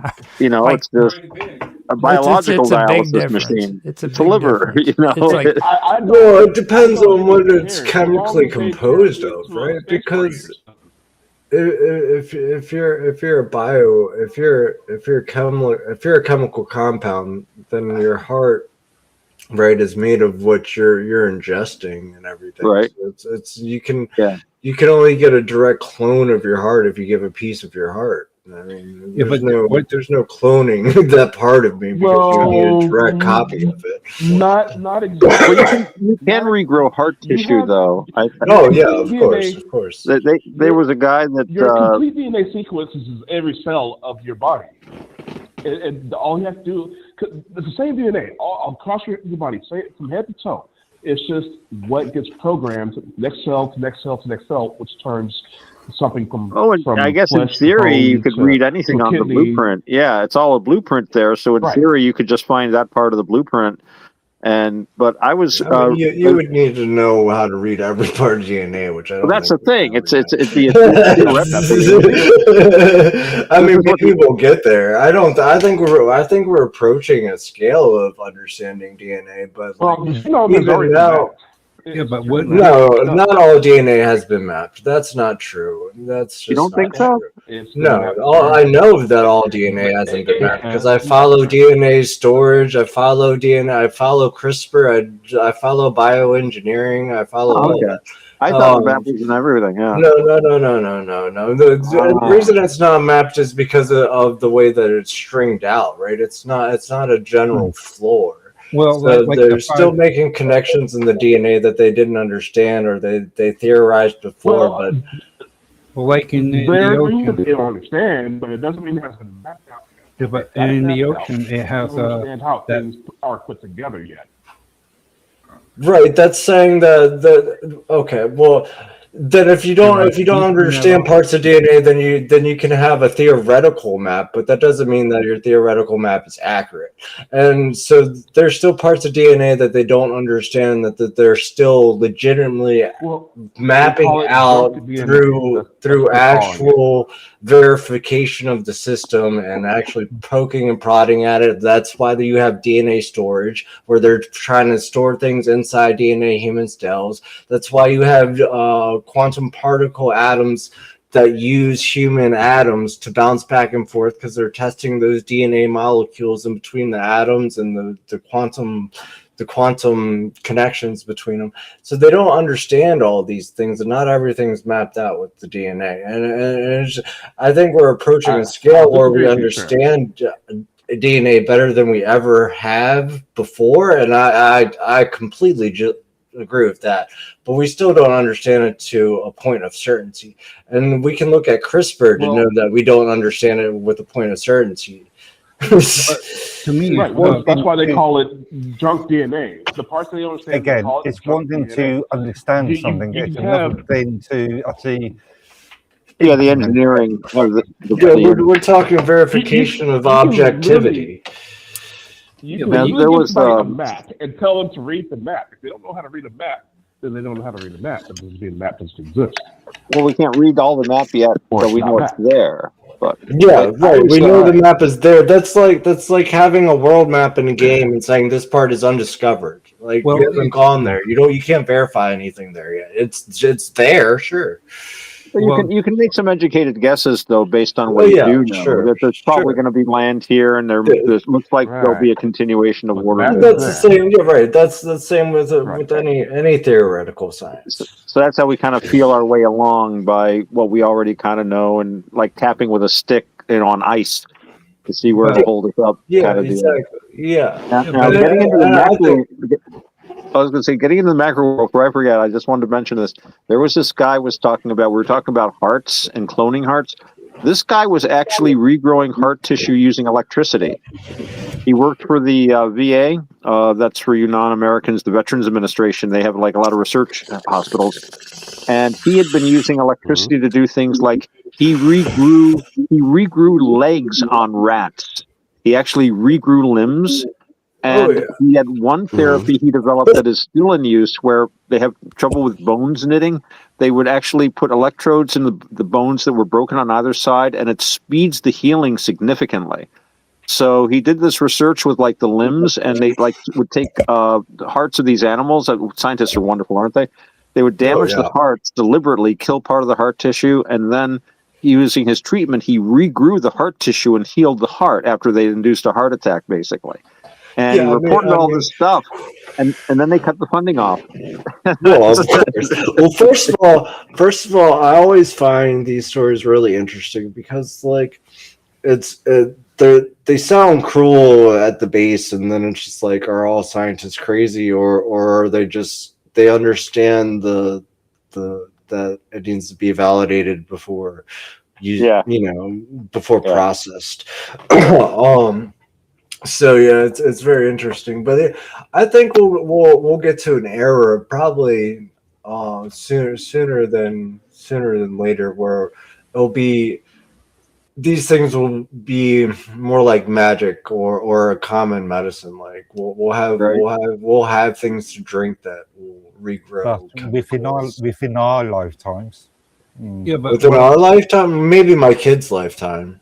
Yeah, but what I was referring to is that people coming up with this idea that okay, like a tuning fork, your body, your mind, it's responded to certain things. You can make your body to where it matures and starts healing itself by triggering certain things in the brain, like the process of healing. Okay, and you can take certain frequencies for certain things, like electric. The electric makes the electric impulse of your molecules. Same thing with sound. Molecules respond to the sound.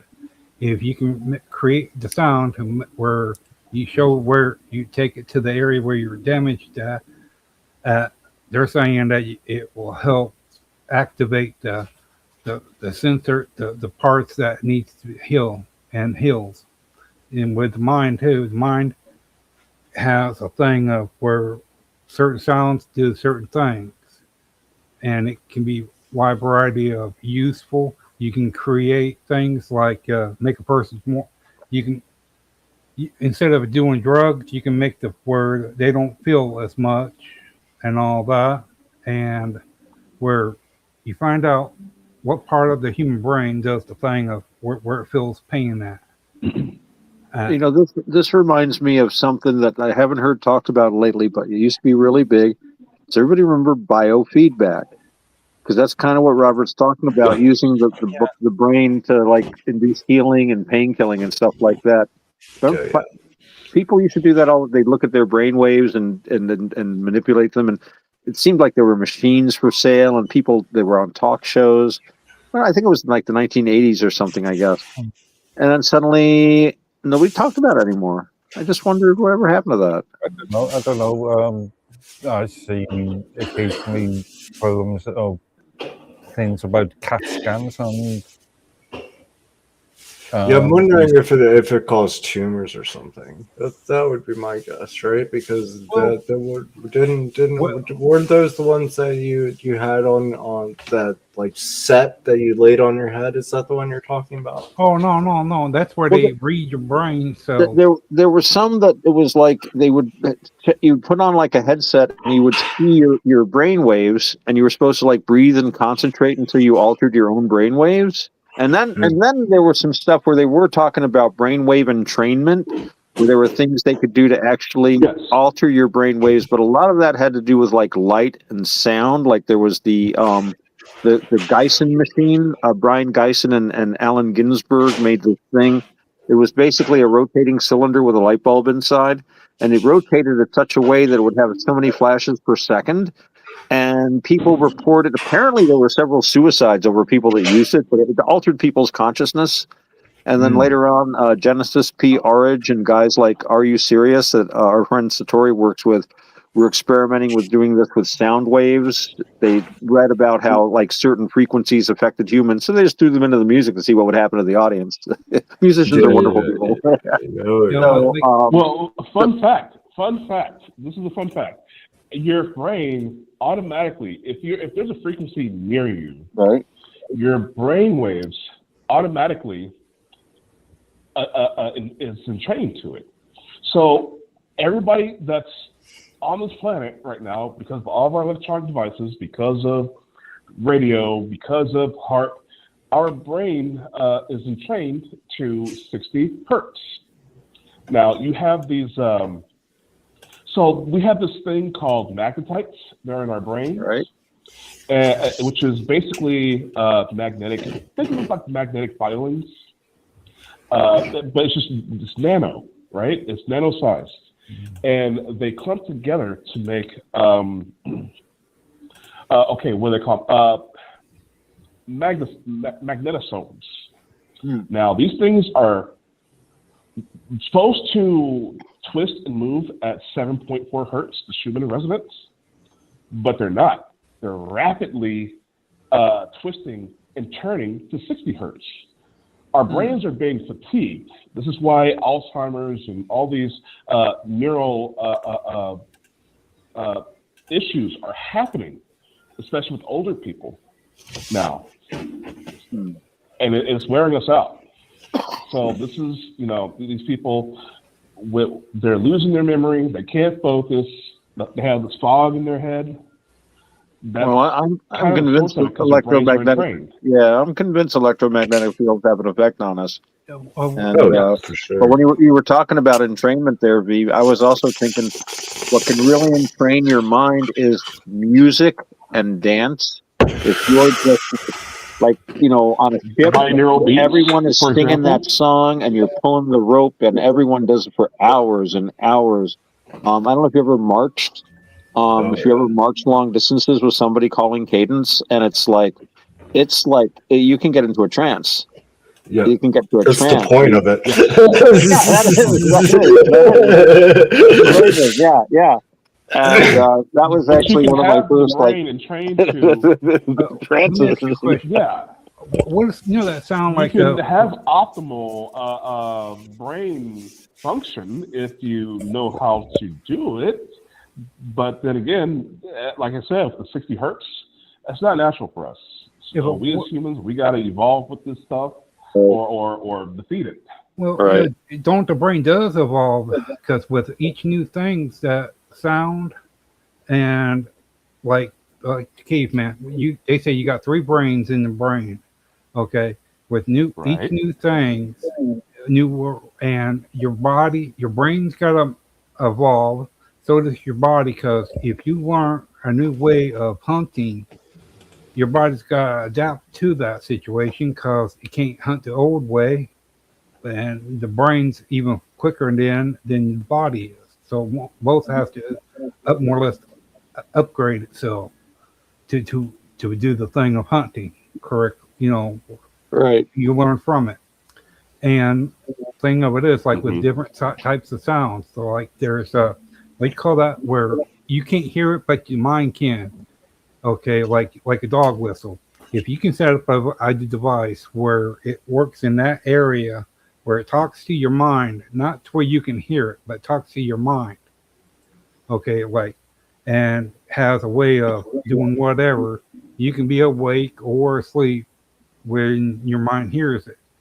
It learns from that device. Okay. Well, so that's literally how I did a lot of my research for the things that I've done in the past, documentaries, radio shows. I'm a lucid dreamer, so I can, if I'm not lucidly dreaming, I'm literally listening to college courses and professors giving these doing their classes. I've got my earphones. I sleep with them every night. So I pick up a certain percentage of what I'm listening to when I'm sleeping, because I can't stop. I'm hyper vigilant like that. Right. I actually figured out a lot of things in my sleep when I woke up, and I'm thinking, where did I get that? And I'm looking at my phone, and there's this thing playing. Oh, okay, that's where I got that from. Yeah, literally.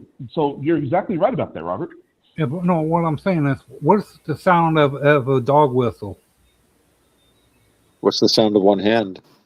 Sorry, I couldn't resist. Well, yeah, but you can hear that. I'm talking about if you have a sound that you can't hear, you yourself can't recognize. You can't hear it, but you can sense it. Right? Your mind senses it. So yeah. Okay. Yeah, I was going to say you can hear it, but not consciously. Yeah. Yeah. But your mind and the computer can. Your mind is like a computer. It realizes what it's the thing, and it learns from it. It adapts to it.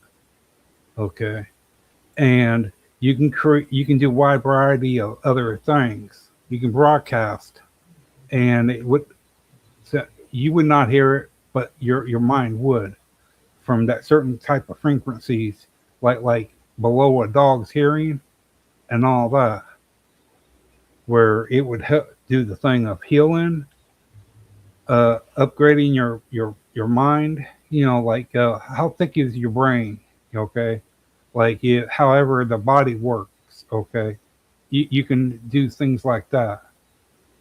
Okay, with a device that works in that way to where a person cannot hear, but you can stand like 5 feet away from an area and have that going off, and you can see how you can have people sit there and scratch themselves for no reason, or act like a chicken for some strange reason. They have an urge to do something, okay, and they would do it just because that part of the mind is doing it. Mm-hmm.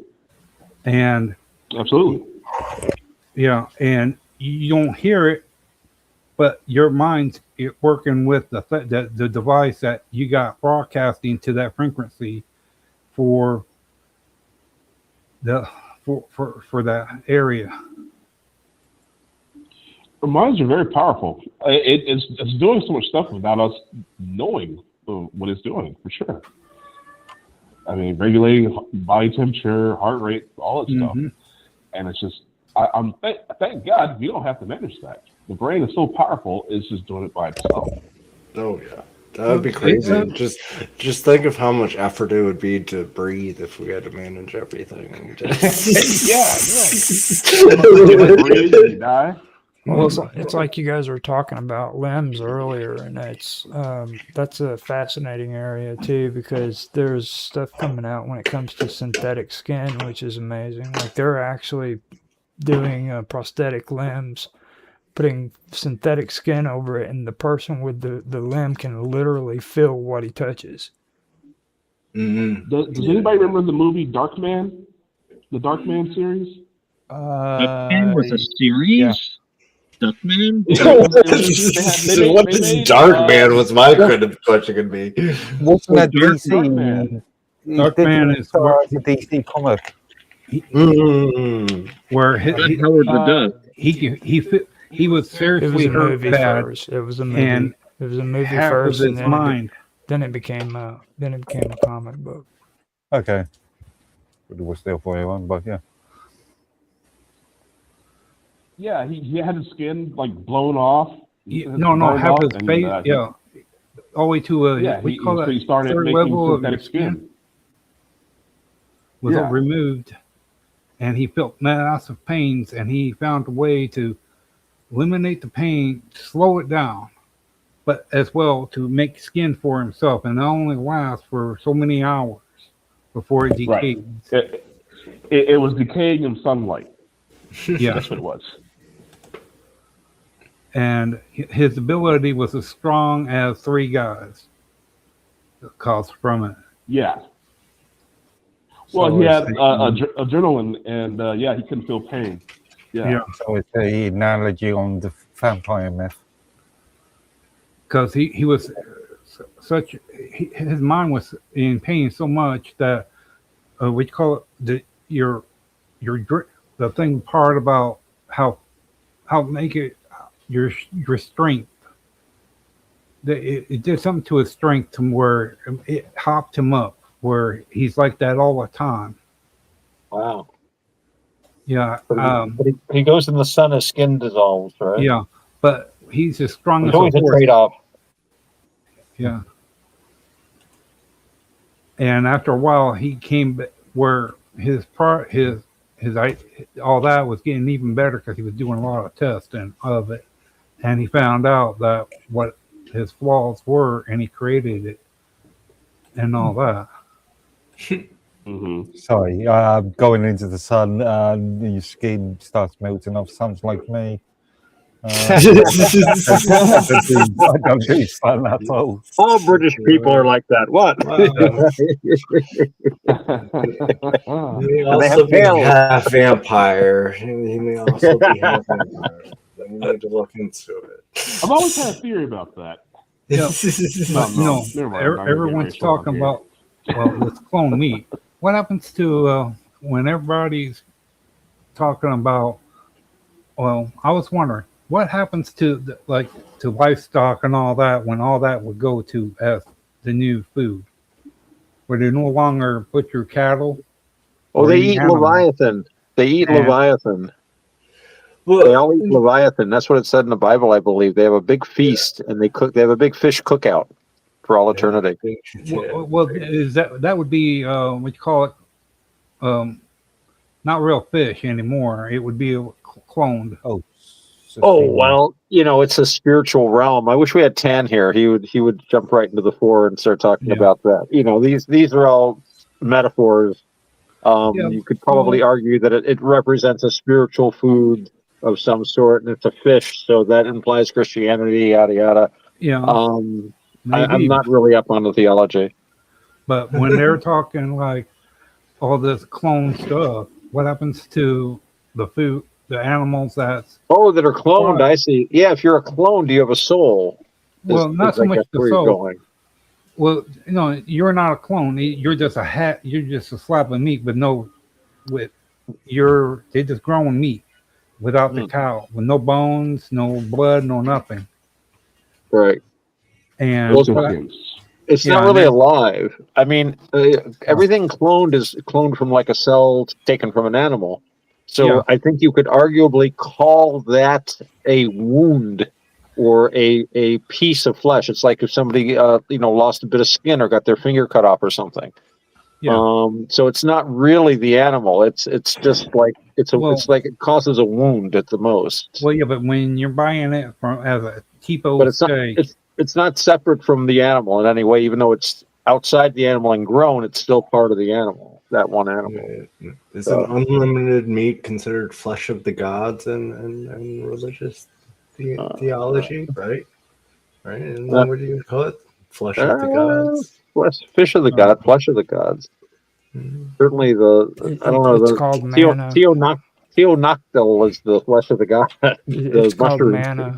Manna is what? Manna. There we go. Yeah, manna. Mushrooms. Manna. There we are. Mushrooms and manna. Yeah. Manna fell from the sky so that the Hebrews could eat while they were in the desert. Mushrooms fell from the sky so that we could eat while we're in this spiritual and psychological desert of Earth. Mushrooms literally have no protein value whatsoever, right? They're not from this planet. They're completely alien, man. They're not animals. They're not vegetables. They're not minerals. They're not plants. They're not fungi. I mean, they call them fungi, but they're not quite plants and they're not quite animals. And their spores can survive hard vacuum and radiation. Nutritional is what I should have said. Half minerals. It's like rice. Like rice is actually just starch. Yeah. Rice and potatoes. Rice. I like mushrooms. I rice. So. Well, mushrooms are great, but I mean, I really part of my mushroom wrap. I mean, there's so many different mushrooms because all the different intelligent species in the planet react to them differently. So you need a variety.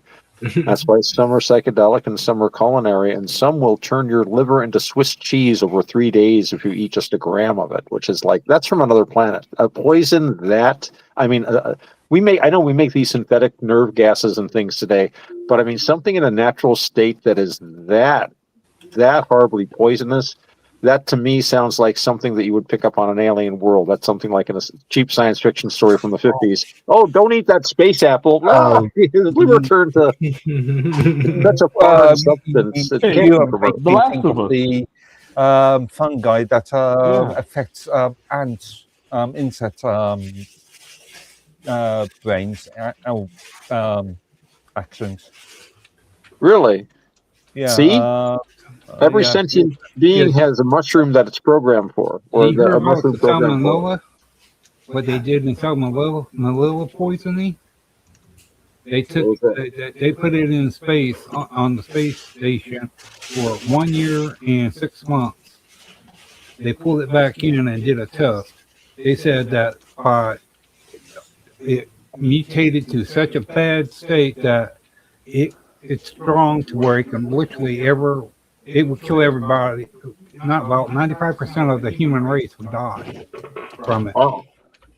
That's how bad it mutated it from in space. And it survives in space and with radiation and the cold. There's actually been at least 2, maybe 3 species I know of that they found out can survive in space. There's that microbe from the ocean, the sea. I forgot what they said, that the space shuttle had contaminated the space station, but that was like a week and a half since it had left, and they found him literally growing on the windows on the outside of the space station. Oh yeah, they're gonna find all kinds of stuff out there. Oh yeah.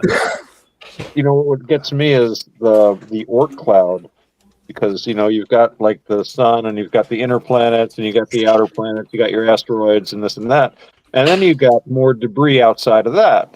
So it's like they call it the Oort cloud, and it's 3-dimensional. It's all around us. It's like we're in the middle of this thing. It's like a cloud, and they say it extends out maybe 3 light years, and this is where like comets come from if something disturbs their gravity, and there's all kinds of rocks and ice and crap out there. It's not empty. And they say, well, Oort cloud goes out about a couple, 2-3 light years. Well, gosh, we have a star, Proxima Centauri, that's within a few light years, and its Oort cloud goes out 3 or 4. So basically, what I'm getting the picture of is you can just hop from star to star. There's never a clear road, but there's all these little chunks of rock to stop on, little asteroids. You could just fill the whole galaxy with all these little way stations and stopping points. Instead of like the long trip, like in a sailing ship, maybe it would be like short journey.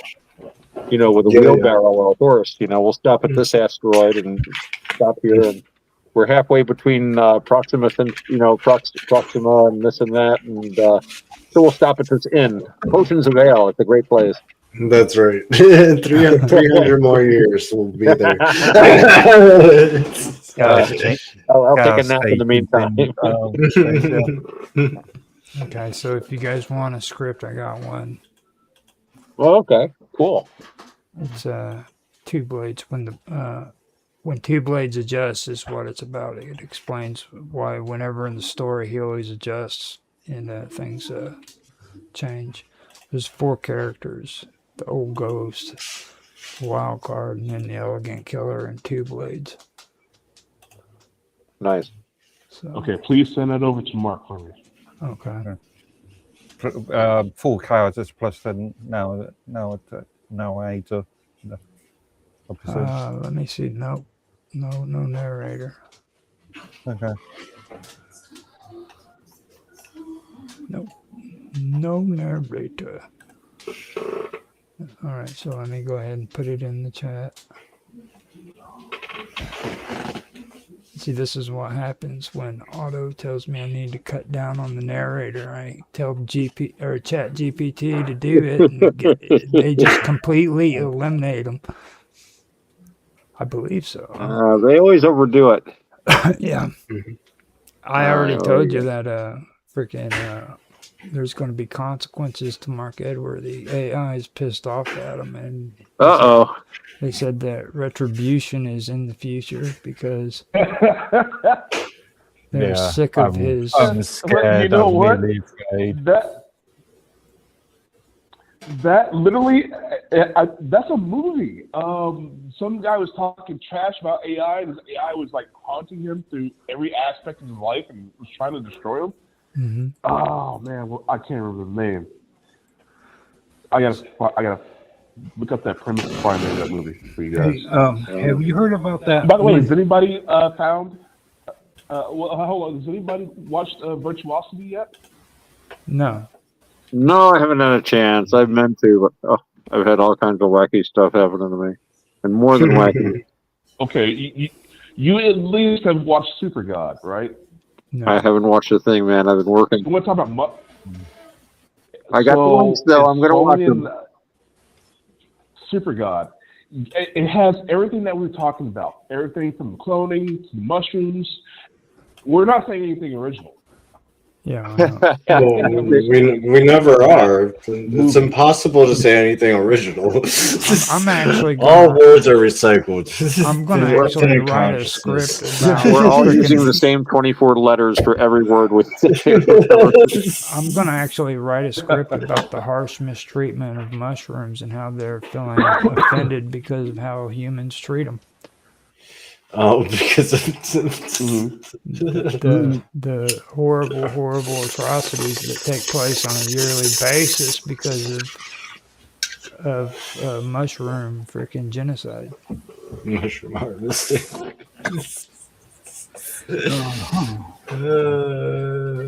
Yeah. So yeah. But have you heard about that squid that has about the DNA? The first one they actually found was over 500 of the DNA compared to our 250. No, I've not heard of that. no. Yeah, that's on the new things of all the new sea life they've found in the ocean.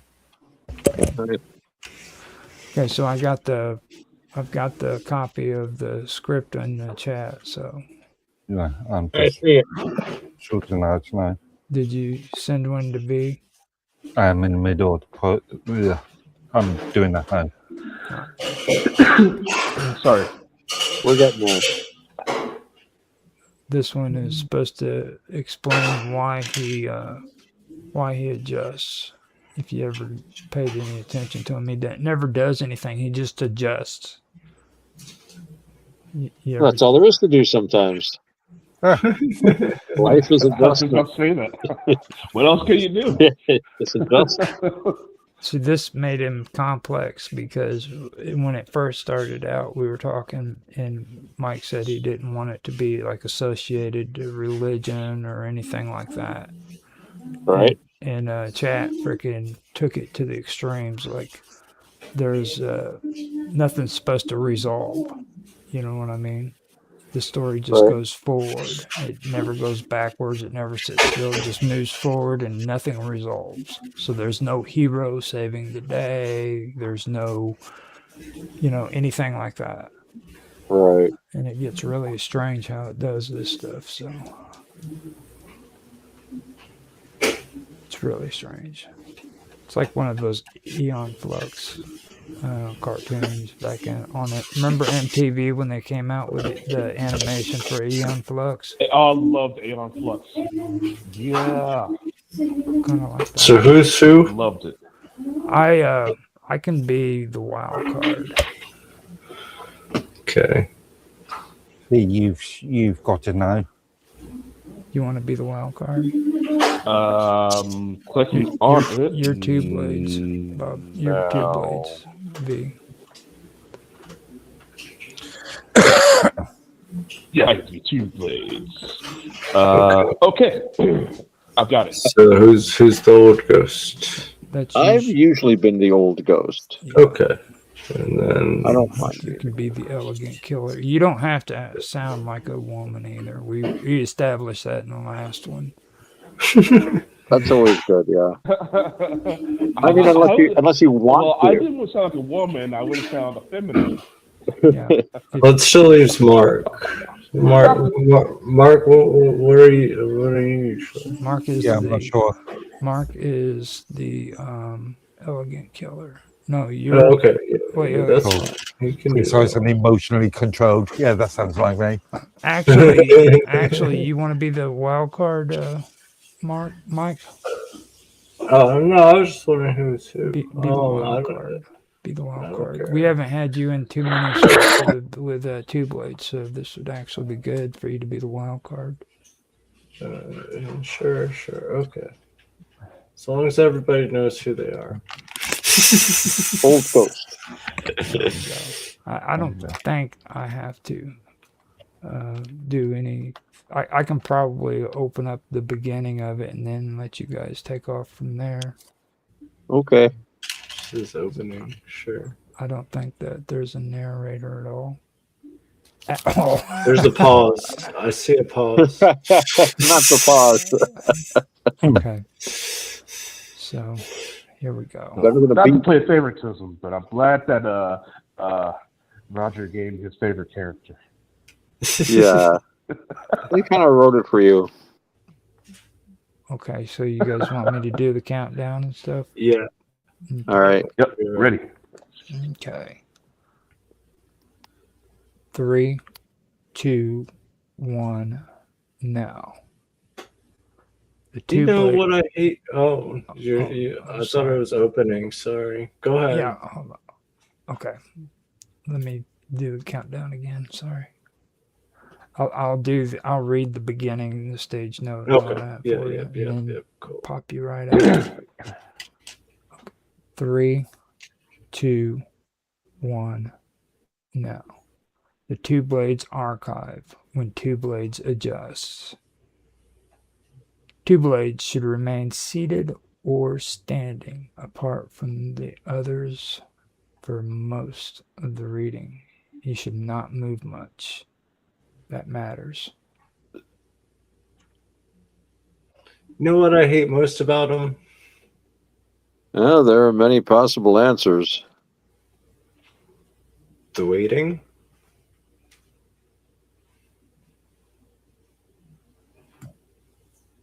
That's what gets people killed. Yeah, I'm sure. No, incorrect. Oh, no, incorrect timing gets people killed.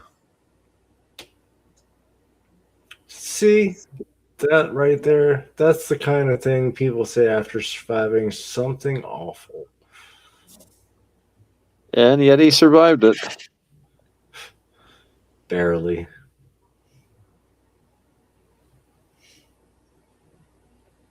You know what normal fighters do when danger shows up? They prepare, they posture, they threaten, they run. You know what he does? Nothing. Exactly. Nothing. Until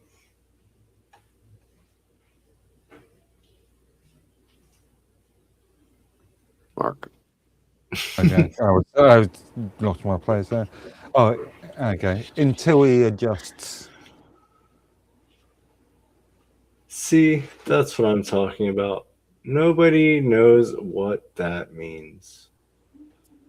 Everyone who survives him knows what it means. Yeah, afterward. Never before. That is why they survive. The first time I saw it, I thought he was stretching out his hand. Most people do. No music, no warning, no dramatic nonsense. Just a slight correction. A slight correction of grip. That's it. That's all. And the room changed sides. The room did not change. Felt like it did. 1 second, everyone's talking. Next second, the outcome has already occurred. See, that's the part people never understand. He doesn't start fights. He arrives at the exact moment the fight has already become inevitable. And that is why the adjustment matters. You can always tell who's never seen it before. They keep talking after he moves. Experienced people stop speaking immediately. The Udug stopped speaking. Yeah. That scared me more than the correction did. Because they understood. No, because they recognized him. Do you know what adjustment actually is? Go on, explain it. Nobody else can. Adjustment is the moment he decides reality still permits intervention. Not before. Never before. Too early and action fails. Too late and correction completes. So that's what he's waiting for all the time. Yep. That's insane. No, it is precise. What does it feel like? What? When he adjusts.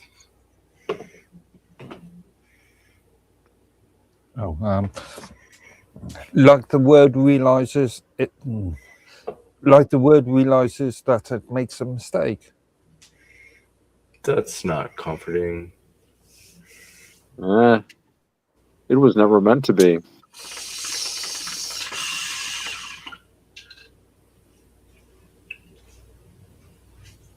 V. Your line. Thank you, folks. Thank you, folks. Technical difficulties here. Phone froze for some reason. Wow. Yeah. You talk too much. See, that right there, that's even worse. And V, you had the best line. You had the best line there. No, definitely not. I didn't like that. You talk. It was wonderful and not in a satirical way. Cool. I like these words. He is cool. He's hardcore. He is. He's literally cutting edge.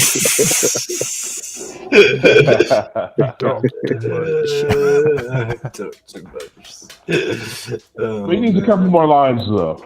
Yeah, that was a little short of line. On the other hand, you were sick today, though, and it was the best line in the script. It was the best line. Yeah, for sure. Right there, I mean, right there is actually a good thing because, like, the ghosts, like, you have entities that sort of hang out with you. They kind of like go from the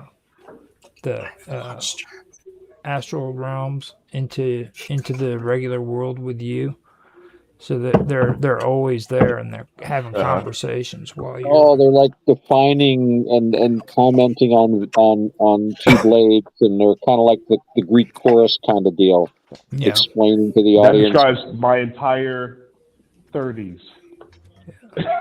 Really? My life. And other than the elegant killer, so that's perfect. The rest of them are just worthless, except for the elegant killer. It's originally she's supposed to be a female, and she dances, and like if she dances and you watch her, you'll end up dying.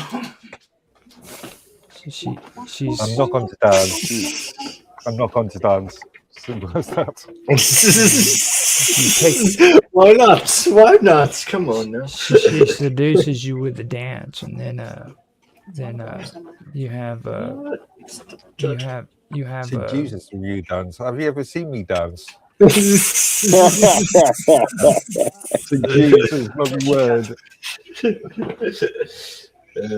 That would be a live stream to remember. Yes.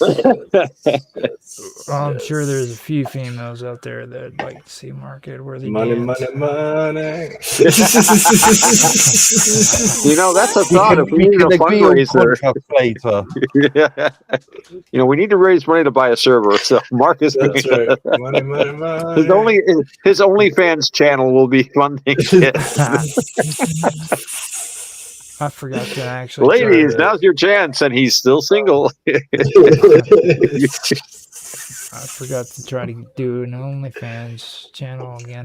Now that my beard's gone, they might let me do it. Again,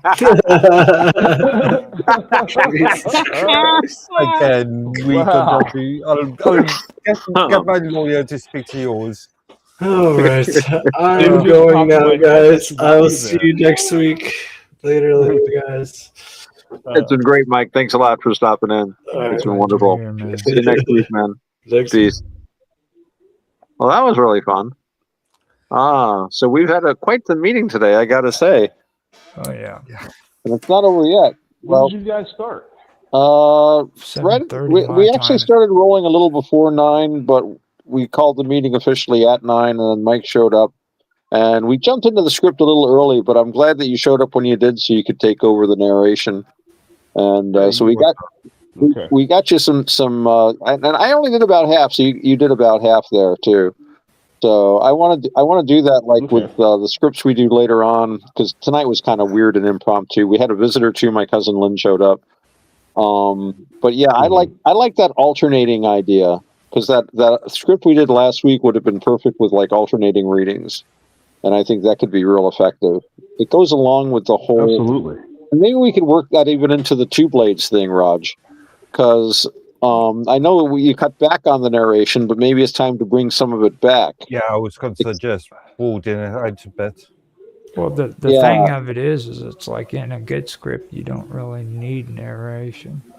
Yeah, you can always have you can have him as two blade. Like with the perspective, when it comes to the perspective and the way that you're doing it, if you do it to where the characters are actually there in the scene, You can, but I mean, you can also have a good script with narration too.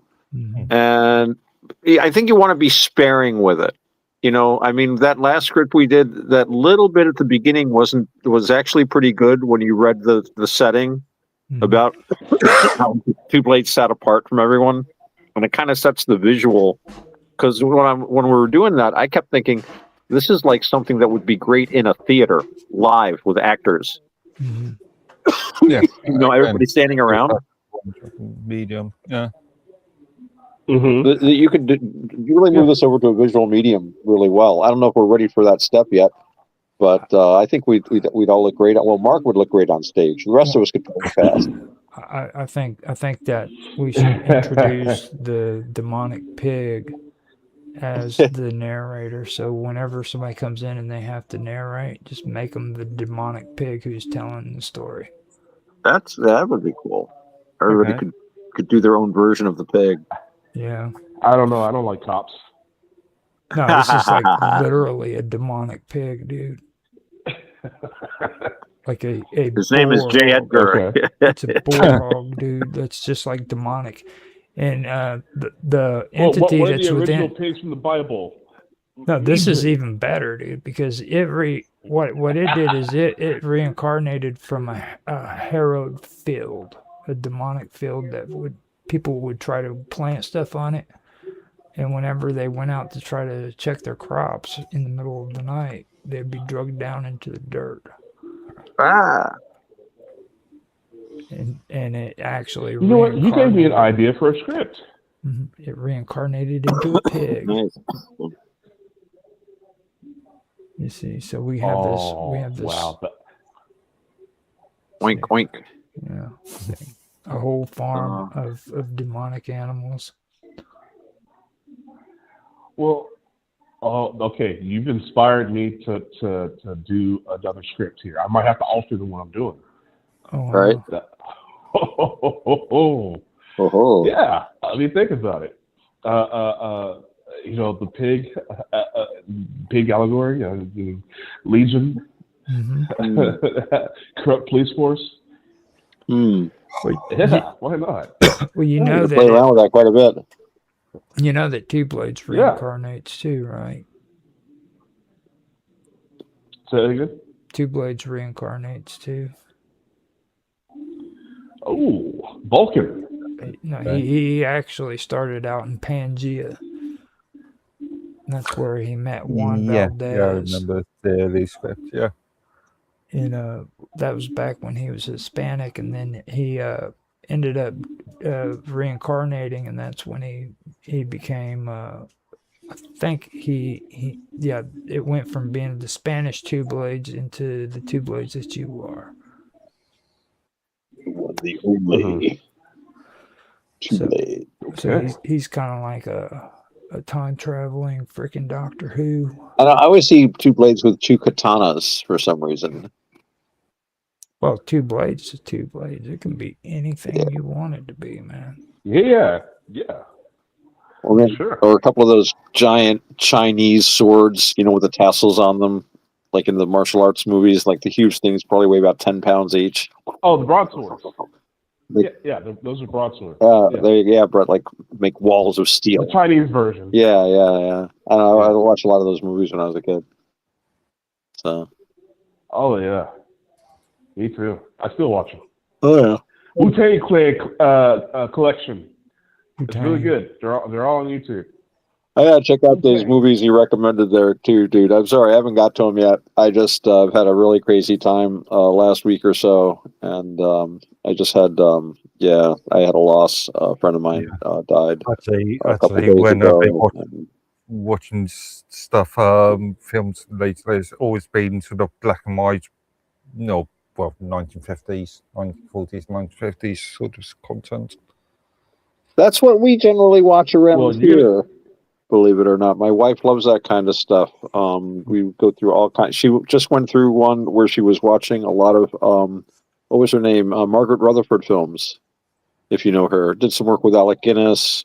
Did a lot of work, actually. She's very recognizable. If you see her in a movie, so she'll like say, we're going to watch all the Margaret Rutherford films. So, she, Internet Archive is our friend as far as old films go. But Actually, YouTube's my YouTube has a lot too. But Archive, it's like no ads, and you've got, it's just you can find stuff on. I don't suffer from YouTube. I don't. I use Brave browser, so I don't have any ads myself. But she gets ads on her machine, so she doesn't do like I do, because that's how it is. But it works fine. Has for 30 years anyway. But I got to go, gentlemen, because I got to get up for work and go work on a carousel tomorrow all day. We're having a school come in, and I run a carousel. I have Calliope music blasting all day. It's wonderful. I love Calliope music. They've got some great songs on there. They've got the Continental, if you know that song that Fred Astaire sang it. I almost forgot you were a carny. Yeah, well, I'm starting off this time of the year. Everybody runs rides, and then after that, we'll see what we're going to do. They're talking about this is probably the last year of the park, so they may or may not have a show down in the dinosaur park. I think they probably will. I'll probably wind up being the dinosaur guy again. If not, the gemstone people in the upper park want me to play a prospector, which I've done before. Been a wacky old prospector. And I get my jack boots out, which are fun to wear in the summer heat all day. But stomp around in jack boots and jeans and stuff. I do have my sun helmet, which works for prospectors too, so I can wear that. And I'd be happy just to run rides all year. To tell you the truth, they don't pay me any. No, it's actually more fun to just sit and run rides all day. I actually meditate between customers. All the other, I think I've told you the story. All the other kids are like looking at cell phones, and I'm there. It's like, I'm not doing a ride. I just stand there and I do like meditation. And I stand very still. And my pal Penny Boss had told me a meditation where you take a breath, and in that breath, you become completely and open your awareness to everything you see. And then with the next breath, everything you hear. And the next breath, everything you feel. And then you go back to sight, hearing, feeling, sight, hearing, and you just do that. And you just, every breath, you try to open yourself to be as aware and in the moment as possible for each of those three senses until the next customer, and then you run the ride again. And you tend to stand very still. And I have had people thought I was a statue, because we do have them through the park, and have startled people more than once. Actually, it's usually like 3 or 4 times a year. People go, we didn't know you were alive. I'm like, yeah, I'm just standing here, man. Because I'm not staring at a phone. Not that it's bad to do. I mean, you could be staring at, a fine book or an informative lecture. Star Wars, Quantum Gathering. Star Wars is called The Art of the Small. Ooh, I didn't see that. That's a Jedi power. Art of the Small. Being useful. Okay. I'll remember that. I got along with Alistair Coley's techniques on how to be invisible, which I have occasionally used. Right. It's varying success. But this has been great, man. It's been a great show. Thanks, everyone, for being here, part of it. And you guys are probably going to go on far into the night. But I got to wake up in a few hours and go to work, so I better go get some sleep. And but mine's roundtable tomorrow. I plan on trying to stop in after work. So maybe I'll see you guys there. Cool. Yeah, I'll be there. Groovy. Hey, and if Tansday will talk about the Pope, he's actually reading the latest encyclical, so we don't have to. So that'll be interesting. You have a nice night, too. What's that? You have a nice night, too. Oh, you too, Robert. Take care. And you too, Raj and Mark and V and all. Good night, all. Oh, wait. Were we supposed to do socials or something? We're still recording? Yeah, we're still recording. We should. Shouldn't we? Yeah, I mean, I'm surprised that you people know forgot. who very off. Yeah. Thanks, everyone, for being on the Quantum Gathering tonight. We had one of our more successful shows. My cousin Lynn showed up. We had an appearance by Mike, our founder. And, and Bob was here in spirit.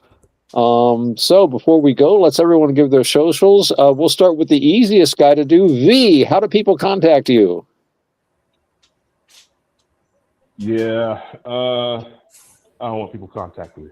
I Fair knew enough, the yeah. easiest one of all. I'm being antisocial. I'm going to be antisocial for the next month. How about that? I'm busy. My socials are fu@fu.com.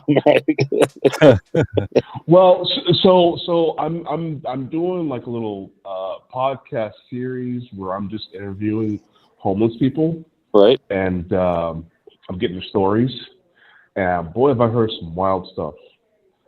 Like I say, I've been just volunteering stuff here, doing stuff here downtown, trying to be as social as humanly possible. Being stuck in the basement has been deteriorating my brain, so yeah, gotta get out and about.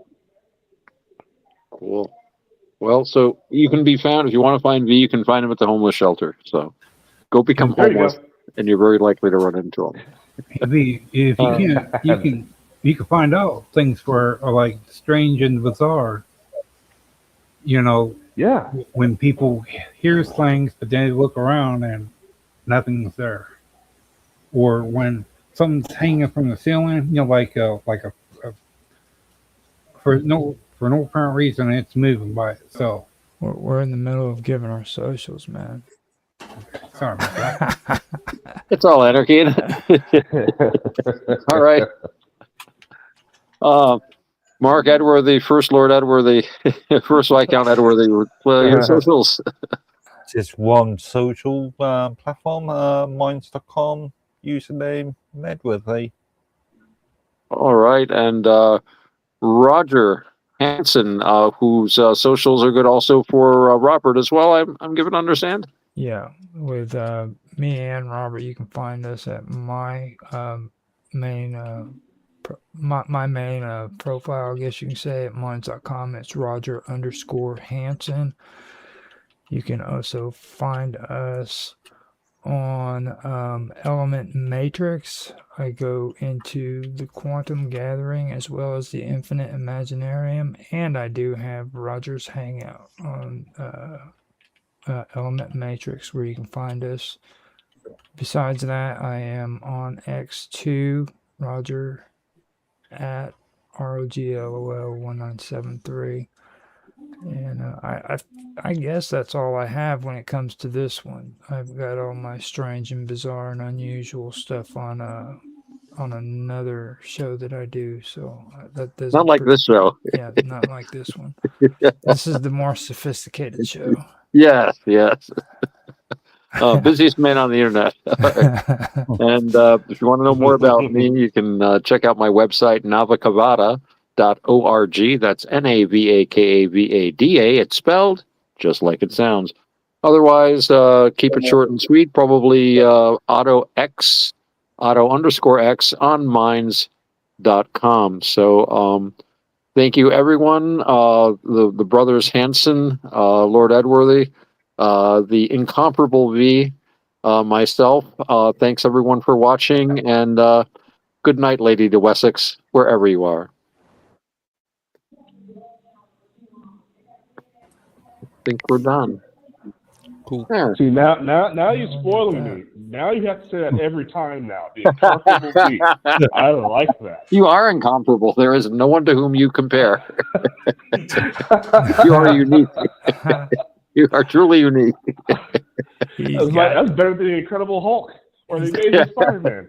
Well, he's only incredible. You're incomparable. Yeah, he doesn't compare. He doesn't compare. Oh man. Cool. All right, gentlemen. I must take my leave. Yeah.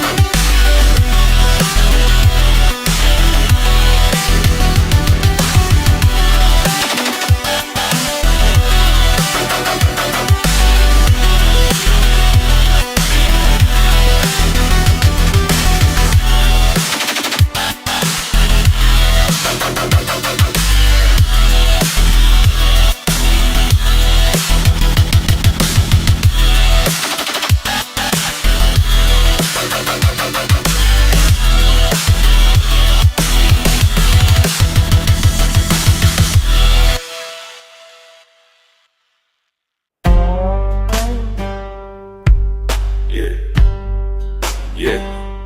What? Yeah. They watching.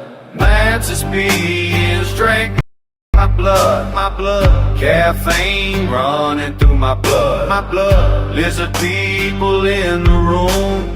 Bigfoot in the back. Mantis bees drink my blood. Caffeine running through my blood.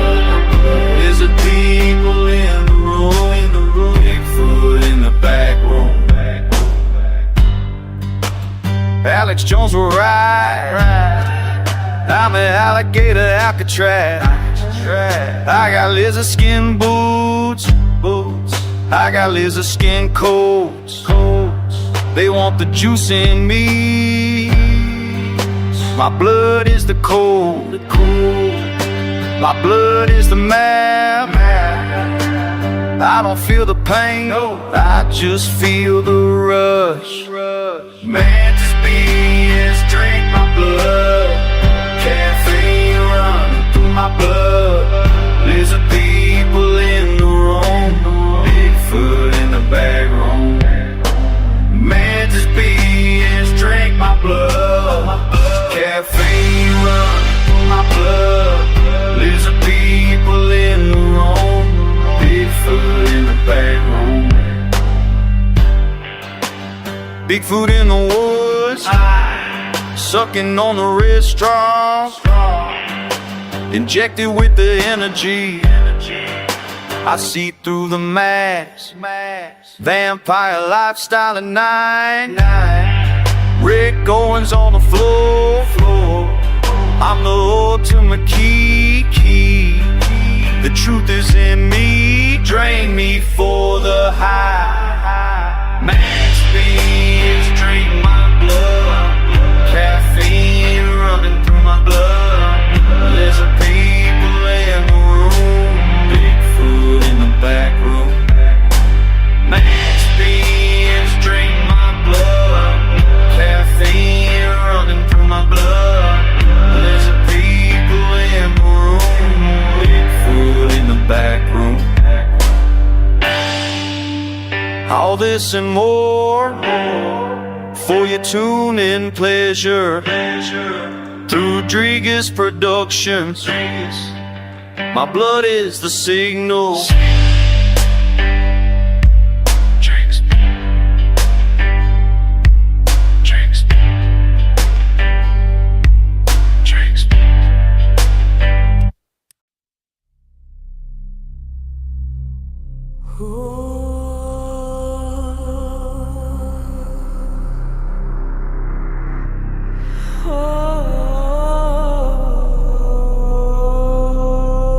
Two forces pull at the edges of everything.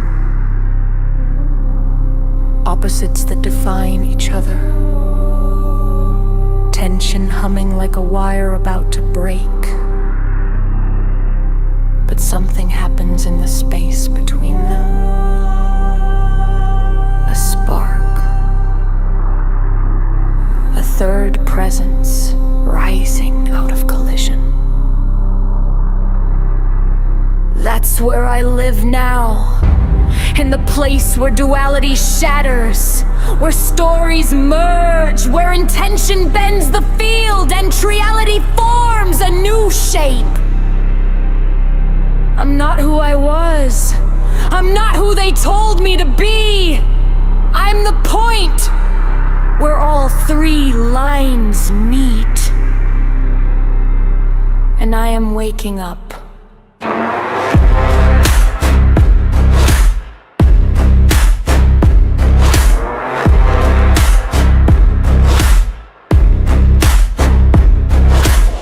Tell me the lies that pull my skin. I'll tear them open just to breathe again. Two halves ripping through a broken frame.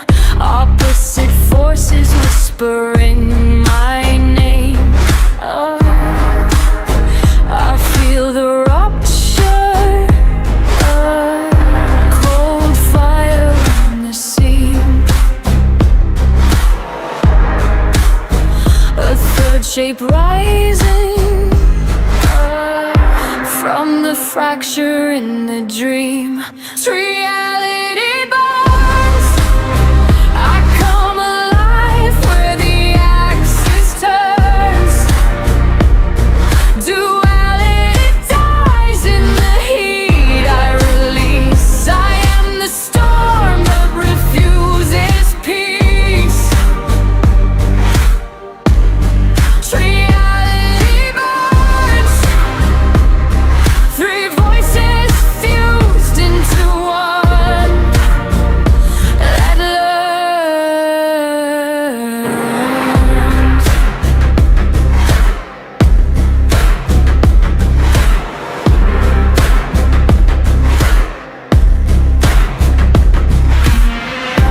Ghost symbols flicker in my blood. Golden apples drowning in the flood. Ancient stories chanting through my bones, turning every shadow into thrones. Lotus breaking through the veil of mud. Intention carving patterns out of blood. Reality burns. I come alive where the axis turns. Duality dies in the heat I release. I am the storm that refuses peace. Reality burns. Three voices fused into one.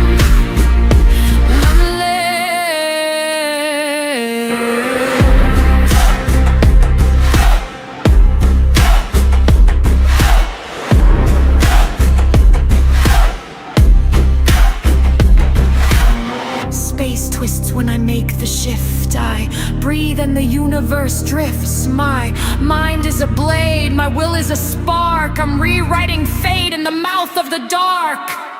Reality burns. I rise from the fire, no one returns. The pattern completes itself through me, body, mind, and awakening. Reality burns, and I finally see what I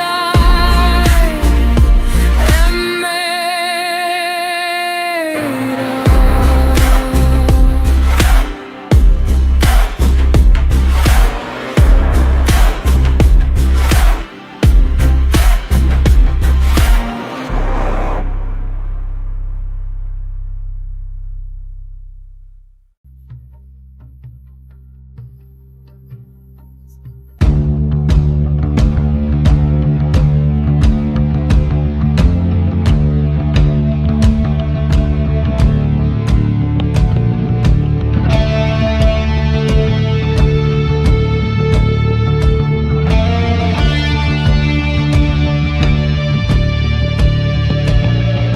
You wore that heavy wool coat, the one with the frayed cuffs. You left your compass on the side, weighed next to a half-finished glass of gin. I watched you walk toward the tree line, the landscape didn't even flinch.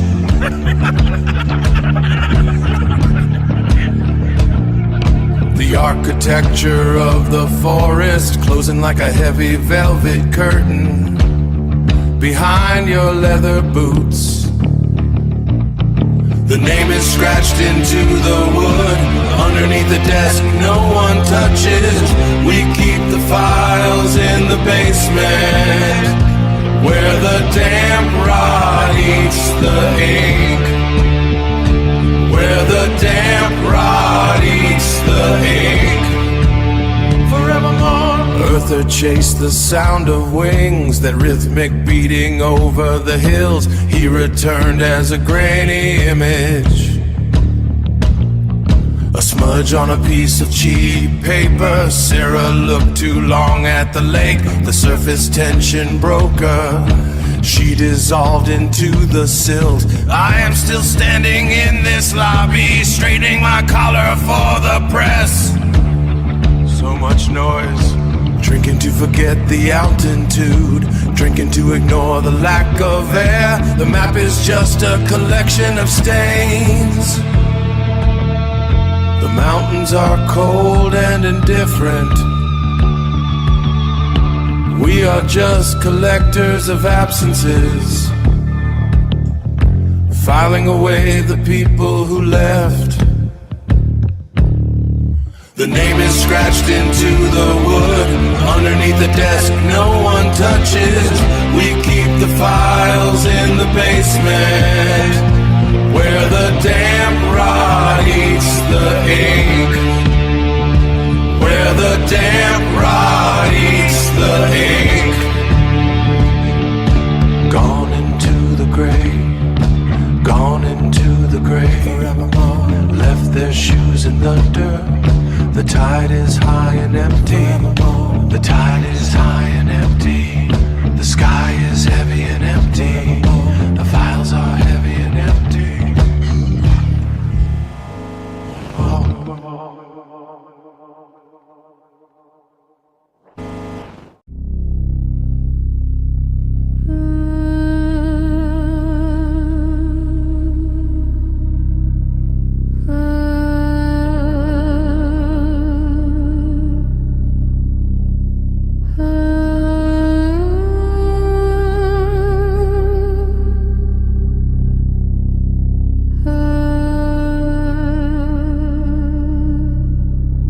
Love drive, slow pulse, breath-shaped rhythm, space held open. Stay with the breath before it becomes a thought. Stay with the silence before it wants a name.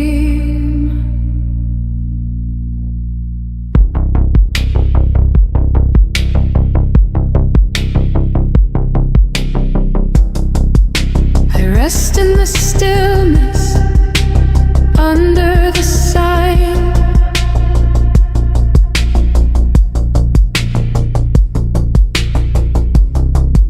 where motion begins but hasn't been found.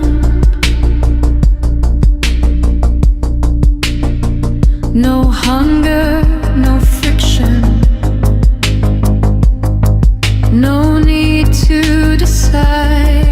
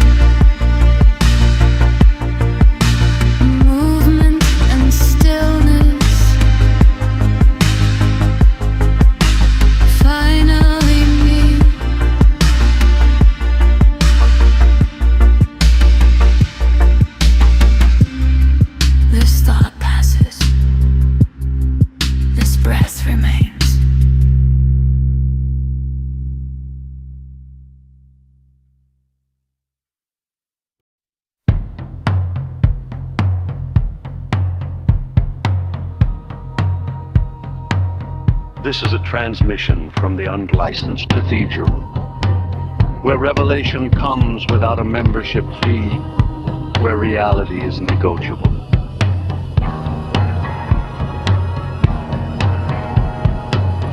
Welcome to the Neo-American Church.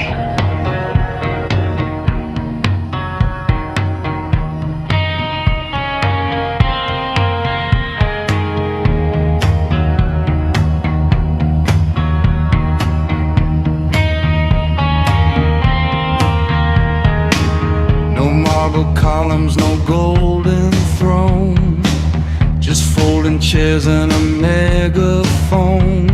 A paperback prophet with desert eyes, selling doubt in disguise. We gather where the banners fade, in borrowed rooms and backyard shade. The sermon hums in electric air, no dogma printed anywhere. Question the question, rewrite the frame. If truth's a costume, who names the name? The American Church tonight, candles flickering ultraviolet light. Not here to save you, not here to sell, just ringing a very unusual bell. The American Church arise, freedom dancing behind closed eyes. If heaven's locked, we'll pick the door. We've seen this structure before.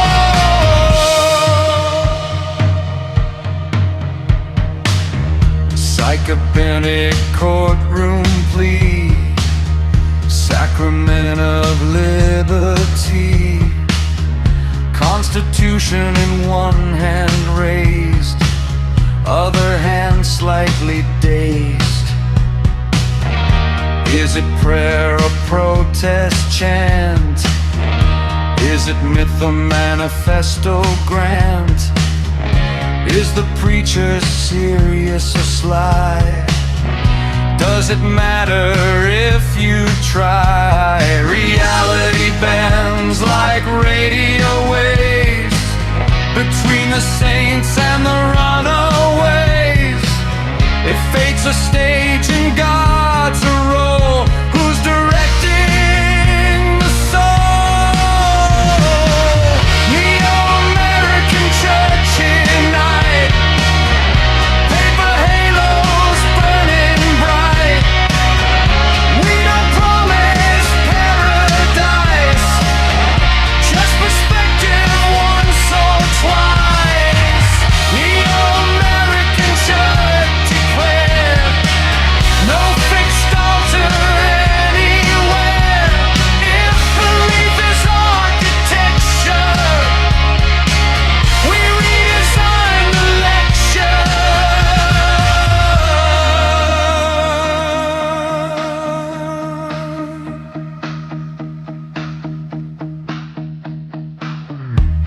No hierarchy, no king, just a bell we sometimes ring. No apocalypse to sail, just a slightly altered bell. We are serious about the joke, we are calm inside the smoke. Not a cult and not a scam, just a question mark that stands. Who owns the sacred word?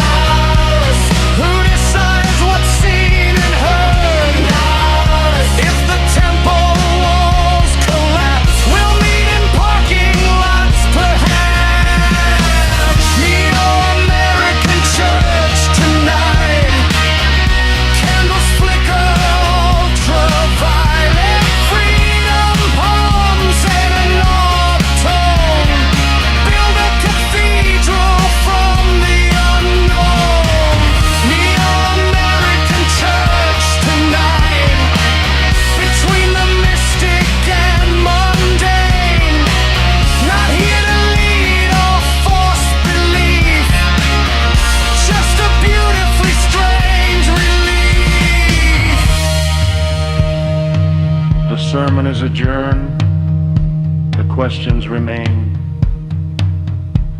Take your folding chair and your doubt.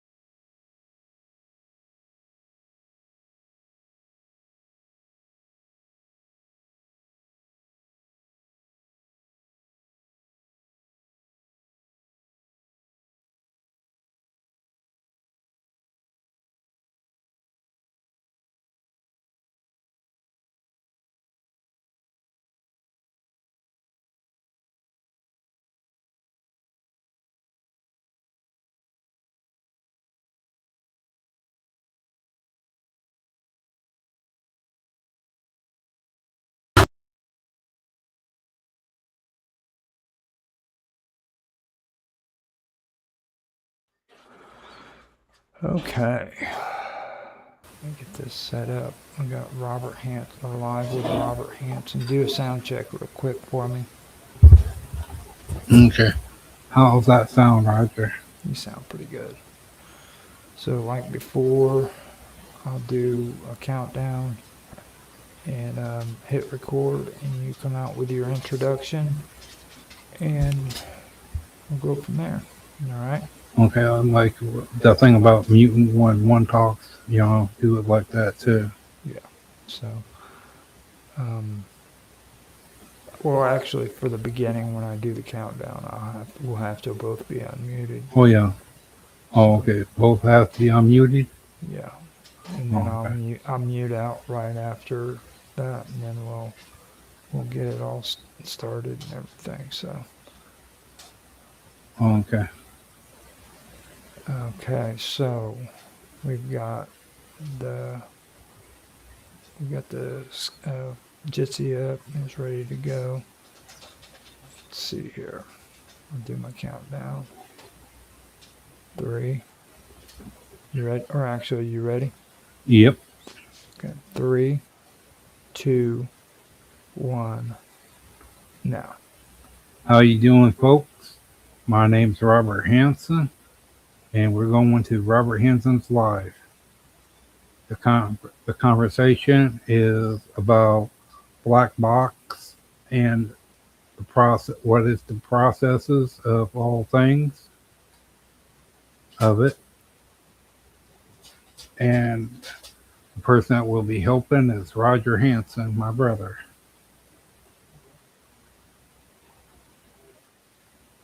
I have the topics that you wanted me to read out to for you if you want me to, whenever you're ready to do that. So yeah.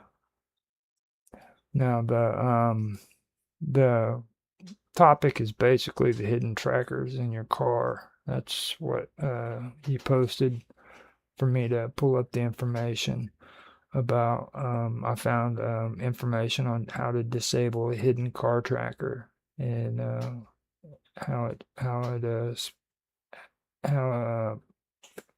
a hidden car tracker depends on the type of device. Common trackers include like PG in OBD2 devices, battery-powered GPS bugs under the vehicle, aftermarket starter interrupt units, or the built-in telematics control unit, the TCU, that reports driving data to the automaker. So aftermarket GPS and dealership trackers are vehicles that if you have if your vehicle has an external aftermarket tracker installed by the dealership or the finance company, they tell you to check the OBD2 port. And to do that, you look under your steering column. So if a device is plugged in, you can simply pull it out to instantly disable it. They also say check under the dash. Dealerships often hardwire starter interrupt trackers under the dashboard or steering column. Disconnecting these require cutting the power, the red, and the ground, which is the black, and the antenna wires. They also give an important warning that if the vehicle has a starter interrupt, cutting the tracker unit will prevent the car from starting until you reconnect the original ignition wires. And they also say perform this in a safe, neutral location like a public parking lot, because removing the device will alert the lender. So if a starter or an investigator placed a actually no, that's the second part, but this is the GPS and the dealership trackers that you were talking about earlier.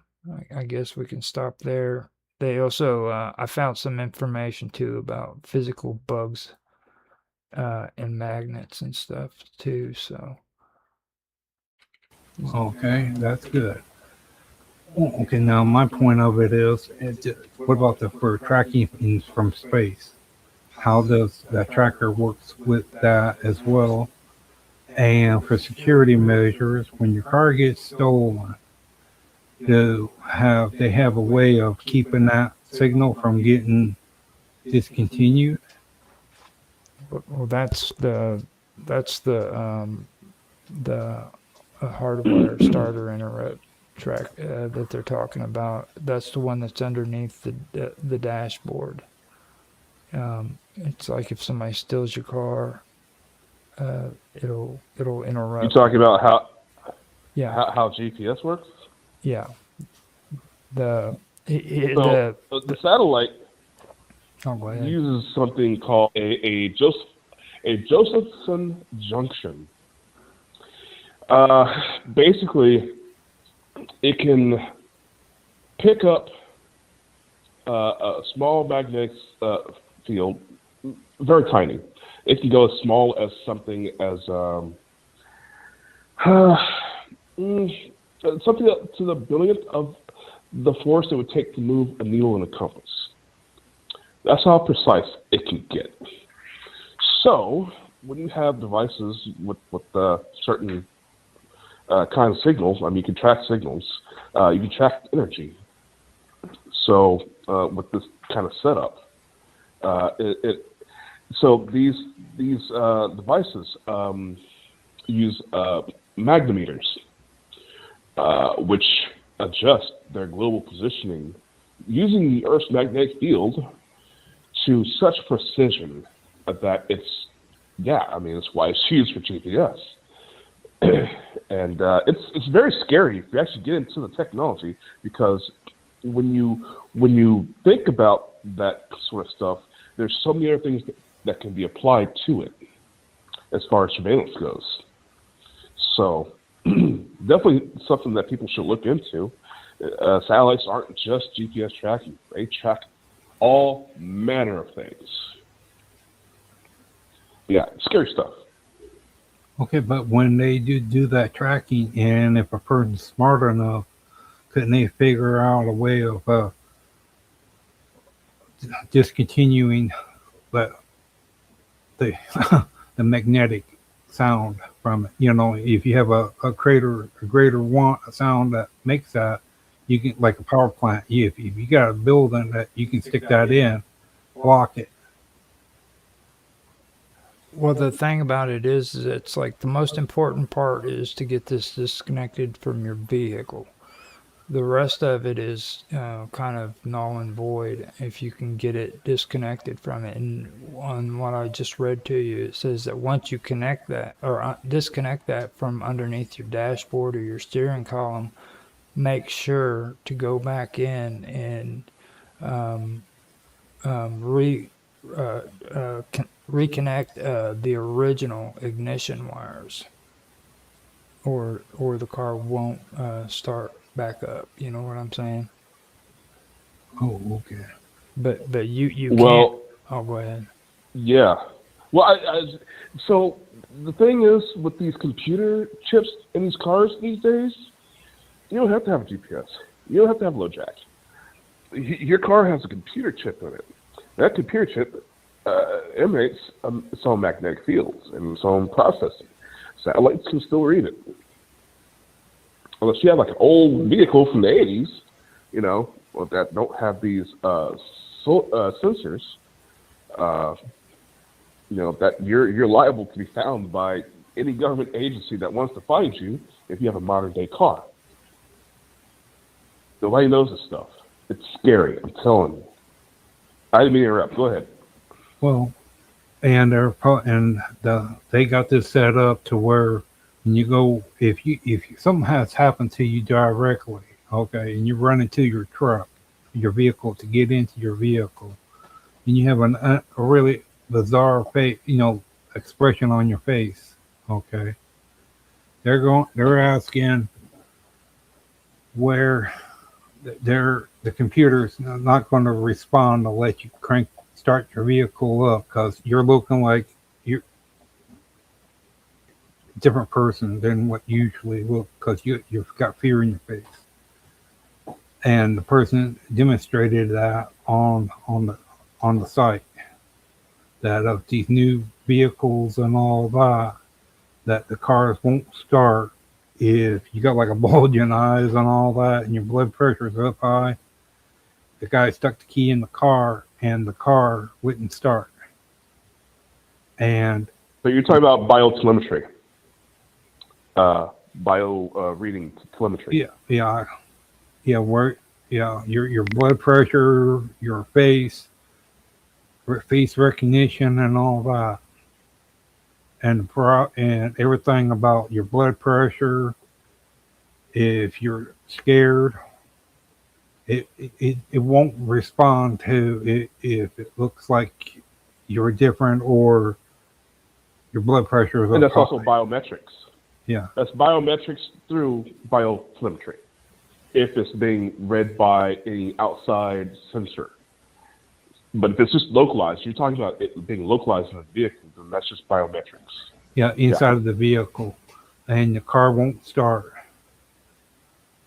And they're coming out with, and what all different other processes, okay, now, like when you break down, okay, now, and you take the vehicle to the garage, okay, now, how are they going to work with this? Like, same company that you got the car from, when you take it there, okay, what are their processes? So since they got to buy the vehicles from the plant, then to have it there, do they do the same thing with the parts as well too? And they got to get clearance or whatever the process is of the technology for the vehicles. Well, all that will be kind of baked in.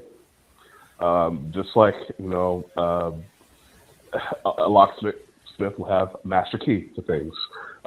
Same thing with dealerships. They're going to have a master key or something of some kind, mechanics, to get into these things. These things will be set up before it ever gets into our hands. Okay. And when you buy that car, like if you put that car up for sale and the person that's buying it from you, what is the process of where it removes your face from the computer in it to theirs? Where they know who's who, verification on who's the person that's bought it and all the information, your driving record, your driving performance and all that, to make sure that your information ain't in the vehicle that you're selling. who removes it, or if they do remove it, to where the two don't get mixed up in the black box as well. The two works together, you know. What is the problem? How would they do that? You mean like how are they going to push it on us? Well, just not What do you mean? that, and how will they? Because when you got all that technology and everything about you're in that Well, car. When I was checking this stuff out too, when you talk about stuff like that, you're talking about like more apps and everything than you are anything else. Like Ford Pass, they have Ford Pass now, and they have the Toyota app and things like this. And with Correct. with telematics, the TCUs on a lot of these newer vehicles, like B was talking about, they have built-in modems. You see what I mean? That they usually log and transmit locations and telematic data. Now, Well, they're going to push. Oh, sorry. Go ahead. now, in order after you disconnect the car from the manufacturer's motor app, you have to perform what they call a master reset in the vehicle's information system, and that revokes data sharing agreements and stuff like that. So, like, if what you're saying, Robert, about how do you change ownership and get that all cleared away, that's how you would go about doing it. You would actually want to go in there and do that. It's no different than refurbishing a computer. Yeah. It's just wiping yourself off and selling a computer. It's no different. Mm-hmm. However, they're going to push all this stuff onto us, and it's going to be widely accepted because there'll be offers of lowered insurance rates, having more legal evidence in case accidents happens. You know, accident awareness sort of thing. It's going to if you're having issues with a certain way that you drive, they may offer driving defense classes and further lower your insurance rates, and they'll hook you into, because they have to sell you. You're the product. You got to realize you're the product, and they have to manipulate you to get money out of you as much as humanly possible. So they're going to offer you things to where you are. It's going to seem like you're saving money by giving into the manning system. They're going to offer you discounts, but they're just going to come up with more things to offer you that you're going to be paying on. That's going to become standardized. And if you're going to be those people that are not going to be buying into that stuff, you're going to be paying out of the ass for, whatever you default on. And that's the tyranny of it, of business and the government. When they work together like that, you're going to be paying, just, for example, fuel efficiency. You get carbon credits and stuff. You get a more fuel efficient car, or, instead of driving a 1970s slab, like Cadillac or a Lincoln or something that's guzzling gas. Your insurance premiums are going to be higher. You're going to be paying more money in gasoline, and they make it to where they're going to force you to a corner to where you're just going to accept the stuff. Let me ask you a question now. You're talking about fuel, and that's a good question right there. Okay, if it shows, the computer shows, okay, you drive so many miles, and then if it starts looking like the car is going through a change, that's the way I can put it, where it's starting to use more fuel but less miles, where it takes more fuel to go the same amount of distance than before after you reach to a certain amount of miles that you put it through. Now, will that go to the car manufacturer, the car lot that you bought the car from, as well, to where it shows that the maintenance, okay, like to where the insurance the secure, what you call it, warranty on it. to where they know all this stuff about the warranty and the condition of how you're driving the vehicle. Well, let me also point something out too. Whenever I was talking about disengaging the tracking stuff, if you go about doing that, you might as well take that warranty and just throw it out the freaking door. Just get rid of it. You mess with anything, your warranty's void. It's gone. Oh yeah, but I'm saying if you don't mess with anything, but you driving down the road and it seems like your car is after about 3 to 4 years starting to use a little bit too much fuel, and you didn't go and get a lot of maintenance done to your vehicle.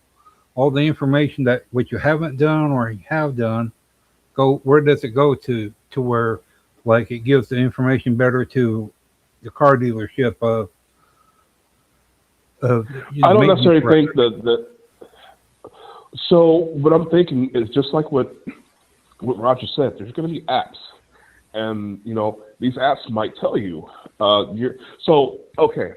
The lady I'm staying with, she has a hybrid RAV4, and it tells her, it has a little counter in the dashboard that tells her what her fuel efficiency is. And she was complaining about it being 35 miles to the gallon. She said it should be getting 42. That's what it was when she bought it. It was 42.5 or something like that. And she's like, oh, I think I need to take this in. I'm thinking to myself, yeah, that's how they get you. That's how they get you. So there's going to be apps, just like Roger said, and they might give you suggestions. You should take your shop in for to be looked at, and then they're going to be looking at your data. They're going to look at your data, your the way you drive. It's going to make suggestions to you over and over, and it's going to give you the options to pay for this, pay for that. You're going to pay for a subscription to this thing that's going to think for you. And I mean, I don't think the dealership is going to be the major. It's not the bad guy. They're just a part of the system. But they're going to do all the stuff and make things more efficient for you to get to things closer, better routes. And this way they can start cramming us into these 15-minute cities, right? Well, and everything goes from there. Yeah. Well, the thing of it is, what wouldn't be so bad as well with the little black box if the little black box works in a condition of what you call keep our check the engine itself. What you call like diagnostics. It does a diagnostic all on its own. The little black box to where it keeps an eye, and when you do go into the garage, okay, the little black box knows the things of what's showing up, coming close to failing or not failing, and what actually shape and what condition it is.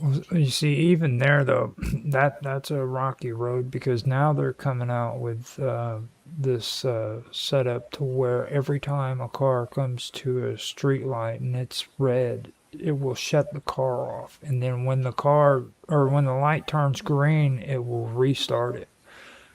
I think that's kind of overreaching. Like that's people shouldn't have, or companies or even manufacturers should not have the right to shut your car off because the stoplight is red. You know what I mean? I think that's really insane. So, I mean, even there, I think they're really overextending themselves in that aspect too. Well, I don't think it'll be used like that because extenuating circumstances. Somebody truck may be coming behind you, barreling in at 60 miles an hour. You're going to need to press the gas to get the hell out of the way. So unless all the cars are automated, I don't think they're going to be able to do that. However, they will use that kind of technology if, let's say, you have a warrant for your arrest. Cops will come and find you. If you're in a police chase, they'll just shut your car down. That sort of thing, that sort of fruition is the way I think it would be used. Somebody stealing your car, finds a way to get around the metrics, hacking your system, whatever. They may have a bypass and shut down your car. These are the things that they will sell us on so that we take this technology. Now, it's going to be used in some very other nefarious ways, like assassinations, for example. Maybe they'll say he doesn't like you. He's going to tell your car to go drive off a cliff. Yeah. You know what I mean? Yeah. And they were showing on the news a few months ago where these people are going around. One guy holds his hand up with an antenna up high up in the air above his head, above the car, and what it does picks up the signal of the car for it to be started. And there's a third person there get into the car and drive off with it, and the other two gets back in the original car and leaves. Now, for that situation there, what condition, what part of security does that fall under for the wireless systems in the car? I'm not sure I understand the question. Yeah, well, like the signal from where it keeps the car from getting stolen, where they picked it up, they did, and with that little black box, they have a way of popping the car open to get it going, start it without it turning off. Well, that's what I was explaining to you about just a little while ago when it comes to how you can disconnect these devices and stuff. I mean, if you're a thief, yeah, you can do the same thing as what you would want to do if you didn't want to have these devices on your vehicle. It's just a matter of what I mean, like if you're an owner who doesn't want to have these things installed or you want to have them connected, you do the same thing that a thief would do if they're wanting to steal your car. You see what I mean? But they're gonna incentivize you to get this technology, and they're gonna punish you if you don't. Right. I see. You know, like I see in the future of this sort of thing. They're gonna be rebuilding, making new highways and things like that. Yeah, sure, you'll be going 110 miles an hour if the computer's driving for you. Oh, you don't want that? Well, then you can stick to this dirt road over here and drive your archaic vehicle. Your vehicle won't be allowed on the same road. Yeah. See what I mean? What about the new car, pan car they're talking about? How would that work with this new technology that they're coming, where the car supposedly drives down the road and wings comes out and flies into the air? You stop to think about that's pretty, to me, that's pretty weird for a car to do that. But then with the technology, how or what would have to do completely different on that? You talking George Jetson? Well, no, they got cars where you can fly. The cars can fly. No, those they're high tech. I've seen like there's videos on the internet. Now those you got to be careful because I've been seeing those come out since well into like 2015 all the way up to now. They got like drones that are supposed to look like cars. You know what I mean? And things of that nature. But I mean, a lot of that, I've seen them on the internet as videos, but I've yet to see one in real life. So, but when they do come out, how that's going to work? When you talk about a vehicle, an airplane, I mean, car, got that ability. If they give us flight, like flying taxis and stuff like that, you're talking heavy regulations. I mean, Trump fired all the freaking, you know, I'm not making this political, but, you know, the traffic controllers. We have more planes going down now. The air traffic controllers can't handle the caseload because there's not as many of them as we're used to. That is just proving to be an example of how important it's going to be to actually have control over, secondary control over systems and anything that flies, because you have your liability. When you're just on the ground, that's one thing. That's a liability that is going to multiply, because you're just worried about pedestrians and cars on the road. When you have the flying, you got buildings with citizens in them. You have property, land, reserves, things that cannot be destroyed, that shouldn't be destroyed, especially things that are part of infrastructure, power poles, cell towers, things like that. You will not be able, I see this coming, you will not be able to actually have full control over your own vehicles. Everything you do will be computer guided. You may have some, control, but your control will be guided. You won't be able to fully operate your vehicle at that point. I was wondering, how would they, if when that day comes, that happens, how will they arrange this for, what you call it, when you go from like U.S. to Canada or U.S. to Mexico? How would you would think that would work in the process of this? Okay, like don't you have to have? I'm pretty sure they will have, like if you're trying to run from the cops and trying to cross the border into Mexico or something, they're going to have things set up where they hit you with an EMP device or whatever. Depends on, if you packed your own vehicle and you're trying to take off somewhere you're not supposed to be in a restricted zone, I'm pretty sure they'll have the EMP pulse devices to make sure that you don't fly to the White House. Yeah, but make sure you don't fly.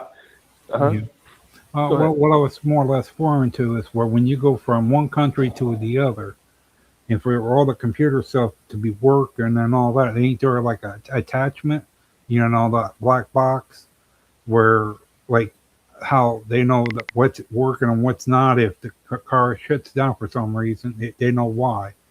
But if you go into another country, wouldn't that happen because it's no longer, what you call it, working with another computer or however they do it? Well, no. So this will be controlled by corporations. This is not going to be a government controlled thing. If you're talking international travel, corporations don't recognize borders. You know what I mean? If you have an entire infrastructure set up. Okay, so they would have to go through state to state, country to country to get that all straightened up to do that. I'm pretty sure you have to have an electronic passport and all that stuff. Sensors will probably be set up to receive your information, to read your, look through your car, make sure you don't have any weapons or drugs. You be X-rayed in a sense, and going from border to border. It's going to be invasive. Your privacy. You're not going to have privacy if you're going to be anything like this. So I wanted to check up our government is. I wanted to check up on the whole auto start and stop systems that I was talking to you about. Now, I actually pulled up the information, and believe it or not, it is actually the technology is available. And the scary part of it is it is in the majority of the automotive dealerships. Most of them on the newer ones have it available to it. Now the thing that it told me is that what they're doing for this is so that they can reduce freaking emissions and stuff, and the reduction for it is only like 70% to 26% compared to like constant running cars. And how they do it is like whenever you actually hit your brake, it shuts the engine down, and the moment you let off the brake, it automatically starts it up. And they said that these cars have like heavy duty equipment because of the on and off. It causes a lot of wear and tear on the vehicle. Well, yeah, that was actually proposed in order to improve gas mileage. Right. Now, what they have here on the list of vehicles, they have the Ford and Lincoln, which with the standard on models like the F-150 Ford truck, the Ford Explorer, the Escape. Then you have the Bronco and the Ranger. Those all have them in it. Then with General Motors, which is Chevrolet, GMC, Buick, and Cadillac, it equips. It's equipped on roughly about 70% or more of their lineups, which include the Chevrolet Silverado 1500, the Malibu, the Equinox, the GMC Sierra, and then the Yukon and Cadillac XT5. Then you have Cadillac pioneered this stuff with that OnStar. Yeah. Then they have it on Stellantis, Jeep, Ram, Dodge, Chrysler, Subaru has it on theirs. Like the Outback and the Forester, and then you have Toyota and Lexus, which has it built into theirs as well. I mean, this stuff just keeps going on. It's got the Hyundai, and the Kia even has it. It's crazy. And BMW, Mercedes-Benz, Audi, Volvo. Wow. Yeah. I didn't scroll. Yeah, at that point, I'm so glad, for, I don't use Uber, but I think at some point I will, Uber Eats or something like that. Let other people accumulate their data on their machines, whatever. Come deliver me my food, and, if I need you, I'll call you. I don't want to be in your system. Yeah, it's just so messed That's what I up. liked about living in Europe. The public transportation is awesome. I even had a driver. So there was no need for me to have a car. It was cheaper for me to have a personal driver than to buy a car, pay insurance, pay registration, pay for gas, pay for maintenance. I just have a driver. So I think a lot of people might actually go that route. It's just, if I know there's people that have to go to work every day. Not everybody can just sit their butt at home and freelance. But for those of us that can, I think we're going to be able to work off outside the grid a lot easier than other people. Those people who are retired or self-employed, these kind of people. And I hope that they do. Okay, how does Sorry, that this was a work? little side tangent. How does this work with electrical vehicles? Consider however much of all this process is with all the new technology that they're putting into the vehicles. How much wattages does it take to run all this for an electrical vehicle, would you say? Because however the amount of power the battery holds. Well, see, that's the gimmick, okay? The battery, the alternator. Well, see, that's the Like gimmick. electrical car. They're throwing the whole, this is a hybrid, this is an electrical car. We need to set up all these new changes so that it can be more futuristic. They're pushing it, like V says, it's just a big sales ad. You know what I mean? It's like, we need this because we are the future. When in reality, they just want to track you. I'm sorry, go ahead. Oh, I'm done. That was my rant. I don't know if you guys have seen these vehicles. I like to keep up on police tech. And so they've had this technology for quite some time. It's never been used it hasn't been used yet on the public. But this police car that they had made, it was a concept car. They drove this car and they demonstrated in front of a speeding car. And out of the trunk, there's a device that does a localized EMP pulse, and it stops the vehicle that's behind them. It shuts down the car completely.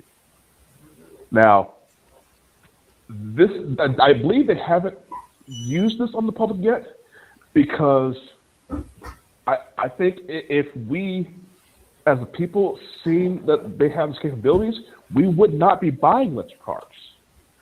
We'd be sticking to as many old cars as we can keep around.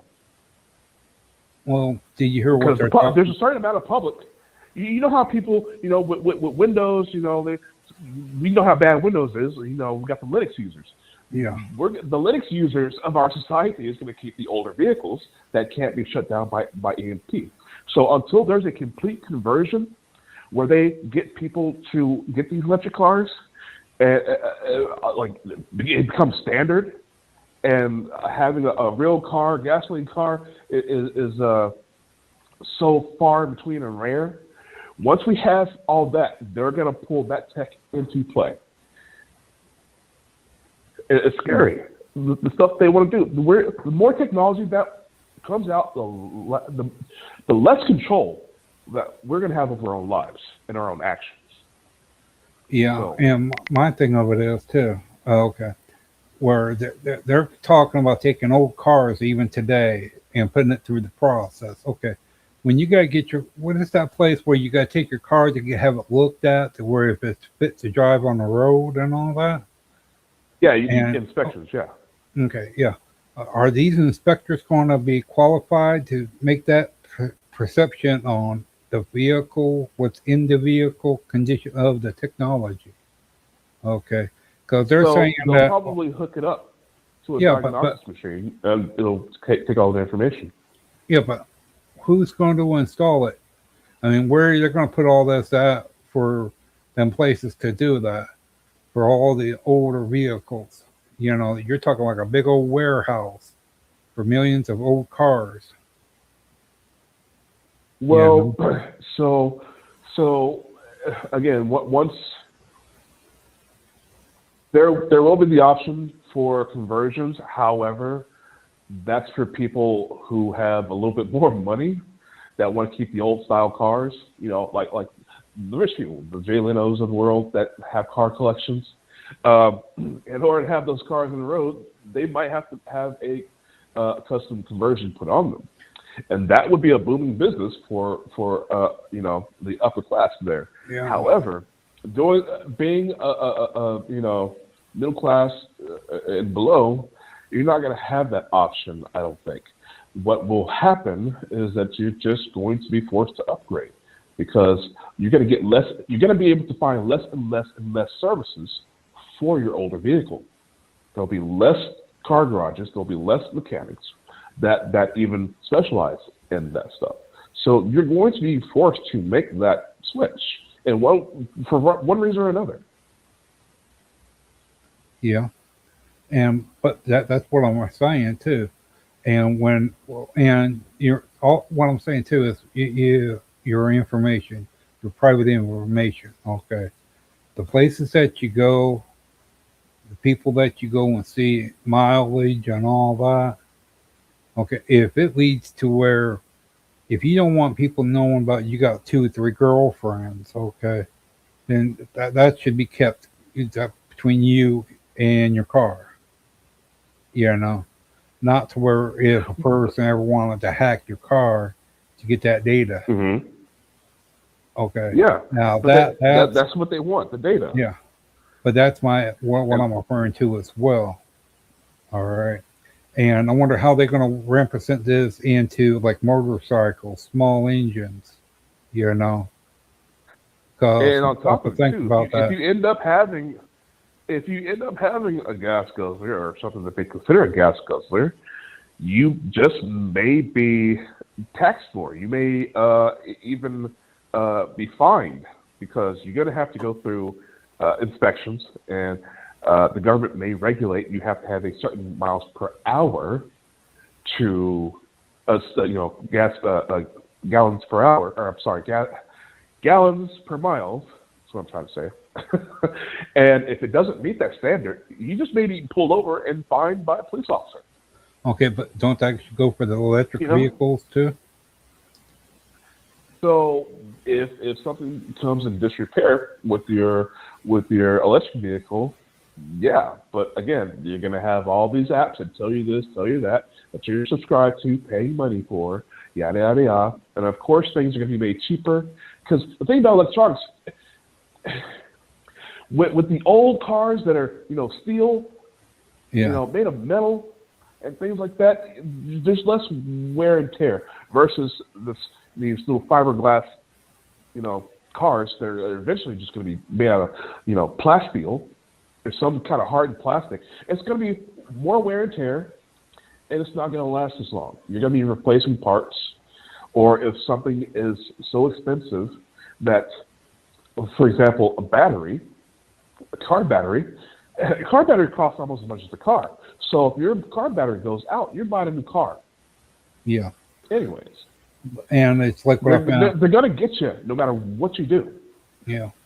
Why I was bringing this up about the thing about maintaining, they do an engine search and all that. The little black box, knowing what's going on within the engine.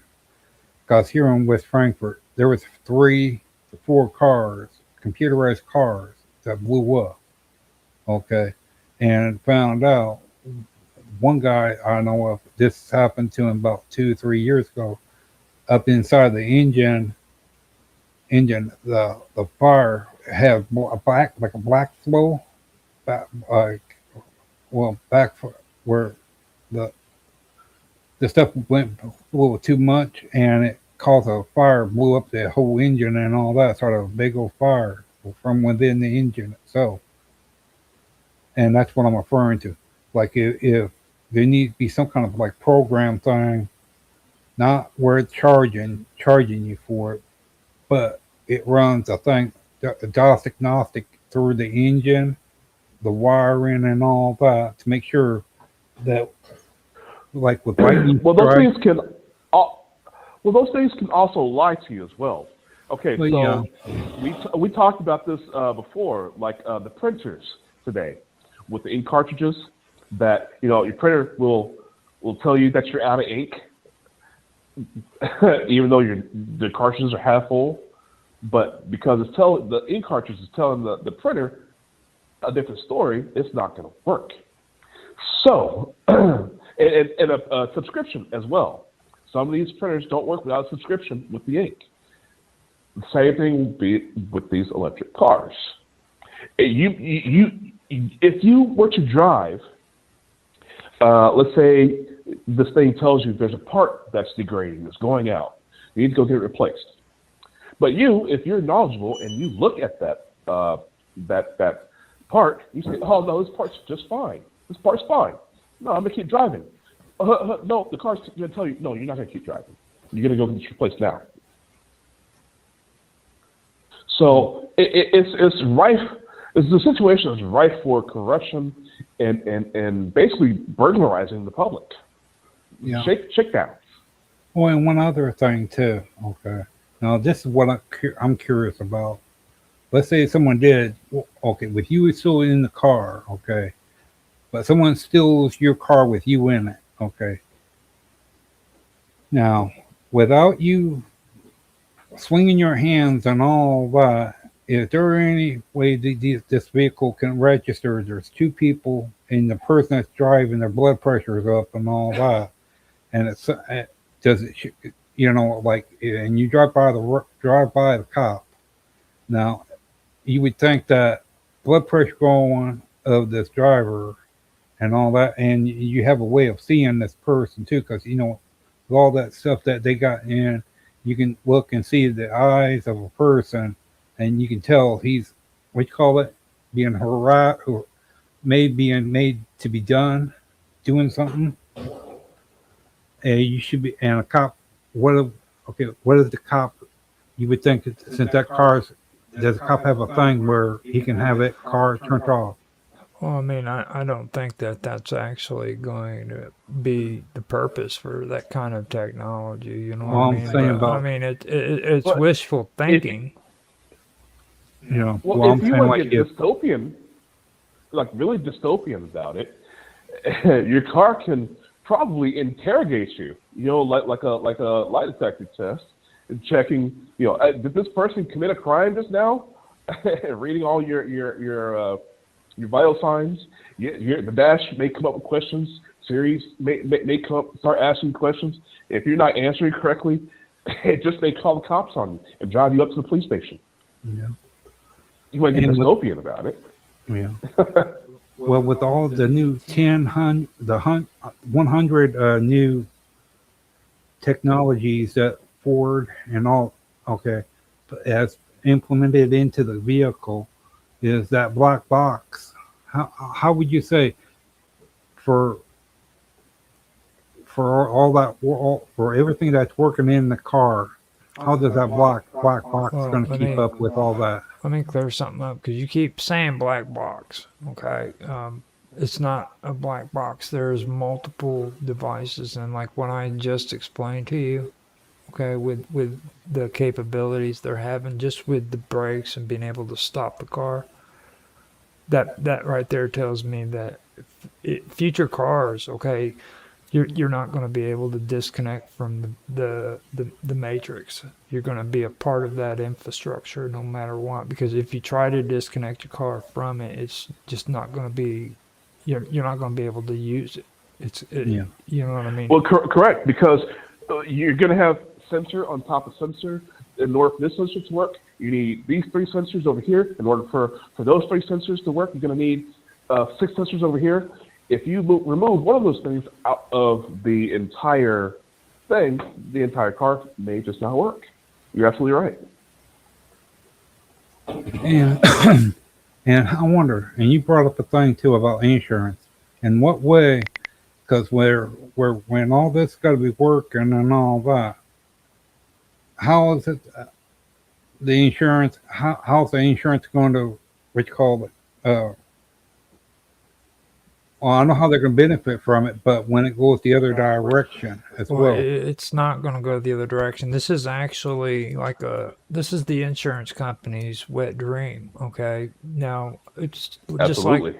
just like we had these conversations about the new technology with everybody just in the last show we did. Okay, and you got 2 people who are freaking into science, really strong. Mike, who's into freaking physics, and then you have Mark, who's into computer technology, okay?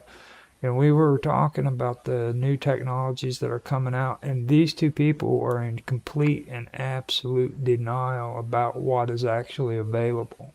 They do not want to accept the fact that this technology is real, and it's actually overwhelming to them, you know? And that's what it's really about. Mm-hmm. People right now are just in shock and awe. They don't believe that what's being said and what they're seeing is actually true. And these are people who've gone to school, they know the frickin' science, and they still can't believe it. You know? Isn't that amazing? It's completely amazing.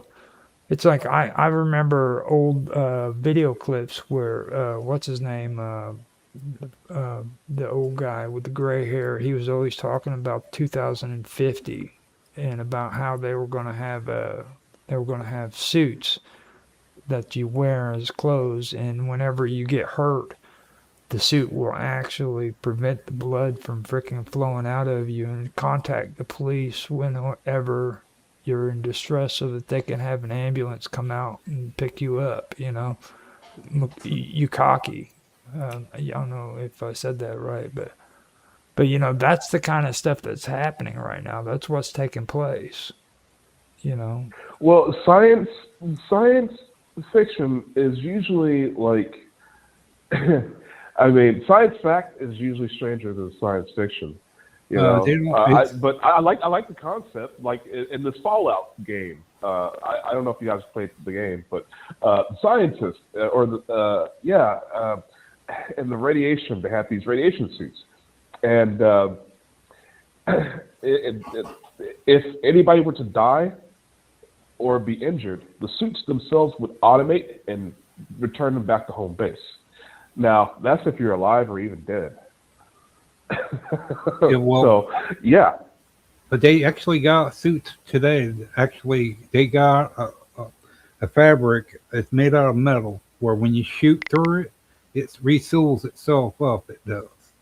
Okay. You can use it for, and it shows. It shows. Yeah, it shows. It's molecular, where it reseals itself, and it does the thing of where like when you get hurt, it sends a thing off to the people that can read the information, the data from what your suit transmitting from, and as well, you can use, and they're talking like for like warp abilities and all that. Hold up, 'Cause I kind of got distracted there. I'm sorry, but let me also fill that in about the insurance thing because that's what we were actually talking about. Now, with this technology too, this is also going to be applied to like your toothbrush. They're going to have sensors inside of your toilets and inside of your sink. They're going to have it inside of your shower. And for the toilet, whenever you pee into the toilet, it's going to send off the information of what's in your urine to your freaking medical insurance. It's going to tell your dentist what condition your teeth are in. Whenever you have the sensors in the shower, what that's going to do is it's going to keep track of how much water you're using. You see, Well, stuff like that. And if you don't maintain these systems yourself, you're liable to have your insurance go up, or even be fined, or even go to jail, depending on how dystopian it gets. well, then that's when you call. But what I was referring to about the insurance as well is like when you have a car wreck, okay, and it shows the whole process of who hit who, at what speed and what angle and all that, and the insurance don't want to pay for it because they're wanting to cover it up or try to mess with the data. Okay. Or they'll come up with technicalities that it'll further complicate everything, which gives them more reign. It'll give them carte blanche to come up with things to invalidate giving you money. Or Absolutely. try to get out of giving you money. That's what I'm saying. Oh yeah, okay, yeah. And it's like with people. Well, look at it like this too. Okay, now look at you're driving around in a car that has a camera pointed at your face, and you're driving down the road, and you look away just for 1 second, and bam, you hit somebody. Now, the moment that you looked away is the moment that camera is going to tell your insurance provider, no, we don't have to pay them because he looked away just at that moment when he ran into that car. So that they don't have to pay it. Or even that, he's had 3 cups of coffee. The guy was amped up. Of course he's trying to speed. Or you got into a wreck because you're arguing with your girlfriend. The girlfriend may be given criminal charges or financial responsibility or completely cancel out your insurance. There's so many scenarios, that they can come up with. The more surveillance and the more data that they have, the more you actually become liable. Yeah, and that's a thing too. Like we were talking about maintenance. Your insurance can cancel your insurance because of lack of maintenance on the vehicle. That's where we call it a two-way thing. Your car company could be sucking you with money outrageous for maintenance fees, and your insurance too. You're literally going to be paying and being a slave to a nanny state. Literally. Yeah. And it's like right now. He told us about the name of the car.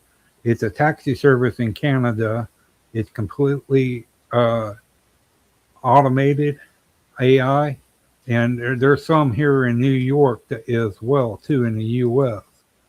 And it's all and that's a perfect example of what I'm referring to right there. And just to let you know, tomorrow we will be talking about that too. So if you want to come on to Untethered, we're going because that's going to be the tech episode, and we're going to be talking about that too. So. Okay. Well, I was going to say this is also going to streamline the court system. There's not going to be all this showing up in court dates, You might end up having your court date right there. If your display is still working, it may be some magistrate there ready to go to issue you your fine, and you're going to be paying them, through your debit right through the system in your car. Boom. The government will swell. The nanny state will swell. And it's something that we don't need. Yeah. And another thing wouldn't be so bad if it was just built in for people that for medical. If a person had a heart attack in the car, if the car has that ability to where it can drive or sound off a thing to where for the closest police car around, just to send a thing that heart attack, some kind of thing to notify the right people that alert that they need help at this place, this vehicle. And if people start rejecting this thing, then the sort of technology and this whole scenario, if people start rejecting it, well, then there's going to be false flags. The NSA is going to come up with a virus that affects cars in a certain way. Oh, you got to come bring in your car for a check, for a checkup. Or, oh, this terrorist group hacked 20 cars and they all drove and killed a bunch of people in a parade. It's going to get out of control. It's going to get out of our control. It's going to be in the hands of the corporation and the government, which is not where it should be. Yeah, and I don't. I mean, I could look at the positive aspects of it, but it's going down a slippery slope where, I mean, like I said, a car is your private property right now. That's what it is, and it's supposed to be recognized that way. Your private space. People like to debate that all the time, but the truth is if I have private property and I want to drive an unlicensed vehicle on my private property, I can. Nobody can stop me from doing it because that is my property, and the vehicle is my private property as well. Now that's going to change if you start incorporating all of this crap into it. It's bad enough they've already regulated driving so bad that it people don't even realize. The groundwork has already been laid for all of this. Mm-hmm. Technically, you don't own your car. Anyways, you can go to a dealership, pay cash, get the title to a car, and drive off the lot. But the thing is, you have to go get your car registered. Now, what is registration? The key so in the etymology, reg means king. Okay? Like if you kill a king, it's called regicide. Reg. If you register something, you are giving ownership over whatever it is that you're registering over to whoever it is that you're registering it to. It's technically theirs. So they can place policies onto you anytime they want, so long as it's registered to the state or the government. Okay? So you already, you can speed. Oh, you have to speeding tickets. You haven't paid them. Oh, okay. Pull the let's call a tow truck. That's how they can legally tow you, because the vehicle was registered to the state. So having this private, the idea of privacy and private property, it's a diminishing thing right now. It's something that we need to be aware of. Well, don't they have I'm just guessing about this, but if there's a thing that within an air, any kind of odor in the air, they have a way of finding it. If it gets picked up by some kind of thing that reacts to certain types of any kind of odors, like if you smoke, you drink coffee, or drink beer or whatever, how things, the odors, you can smell it in the air. And if a car has an ability to notice in the air, in the car, what it is and respond to that.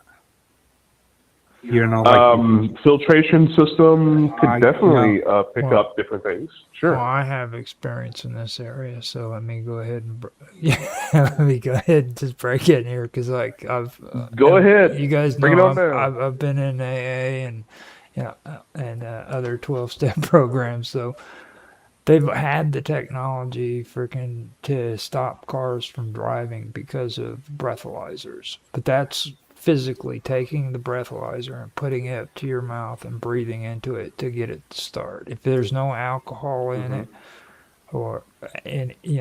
then the car can start. But if it picks up on any sign of alcohol on your breath, it will not start.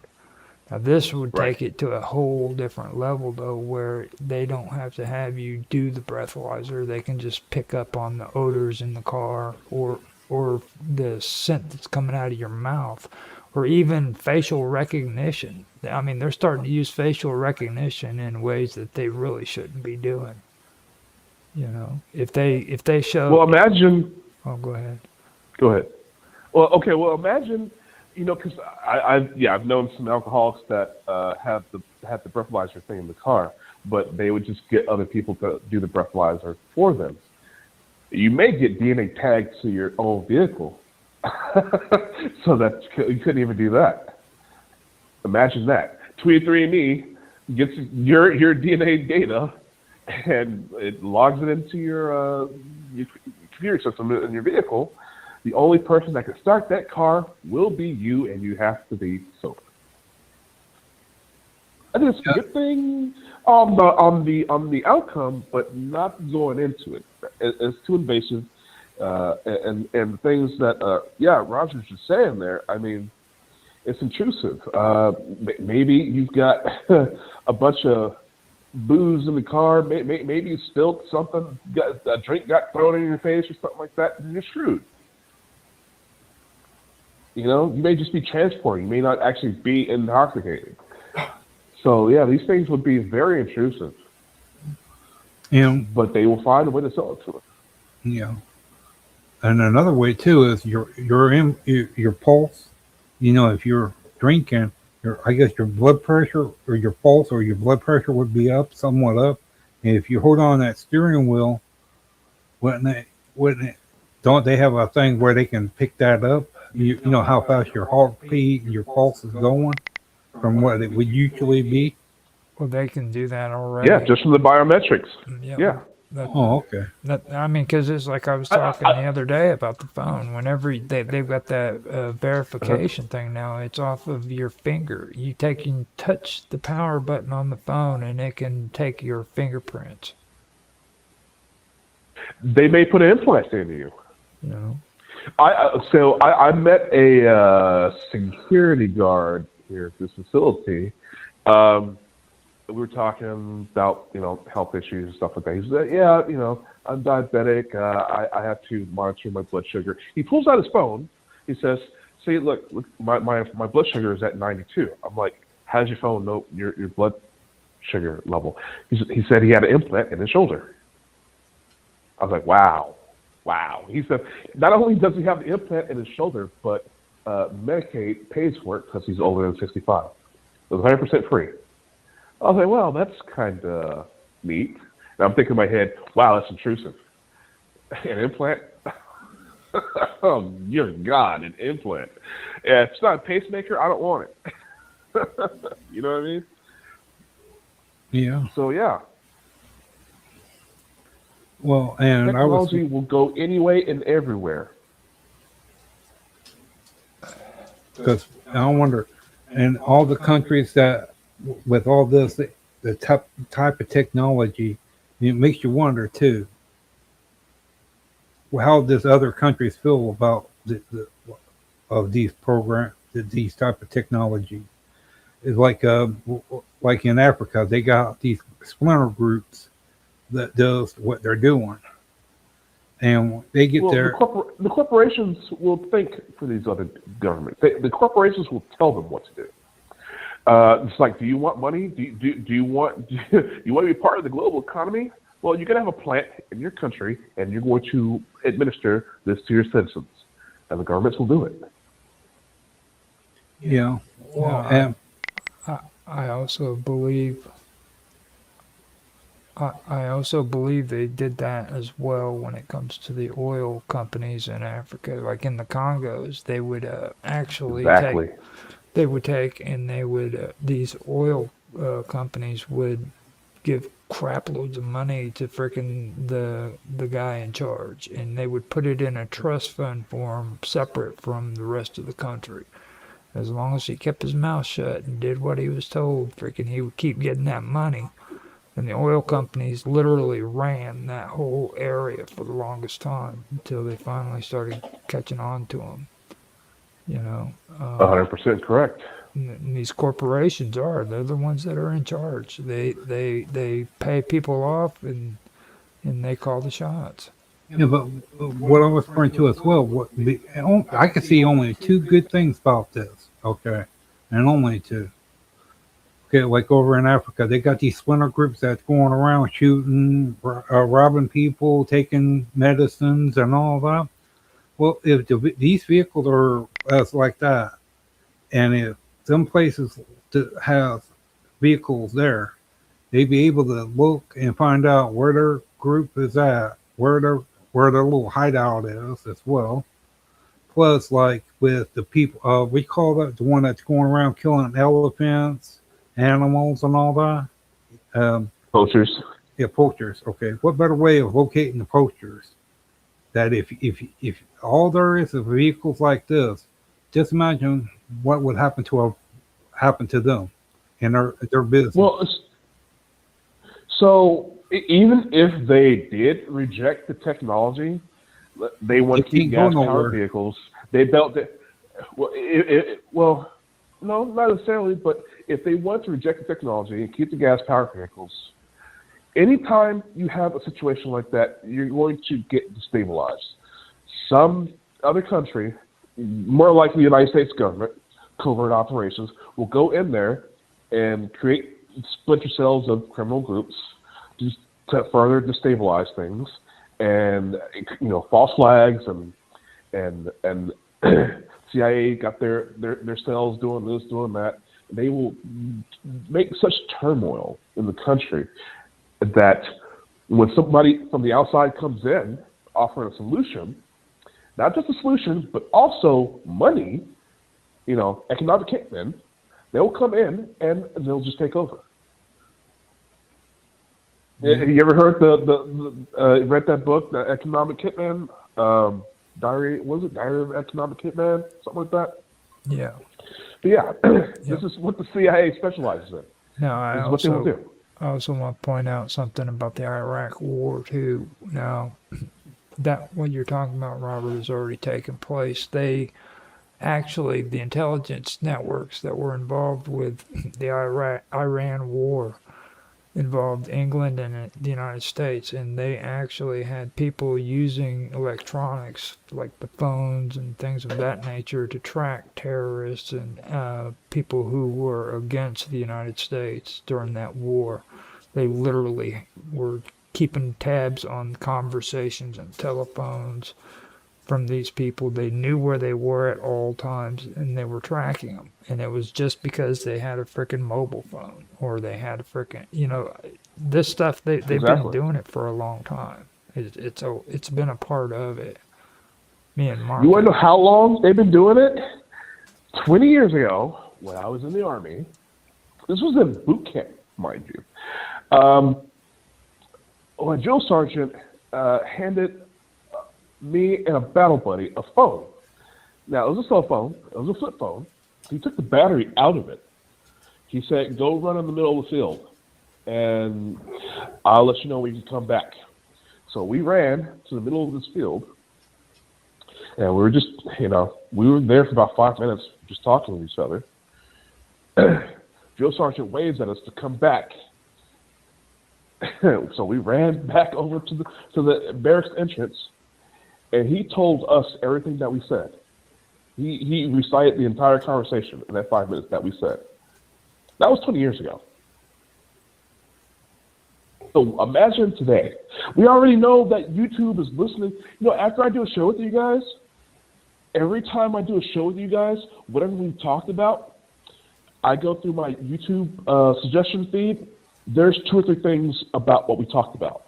Mm-hmm. That's video suggesting. Yeah.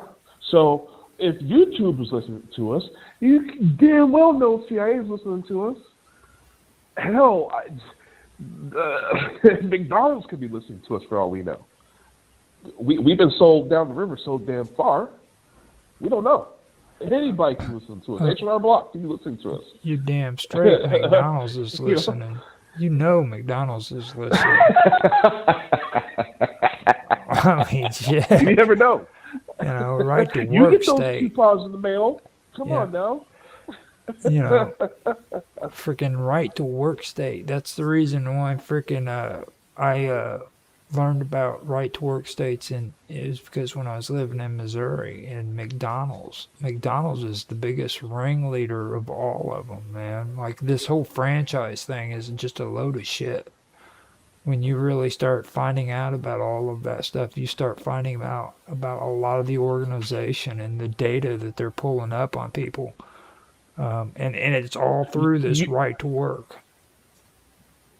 In technology as You well. know, Go ahead. I'm seriously talking about, oh man, I can use a double quarter pounder right now with cheese. 2 days later, I've got coupons in the mail. They're collecting all this data, everything. We'll be able to buy. Can you imagine how many entities are listening to us right now? It's not just the NSA. Well, you look at it's not just our phone services. Everybody's like bragging about right to work states, like how great they are, okay? And they don't want to look at the fact that if you go in there and you're not qualified to work, they can hire you, and then the moment they get sick of your shit, they can just fire you anytime they want. That's on the surface. But then you have these right to work states that frickin' also allow franchises to do that and then frickin' hand out information. So you have the fast food joints, you got the payday loans that frickin' are out that everybody hates getting phone calls from. You got all of these frickin' liquor distribution outlets that are really, really into pushing the ID registration thing. You know what I mean? Why are they doing that, I wonder? You know what I mean? Because more regulation means more freaking money for them. You see? And, not to go too far off the subject here, I've had this phone number that I'm calling you guys on. I've had it for over 2 years. I'm still getting text for a Shauna, the previous owner of the phone number, about loans. Apparently this person has taken out a couple loans, and every loan agency in the country is blowing up my phone 24/7. That's what I'm talking about, like with a car, okay? There's all this technology that they're putting into the vehicle, and when you buy and you sell the vehicle, what information that's in it to make sure that it doesn't follow you into when you buy the vehicle. Well, a phone number is an ID, essentially. It's a location and ID. You have a phone number that is unique to you. I have a phone number that's registered to me. So it's not the hardware, it's the phone number. Yeah, but don't. So if you have something that ties into, like subscriptions, because again, you're gonna need subscriptions to the apps. That Roger brought up. There's going to be apps. There's going to be subscriptions.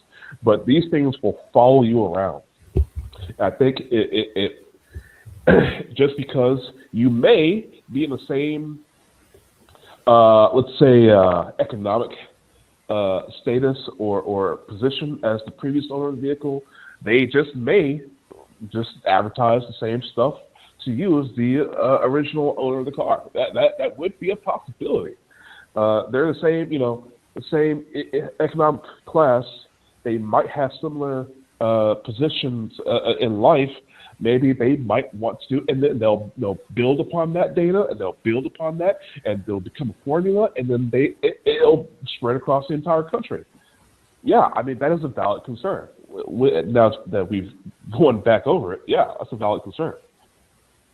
Because why I say that for, because if they got like with the cameras in it, and if you're able to talk as well, and it registers your voice as a person, that picture and the vehicle that goes to the vehicle.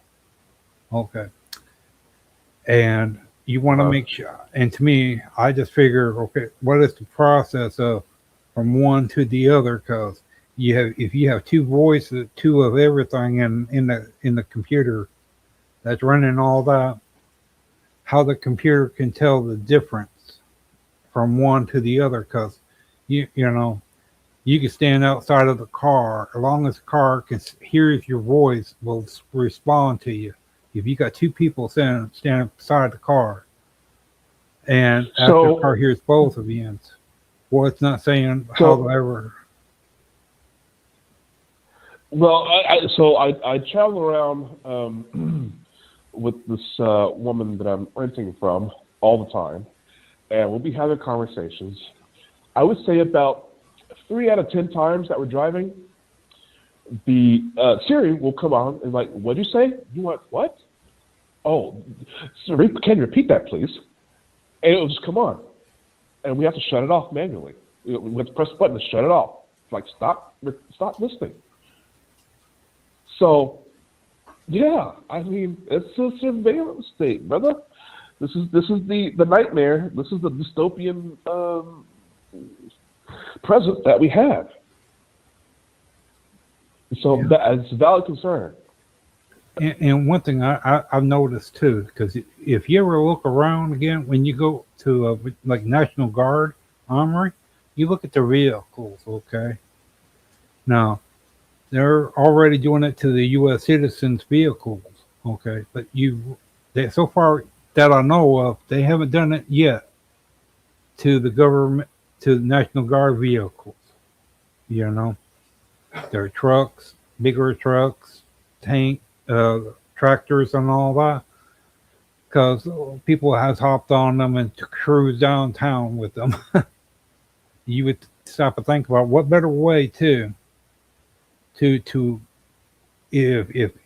they're going to probably put that into farm equipment as well to avoid that from happening, of someone walking up and still in a tractor. Okay. Well, a concern that I have, and I think I've spoken about this with you guys. Maybe not. So when that whole AI picture thing came out, like you type in what you want the picture to be, and AI will make the picture. Yeah. I just want to see what would happen. I put in worst race on Earth, worst human race on Earth. You know what it came up with? Mm-mm. Take a wild guess. Just take a guess. All right, I'm not gonna put. Okay, I don't want to get you in trouble. Well, it showed a Neanderthal like black people. A what? And it showed like black people as Neanderthals. This is the worst race of people on the planet. So the AI only knows what it's fed, right? The information is fed. It makes decisions. It comes to conclusions based on the information it's fed. So, with that said, you can be racially profiled by an AI. You never know. You could be a black dude just chilling, driving down the road, smoking a blunt. The AI on you, call the police, and have you followed by cops. You know what I mean? Yeah. This is what because it's collecting data and it's listening. It may find ways of profiling people that we don't have yet. It may find that people with a certain octave of voice do a certain thing, or maybe someone who only fills up half a tank will go and do this activity. There's more prone to do that activity. It's going to collect so much data to where it's going to start profiling us based on our behavior, which is the point of the marketing. But also, it might get us in legal trouble. So it's something that it's very dangerous. The whole AI thing in the cars, it's not going to be. I mean, we'll be conspiracy theorists, right? Yeah. Most people have a pleasant. with this technology, most people will have a pleasant experience, but there's going to be a percentage of us who are going to get nothing but hell. Yeah. But I know. Go ahead. I was wondering, your retina. I'm saying it right, ain't I? Your eye. You know how they got that Yes, machine? retina. Okay. Yeah. Like if there's a camera in the car, okay, and it has that face recognition and all that, you would think too that if they're smart enough for a security measure and all that, do a retina, if it's able to do that, or a retina scan, to verify who you are, you're the one that's in control of, the car, is it yours? Yes. Not to where Yeah, if a biometrics. person that tries to steal the car or tries to do something to it, that it has a way to verify who is who. Mm-hmm. And you may be someone who accidentally, you may just be chilling with a friend, and for some reason you end up sitting in the driver's seat. It may scan you. it may ask you, are you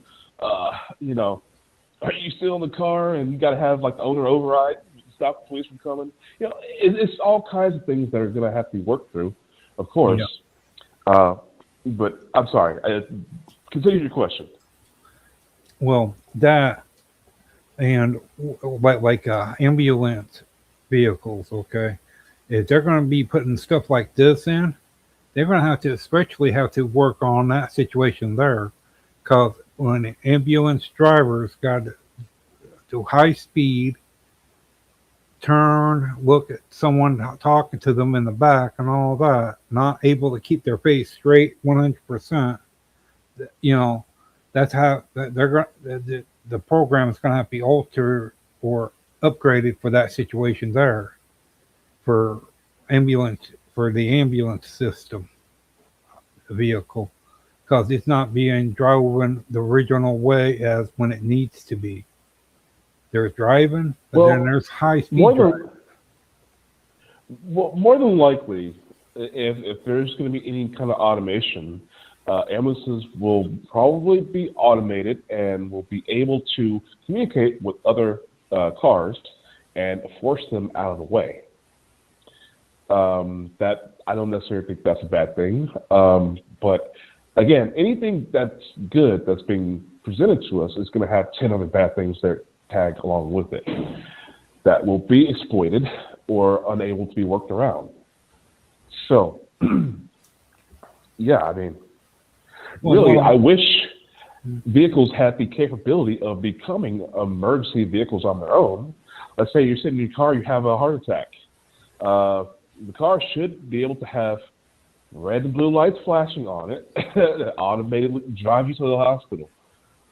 And so, like a signal, I mean, what you call like a communication thing, sends off a pulse to where ambulance or the law enforcement knows where you're at, to where you're in trouble.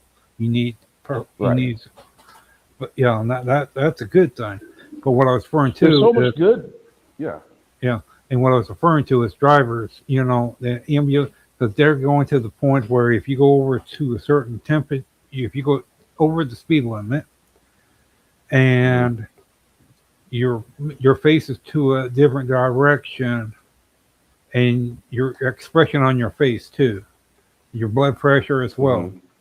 Well, all that has to be taken consideration for that purpose there, because you're not dealing with a person, a regular person driving. There's someone that's got to be rescued, sent to the hospital in that ambulance. That with all that computer stuff inside, that computer stuff don't need to be processed be like for a regular vehicle. It needs to be set up to where safeguards are in place to make sure the lights are running. Ambulance is running like it's supposed to, top line. The hospital can know how close is the ambulance to the hospital, to where they get ready when they get right up close to the doors. More or less. Well, I mean, add a little bit more to it.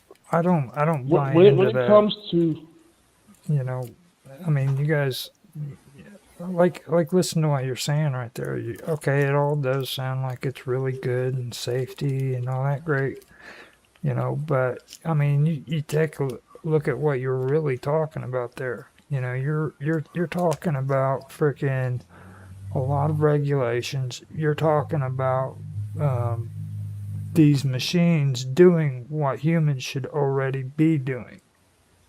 Okay? Like Mhm. this is the way humans should already be doing their work. All right? Mhm.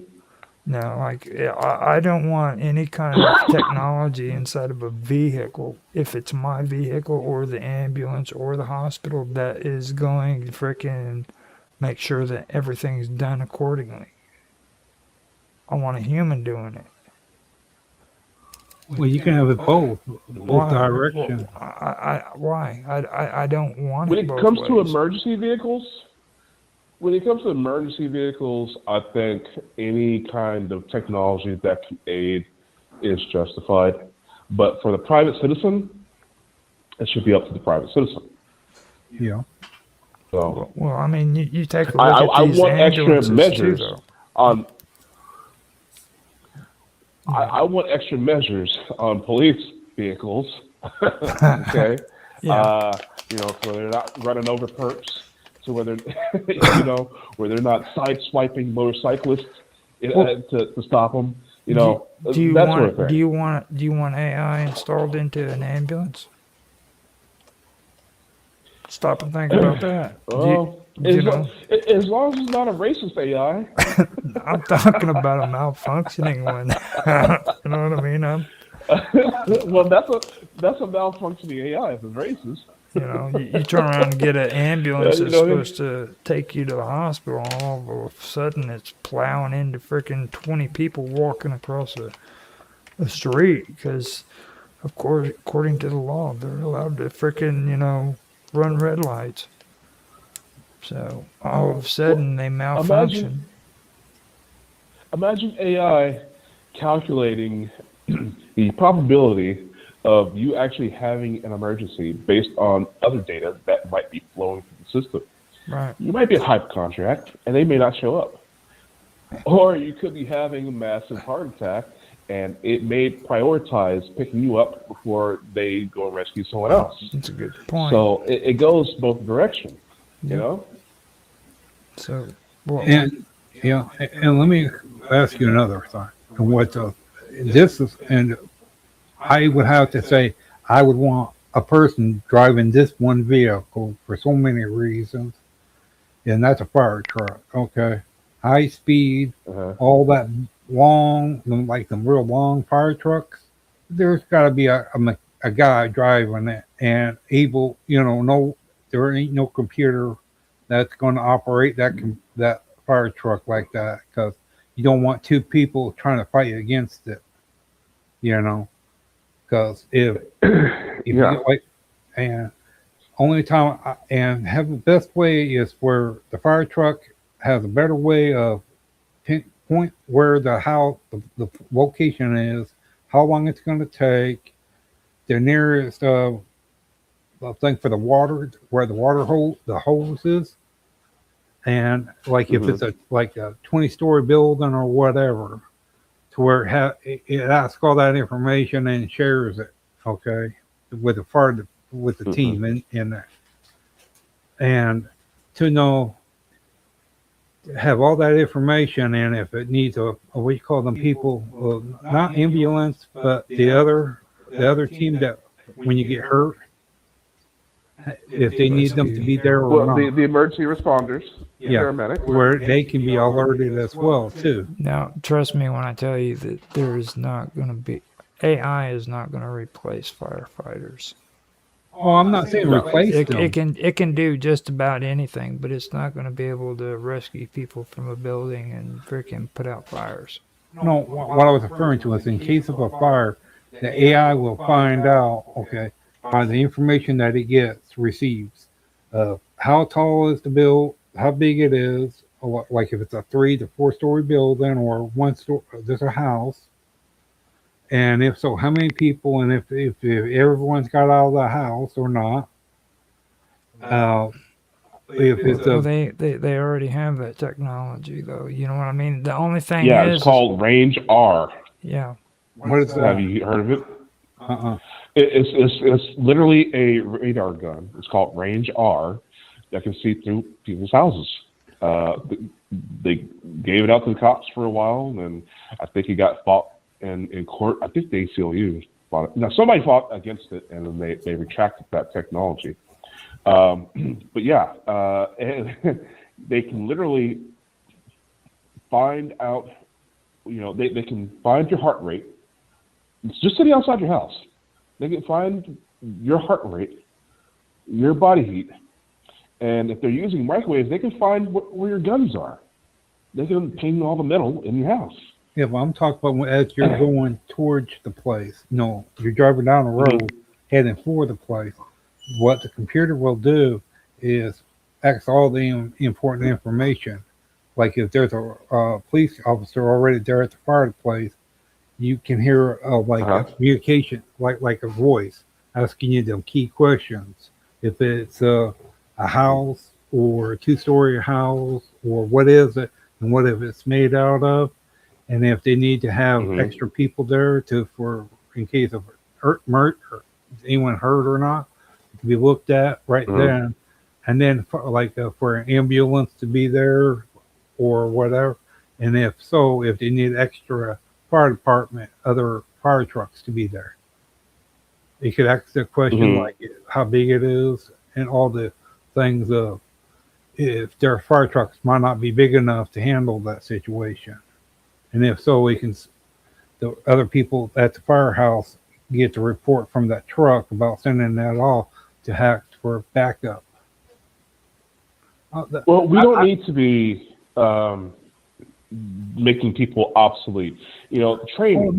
If you've got boots on the ground, the more training people have, the better. Because we don't have AI robots yet to do the physical work. So I think the focus should always be on our responders instead of the technology. Yeah, I wasn't talking about replacing them. I'm just saying give information about the fire itself, not the people. I'm not talking about getting rid of the people. I'm just saying to where they have a better chance of getting rid of the fire without anyone getting hurt or getting killed. The process of less danger, more of the good results from it. It's from something from a computer in a car. Yeah, like that car TV show Michael Knight. How Kit could actually look in somewhat of a Knight Rider. Yeah, Knight Rider, and could tell him about if there's someone hiding in a building or something, or like chemicals. Yeah, I'm talking about a computerized that he is able to do that, to talk and to find out information about from one place to the other. So that would rely upon a system, because of course, the individual cars, I don't think would have that technology. It would have to be it would have to be dependent upon the infrastructure, and you have to get the people to agree to that infrastructure. Of course, it's not very hard. You sell it to them, like I've been saying, and that will be put into place. However, there are people, again, that will be resistant to that and want to stay old school, and these people will be put on a terrorist list to be watched anyways, covertly. So you kind of damned if you do and damned if you don't. Yeah, well, that webcam, body cam they got, if they can set it up to where it's wireless, tapped in, you built it in wireless to the computer in the squad car, okay, where it runs the video through the computer into the thing for communications. That's what I was referring to, is where the guy sits there, records it from his body cam. It shows the whole area. He just I'm not saying get up close into the fire, but just get close enough to give a good view of the fire and everything that's around it. To where they understand a lot more of it. I had started working with someone to create an app to be able to for police to use to have public surveillance, because these are public servants, right? Mm-hmm.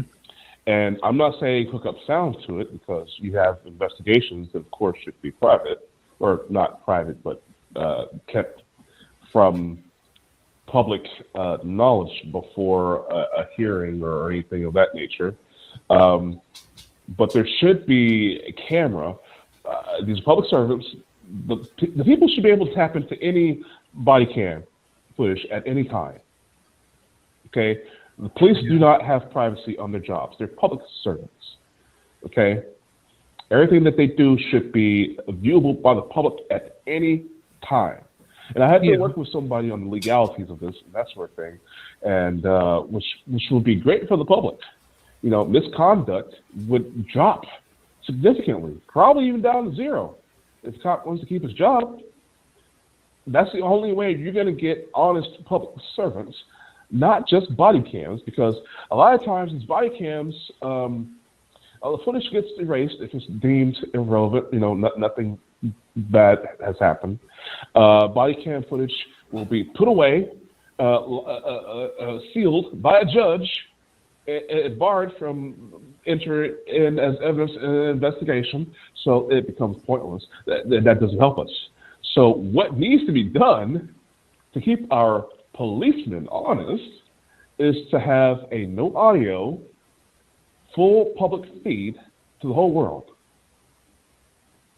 to be able to access at any time. The only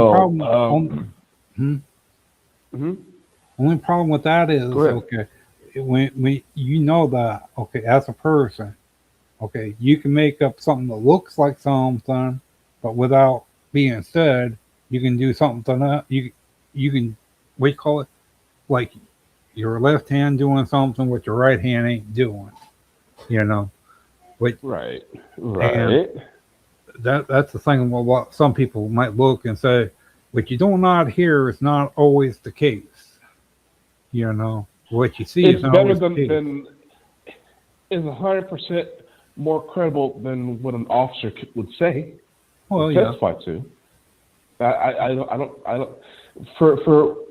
You're talking like these police have some sort of intelligence, like some level of they're not going to get smart enough to fool the public by giving a testimony opposite of what's happening in the cameras. What I was referring to is whatever you're recording at that point in time, okay, without the audio, okay, you don't really know the full thing of what's going on, you know. What you see is not always the case, you know, without the audio. Well, I mean, hit the sounds. I'm not saying that there's no audio should be recording. I'm saying what's available to the public during the stream would be silenced. Okay. And just to keep the privacy of suspects and that sort of thing. Right. Yeah. Oh, okay. Until it reaches the light of day in court. Yeah. Right. And you know, another thing wouldn't be bad for them. Well, like they show that there's some kind of camera on the dashboard of the car, of the car, and they showed the things about car accidents and all that. That's not bad.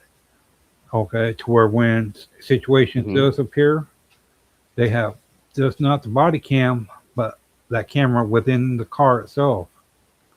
That's pretty good. But if they can set it up to where it can go through the computer and being transmitted to other to like the jailhouse or something else, because who knows during the time, whatever the amount of the video is in the camera, you can only set it up to where you can be transmitted from out of the camera through the computer into the jailhouse computer system for that video. You know, that would be a smart thing to do. Okay, Robert. Well, there are cameras in the cop cars, so some of them record audio. I don't think they all do. But as far as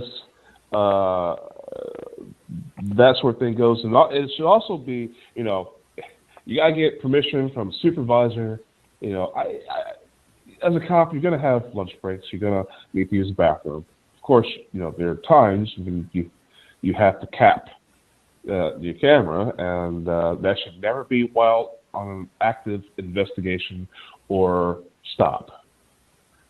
So, but regardless, the reason why this stuff hasn't been implemented already is because they haven't figured out how to get out of it yet, or they don't have a well worked out plan to get out of it. A system is not going to be put on top of us if the higher ups don't have a way to get out of it themselves.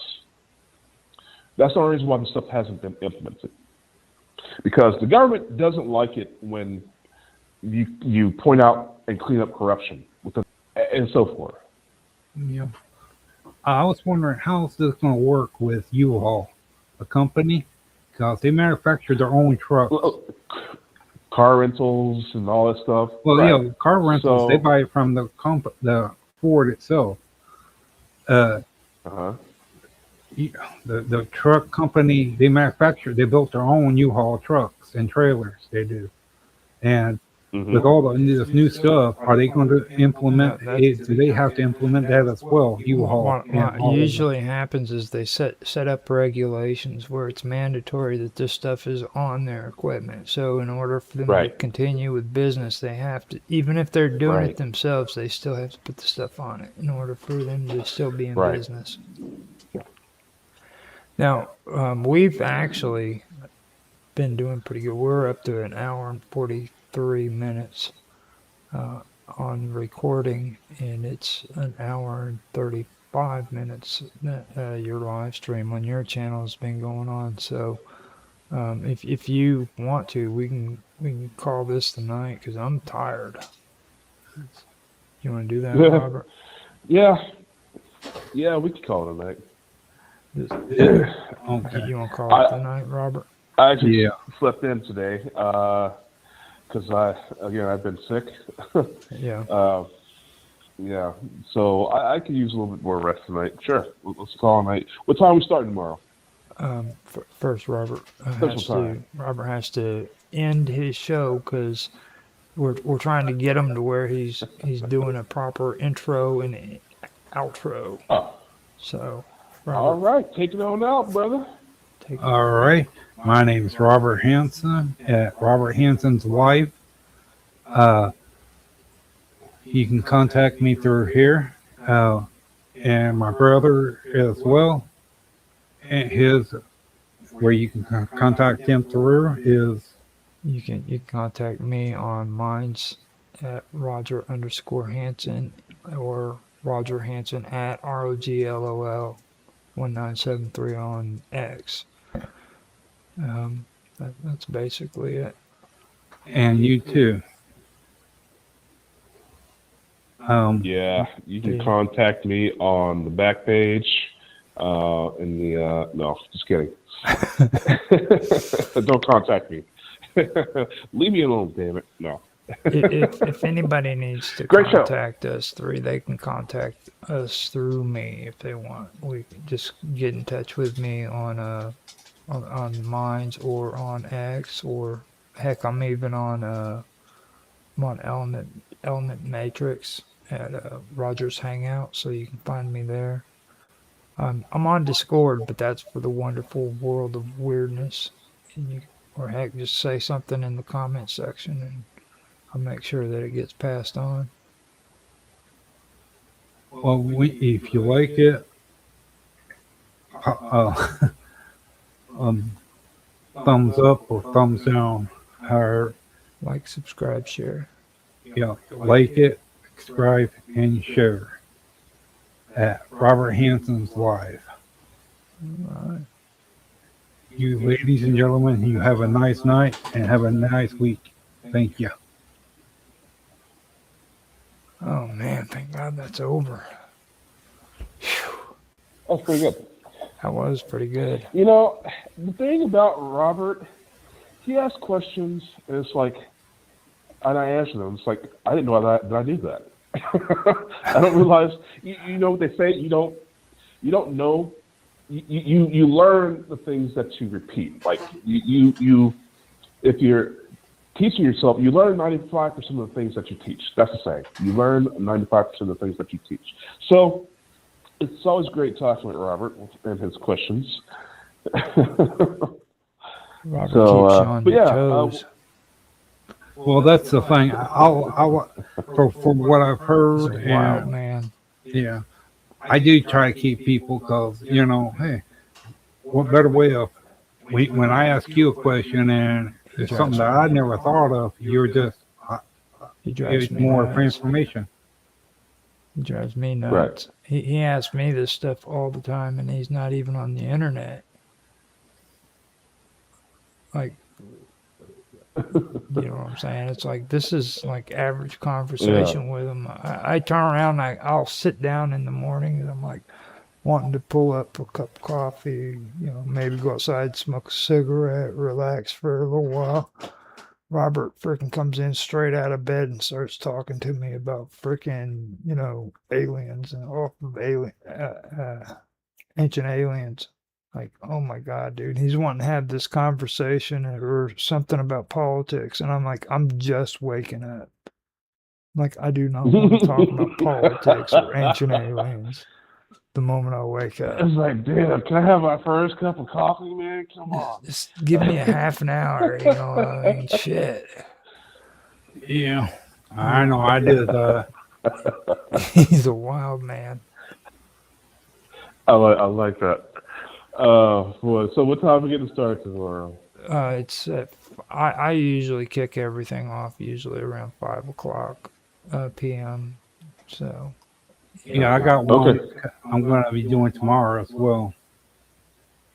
Well, I don't know if we can fit it in, to be honest, because like I don't know for sure what the hell's going on after Untethered. So, I mean, you think we can start at 6 instead? Well, you can just come in anytime you want to, man. It's. I would like to be at the beginning, damn it. The first one is Mind's Roundtable. I can't make it up here Roundtable. till about 6. Oh yeah, come on Yeah. in. Mind's Roundtable is usually a laid-back, casual show. It starts it out, so it's Yes. not really a thing of showing up on time and doing a cool introduction or nothing like that. But it's like Tan keeps. I know. Tan keeps talking about like we used to have introductions for that show, and I'm like, I don't ever remember having an introduction for this show, dude, ever. And he still freaking thinks that, and I'm like, no, dude, ever. It's like I've never freaking seen an introduction for that show, and he just keeps on saying it. Is you're from Chicago, or the area? Me? Yeah. No. Oh, okay. I got you. I'm not from Chicago. He's not from. He's staying there right now, but he's not from Chicago. Okay. I'm in Rockford right now. Yeah. And by the way, I'm gonna be getting my RV pretty soon. The wife wants to vacation.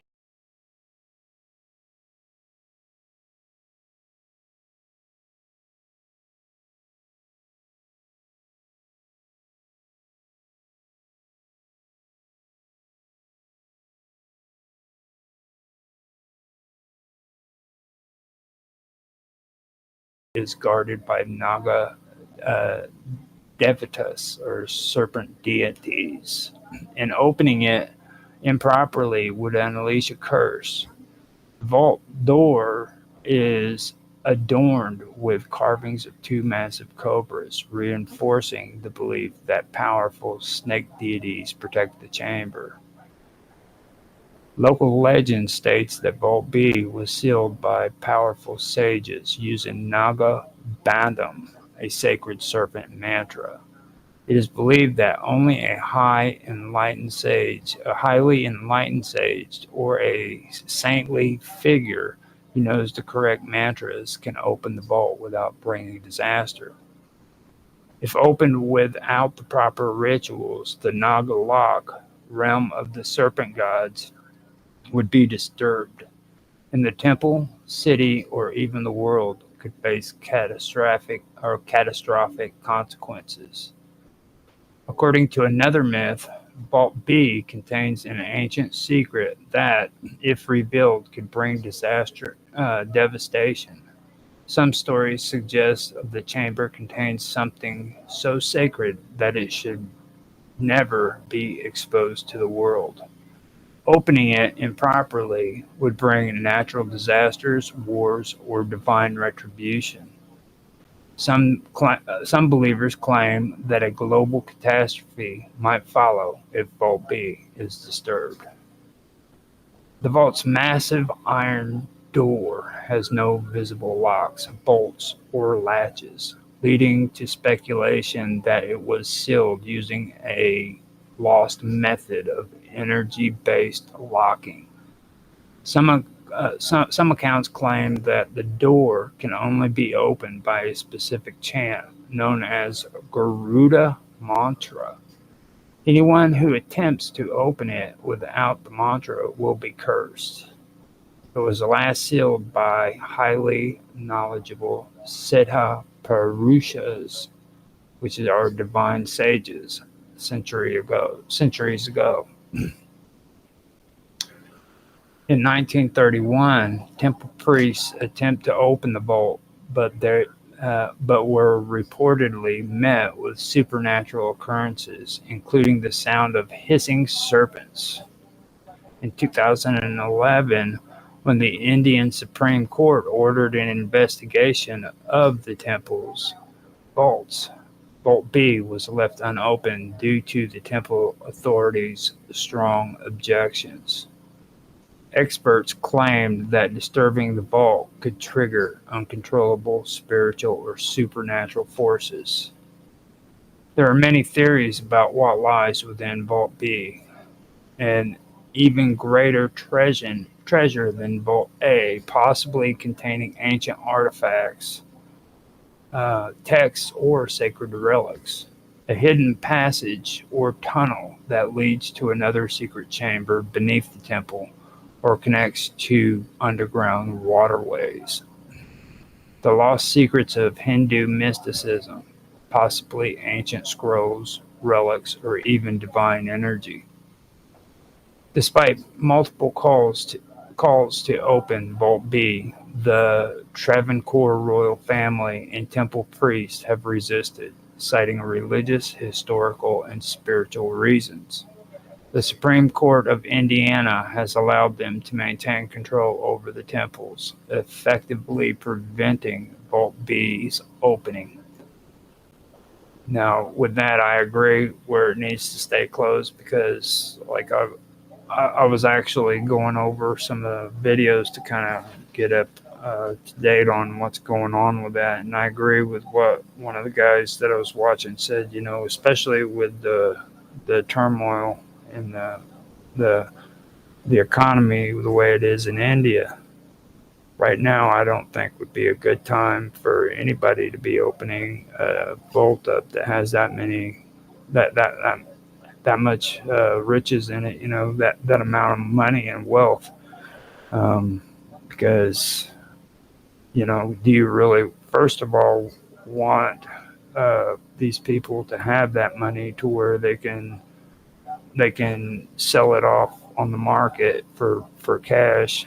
And second of all, do you want that kind of a treasure to be sold off to other countries or private individuals, or do you want it to go where it belongs, like a museum or something, you know, something of that nature to where it can be shared with the people?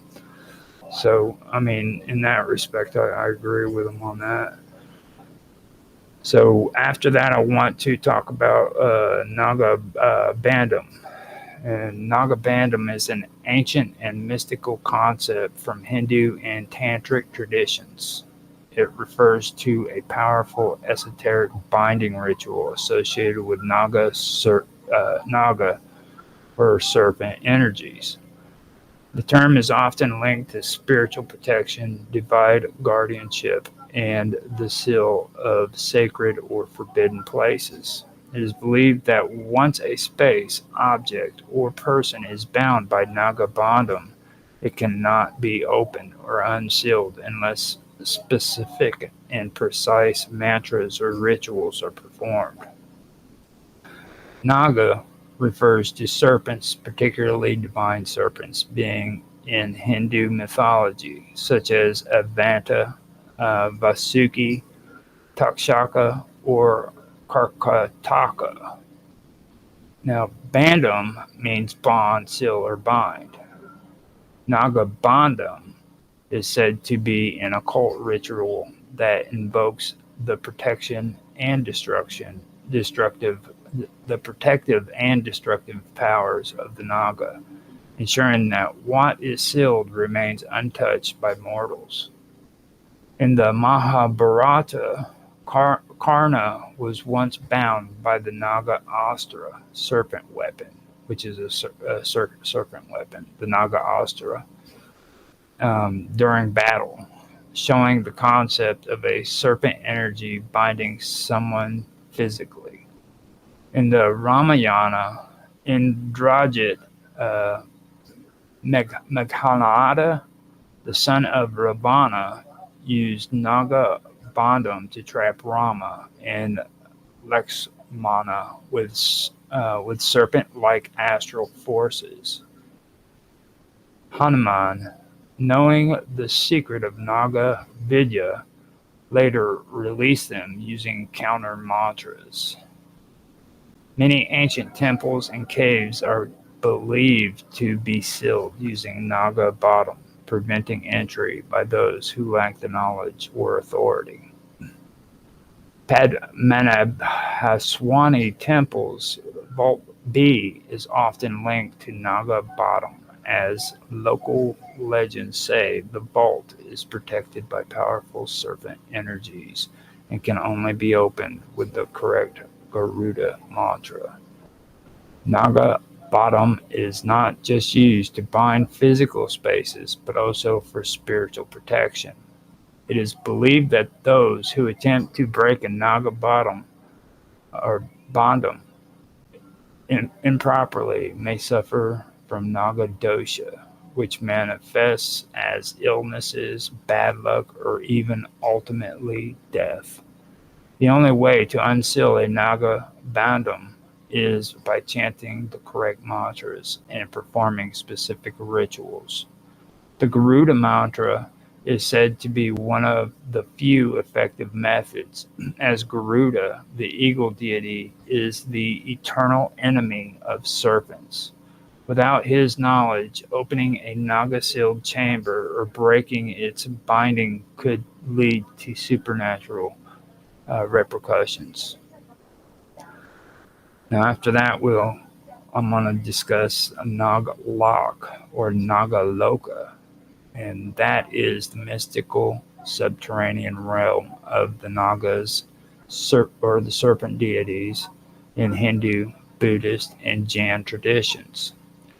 It is described as an underground or underwater kingdom filled with great treasures, divine beings, and guarded secrets. Nagalok is also considered one of the seven netherworlds, which is Patala Lokas in Hindu cosmology. Nagalok is often depicted as a magnificent world beneath the earth, adorned with golden palaces, jewels, and rivers of nectar. The most famous Naga rulers include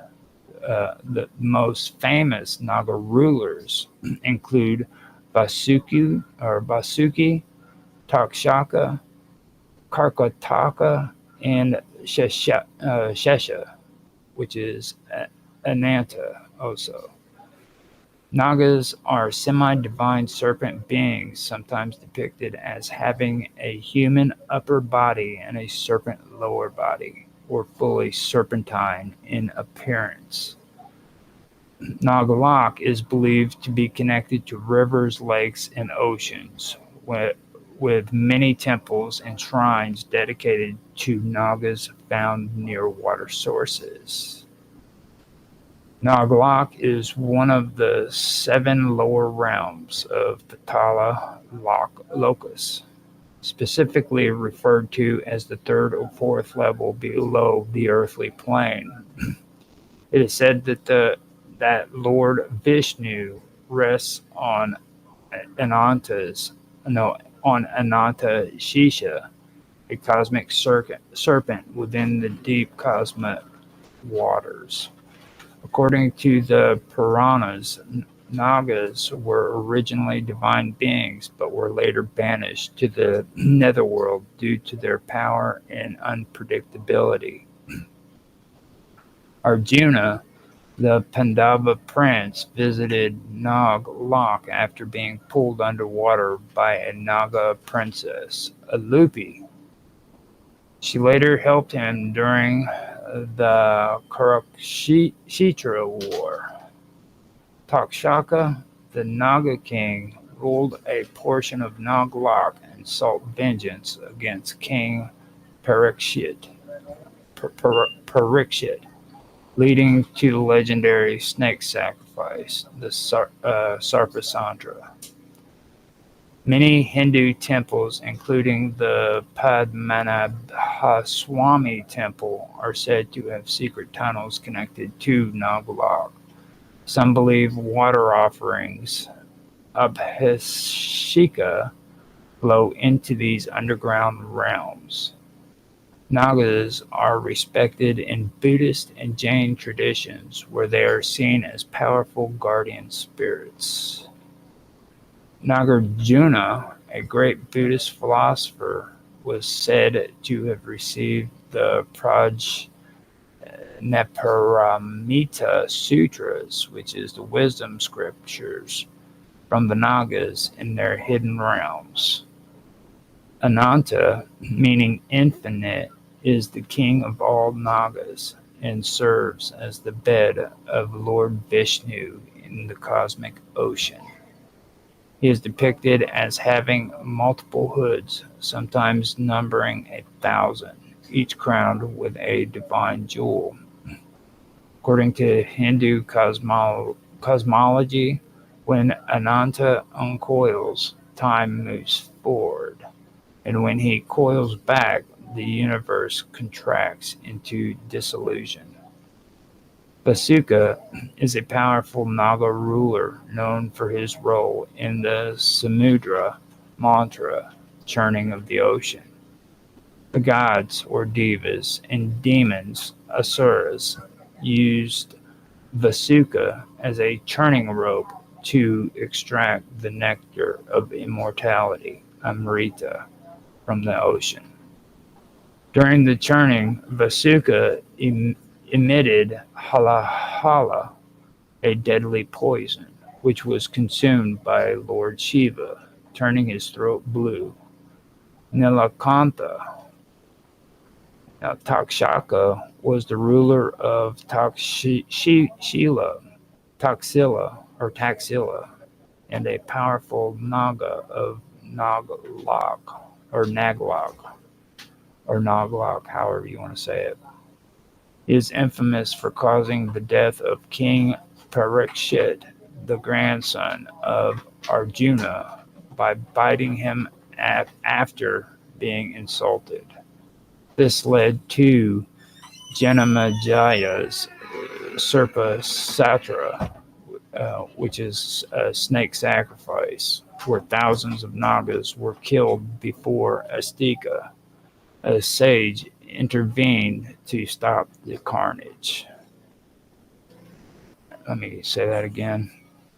This led to Janmajaya's Serpa Satra, which is a snake sacrifice, where thousands of Nagas were killed before Astika, a sage, intervened to stop the carnage. Nakataka was cursed to remain motionless for eternity until he was destined to help someone. He later aided King Nala in defeating his enemies and reclaimed his kingdom. Alupi, a Naga princess of Naglok, fell in love with Arjuna while he was in exile. She dragged him into the underwater kingdom and later bore him a son, Ravan.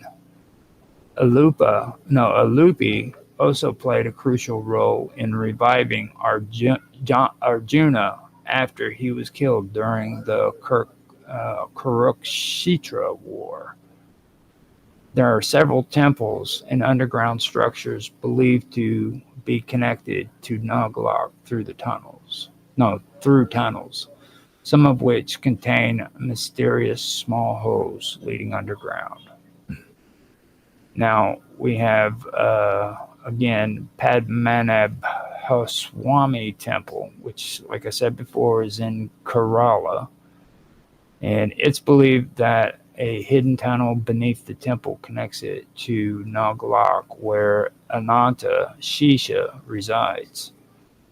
The sealed vault B, which remains unopened, is rumored to contain divine treasures and secret pathways to the underworld. Then we have Kukki, which is Kukke, Subramanya Temple, which is in Karnataka. Now, this temple is considered one of the holiest Naga shrines. It's dedicated to Subramanya or Kartikeya, who protects Nagas. The temple's underground chambers and serpent worship rituals suggest links to Naglok. Then we have Kalahasti Temple, which is in Andhra Pradesh. It's famous for its Rahu Ketu Puja, which is Naga rituals. It is believed to have an underground chamber where devotees communicate with Naga spirits. The Nagas in Southeast Asia culture are said to originate from India's Naglok and are believed to dwell in the depths of sacred lakes and mountains. So the Nagas in Southeast Asian cultures are said to originate from India's Naglok and are believed to dwell in the depths of sacred lakes and mountains. The famous Angkor Wat is thought to have hidden serpent tunnels connecting to underworld water channels too. Many ancient water offerings, which are called Abhiseka and Naga Pujas, are believed to be a way to nourish the underground serpent deities who reside in Naglok.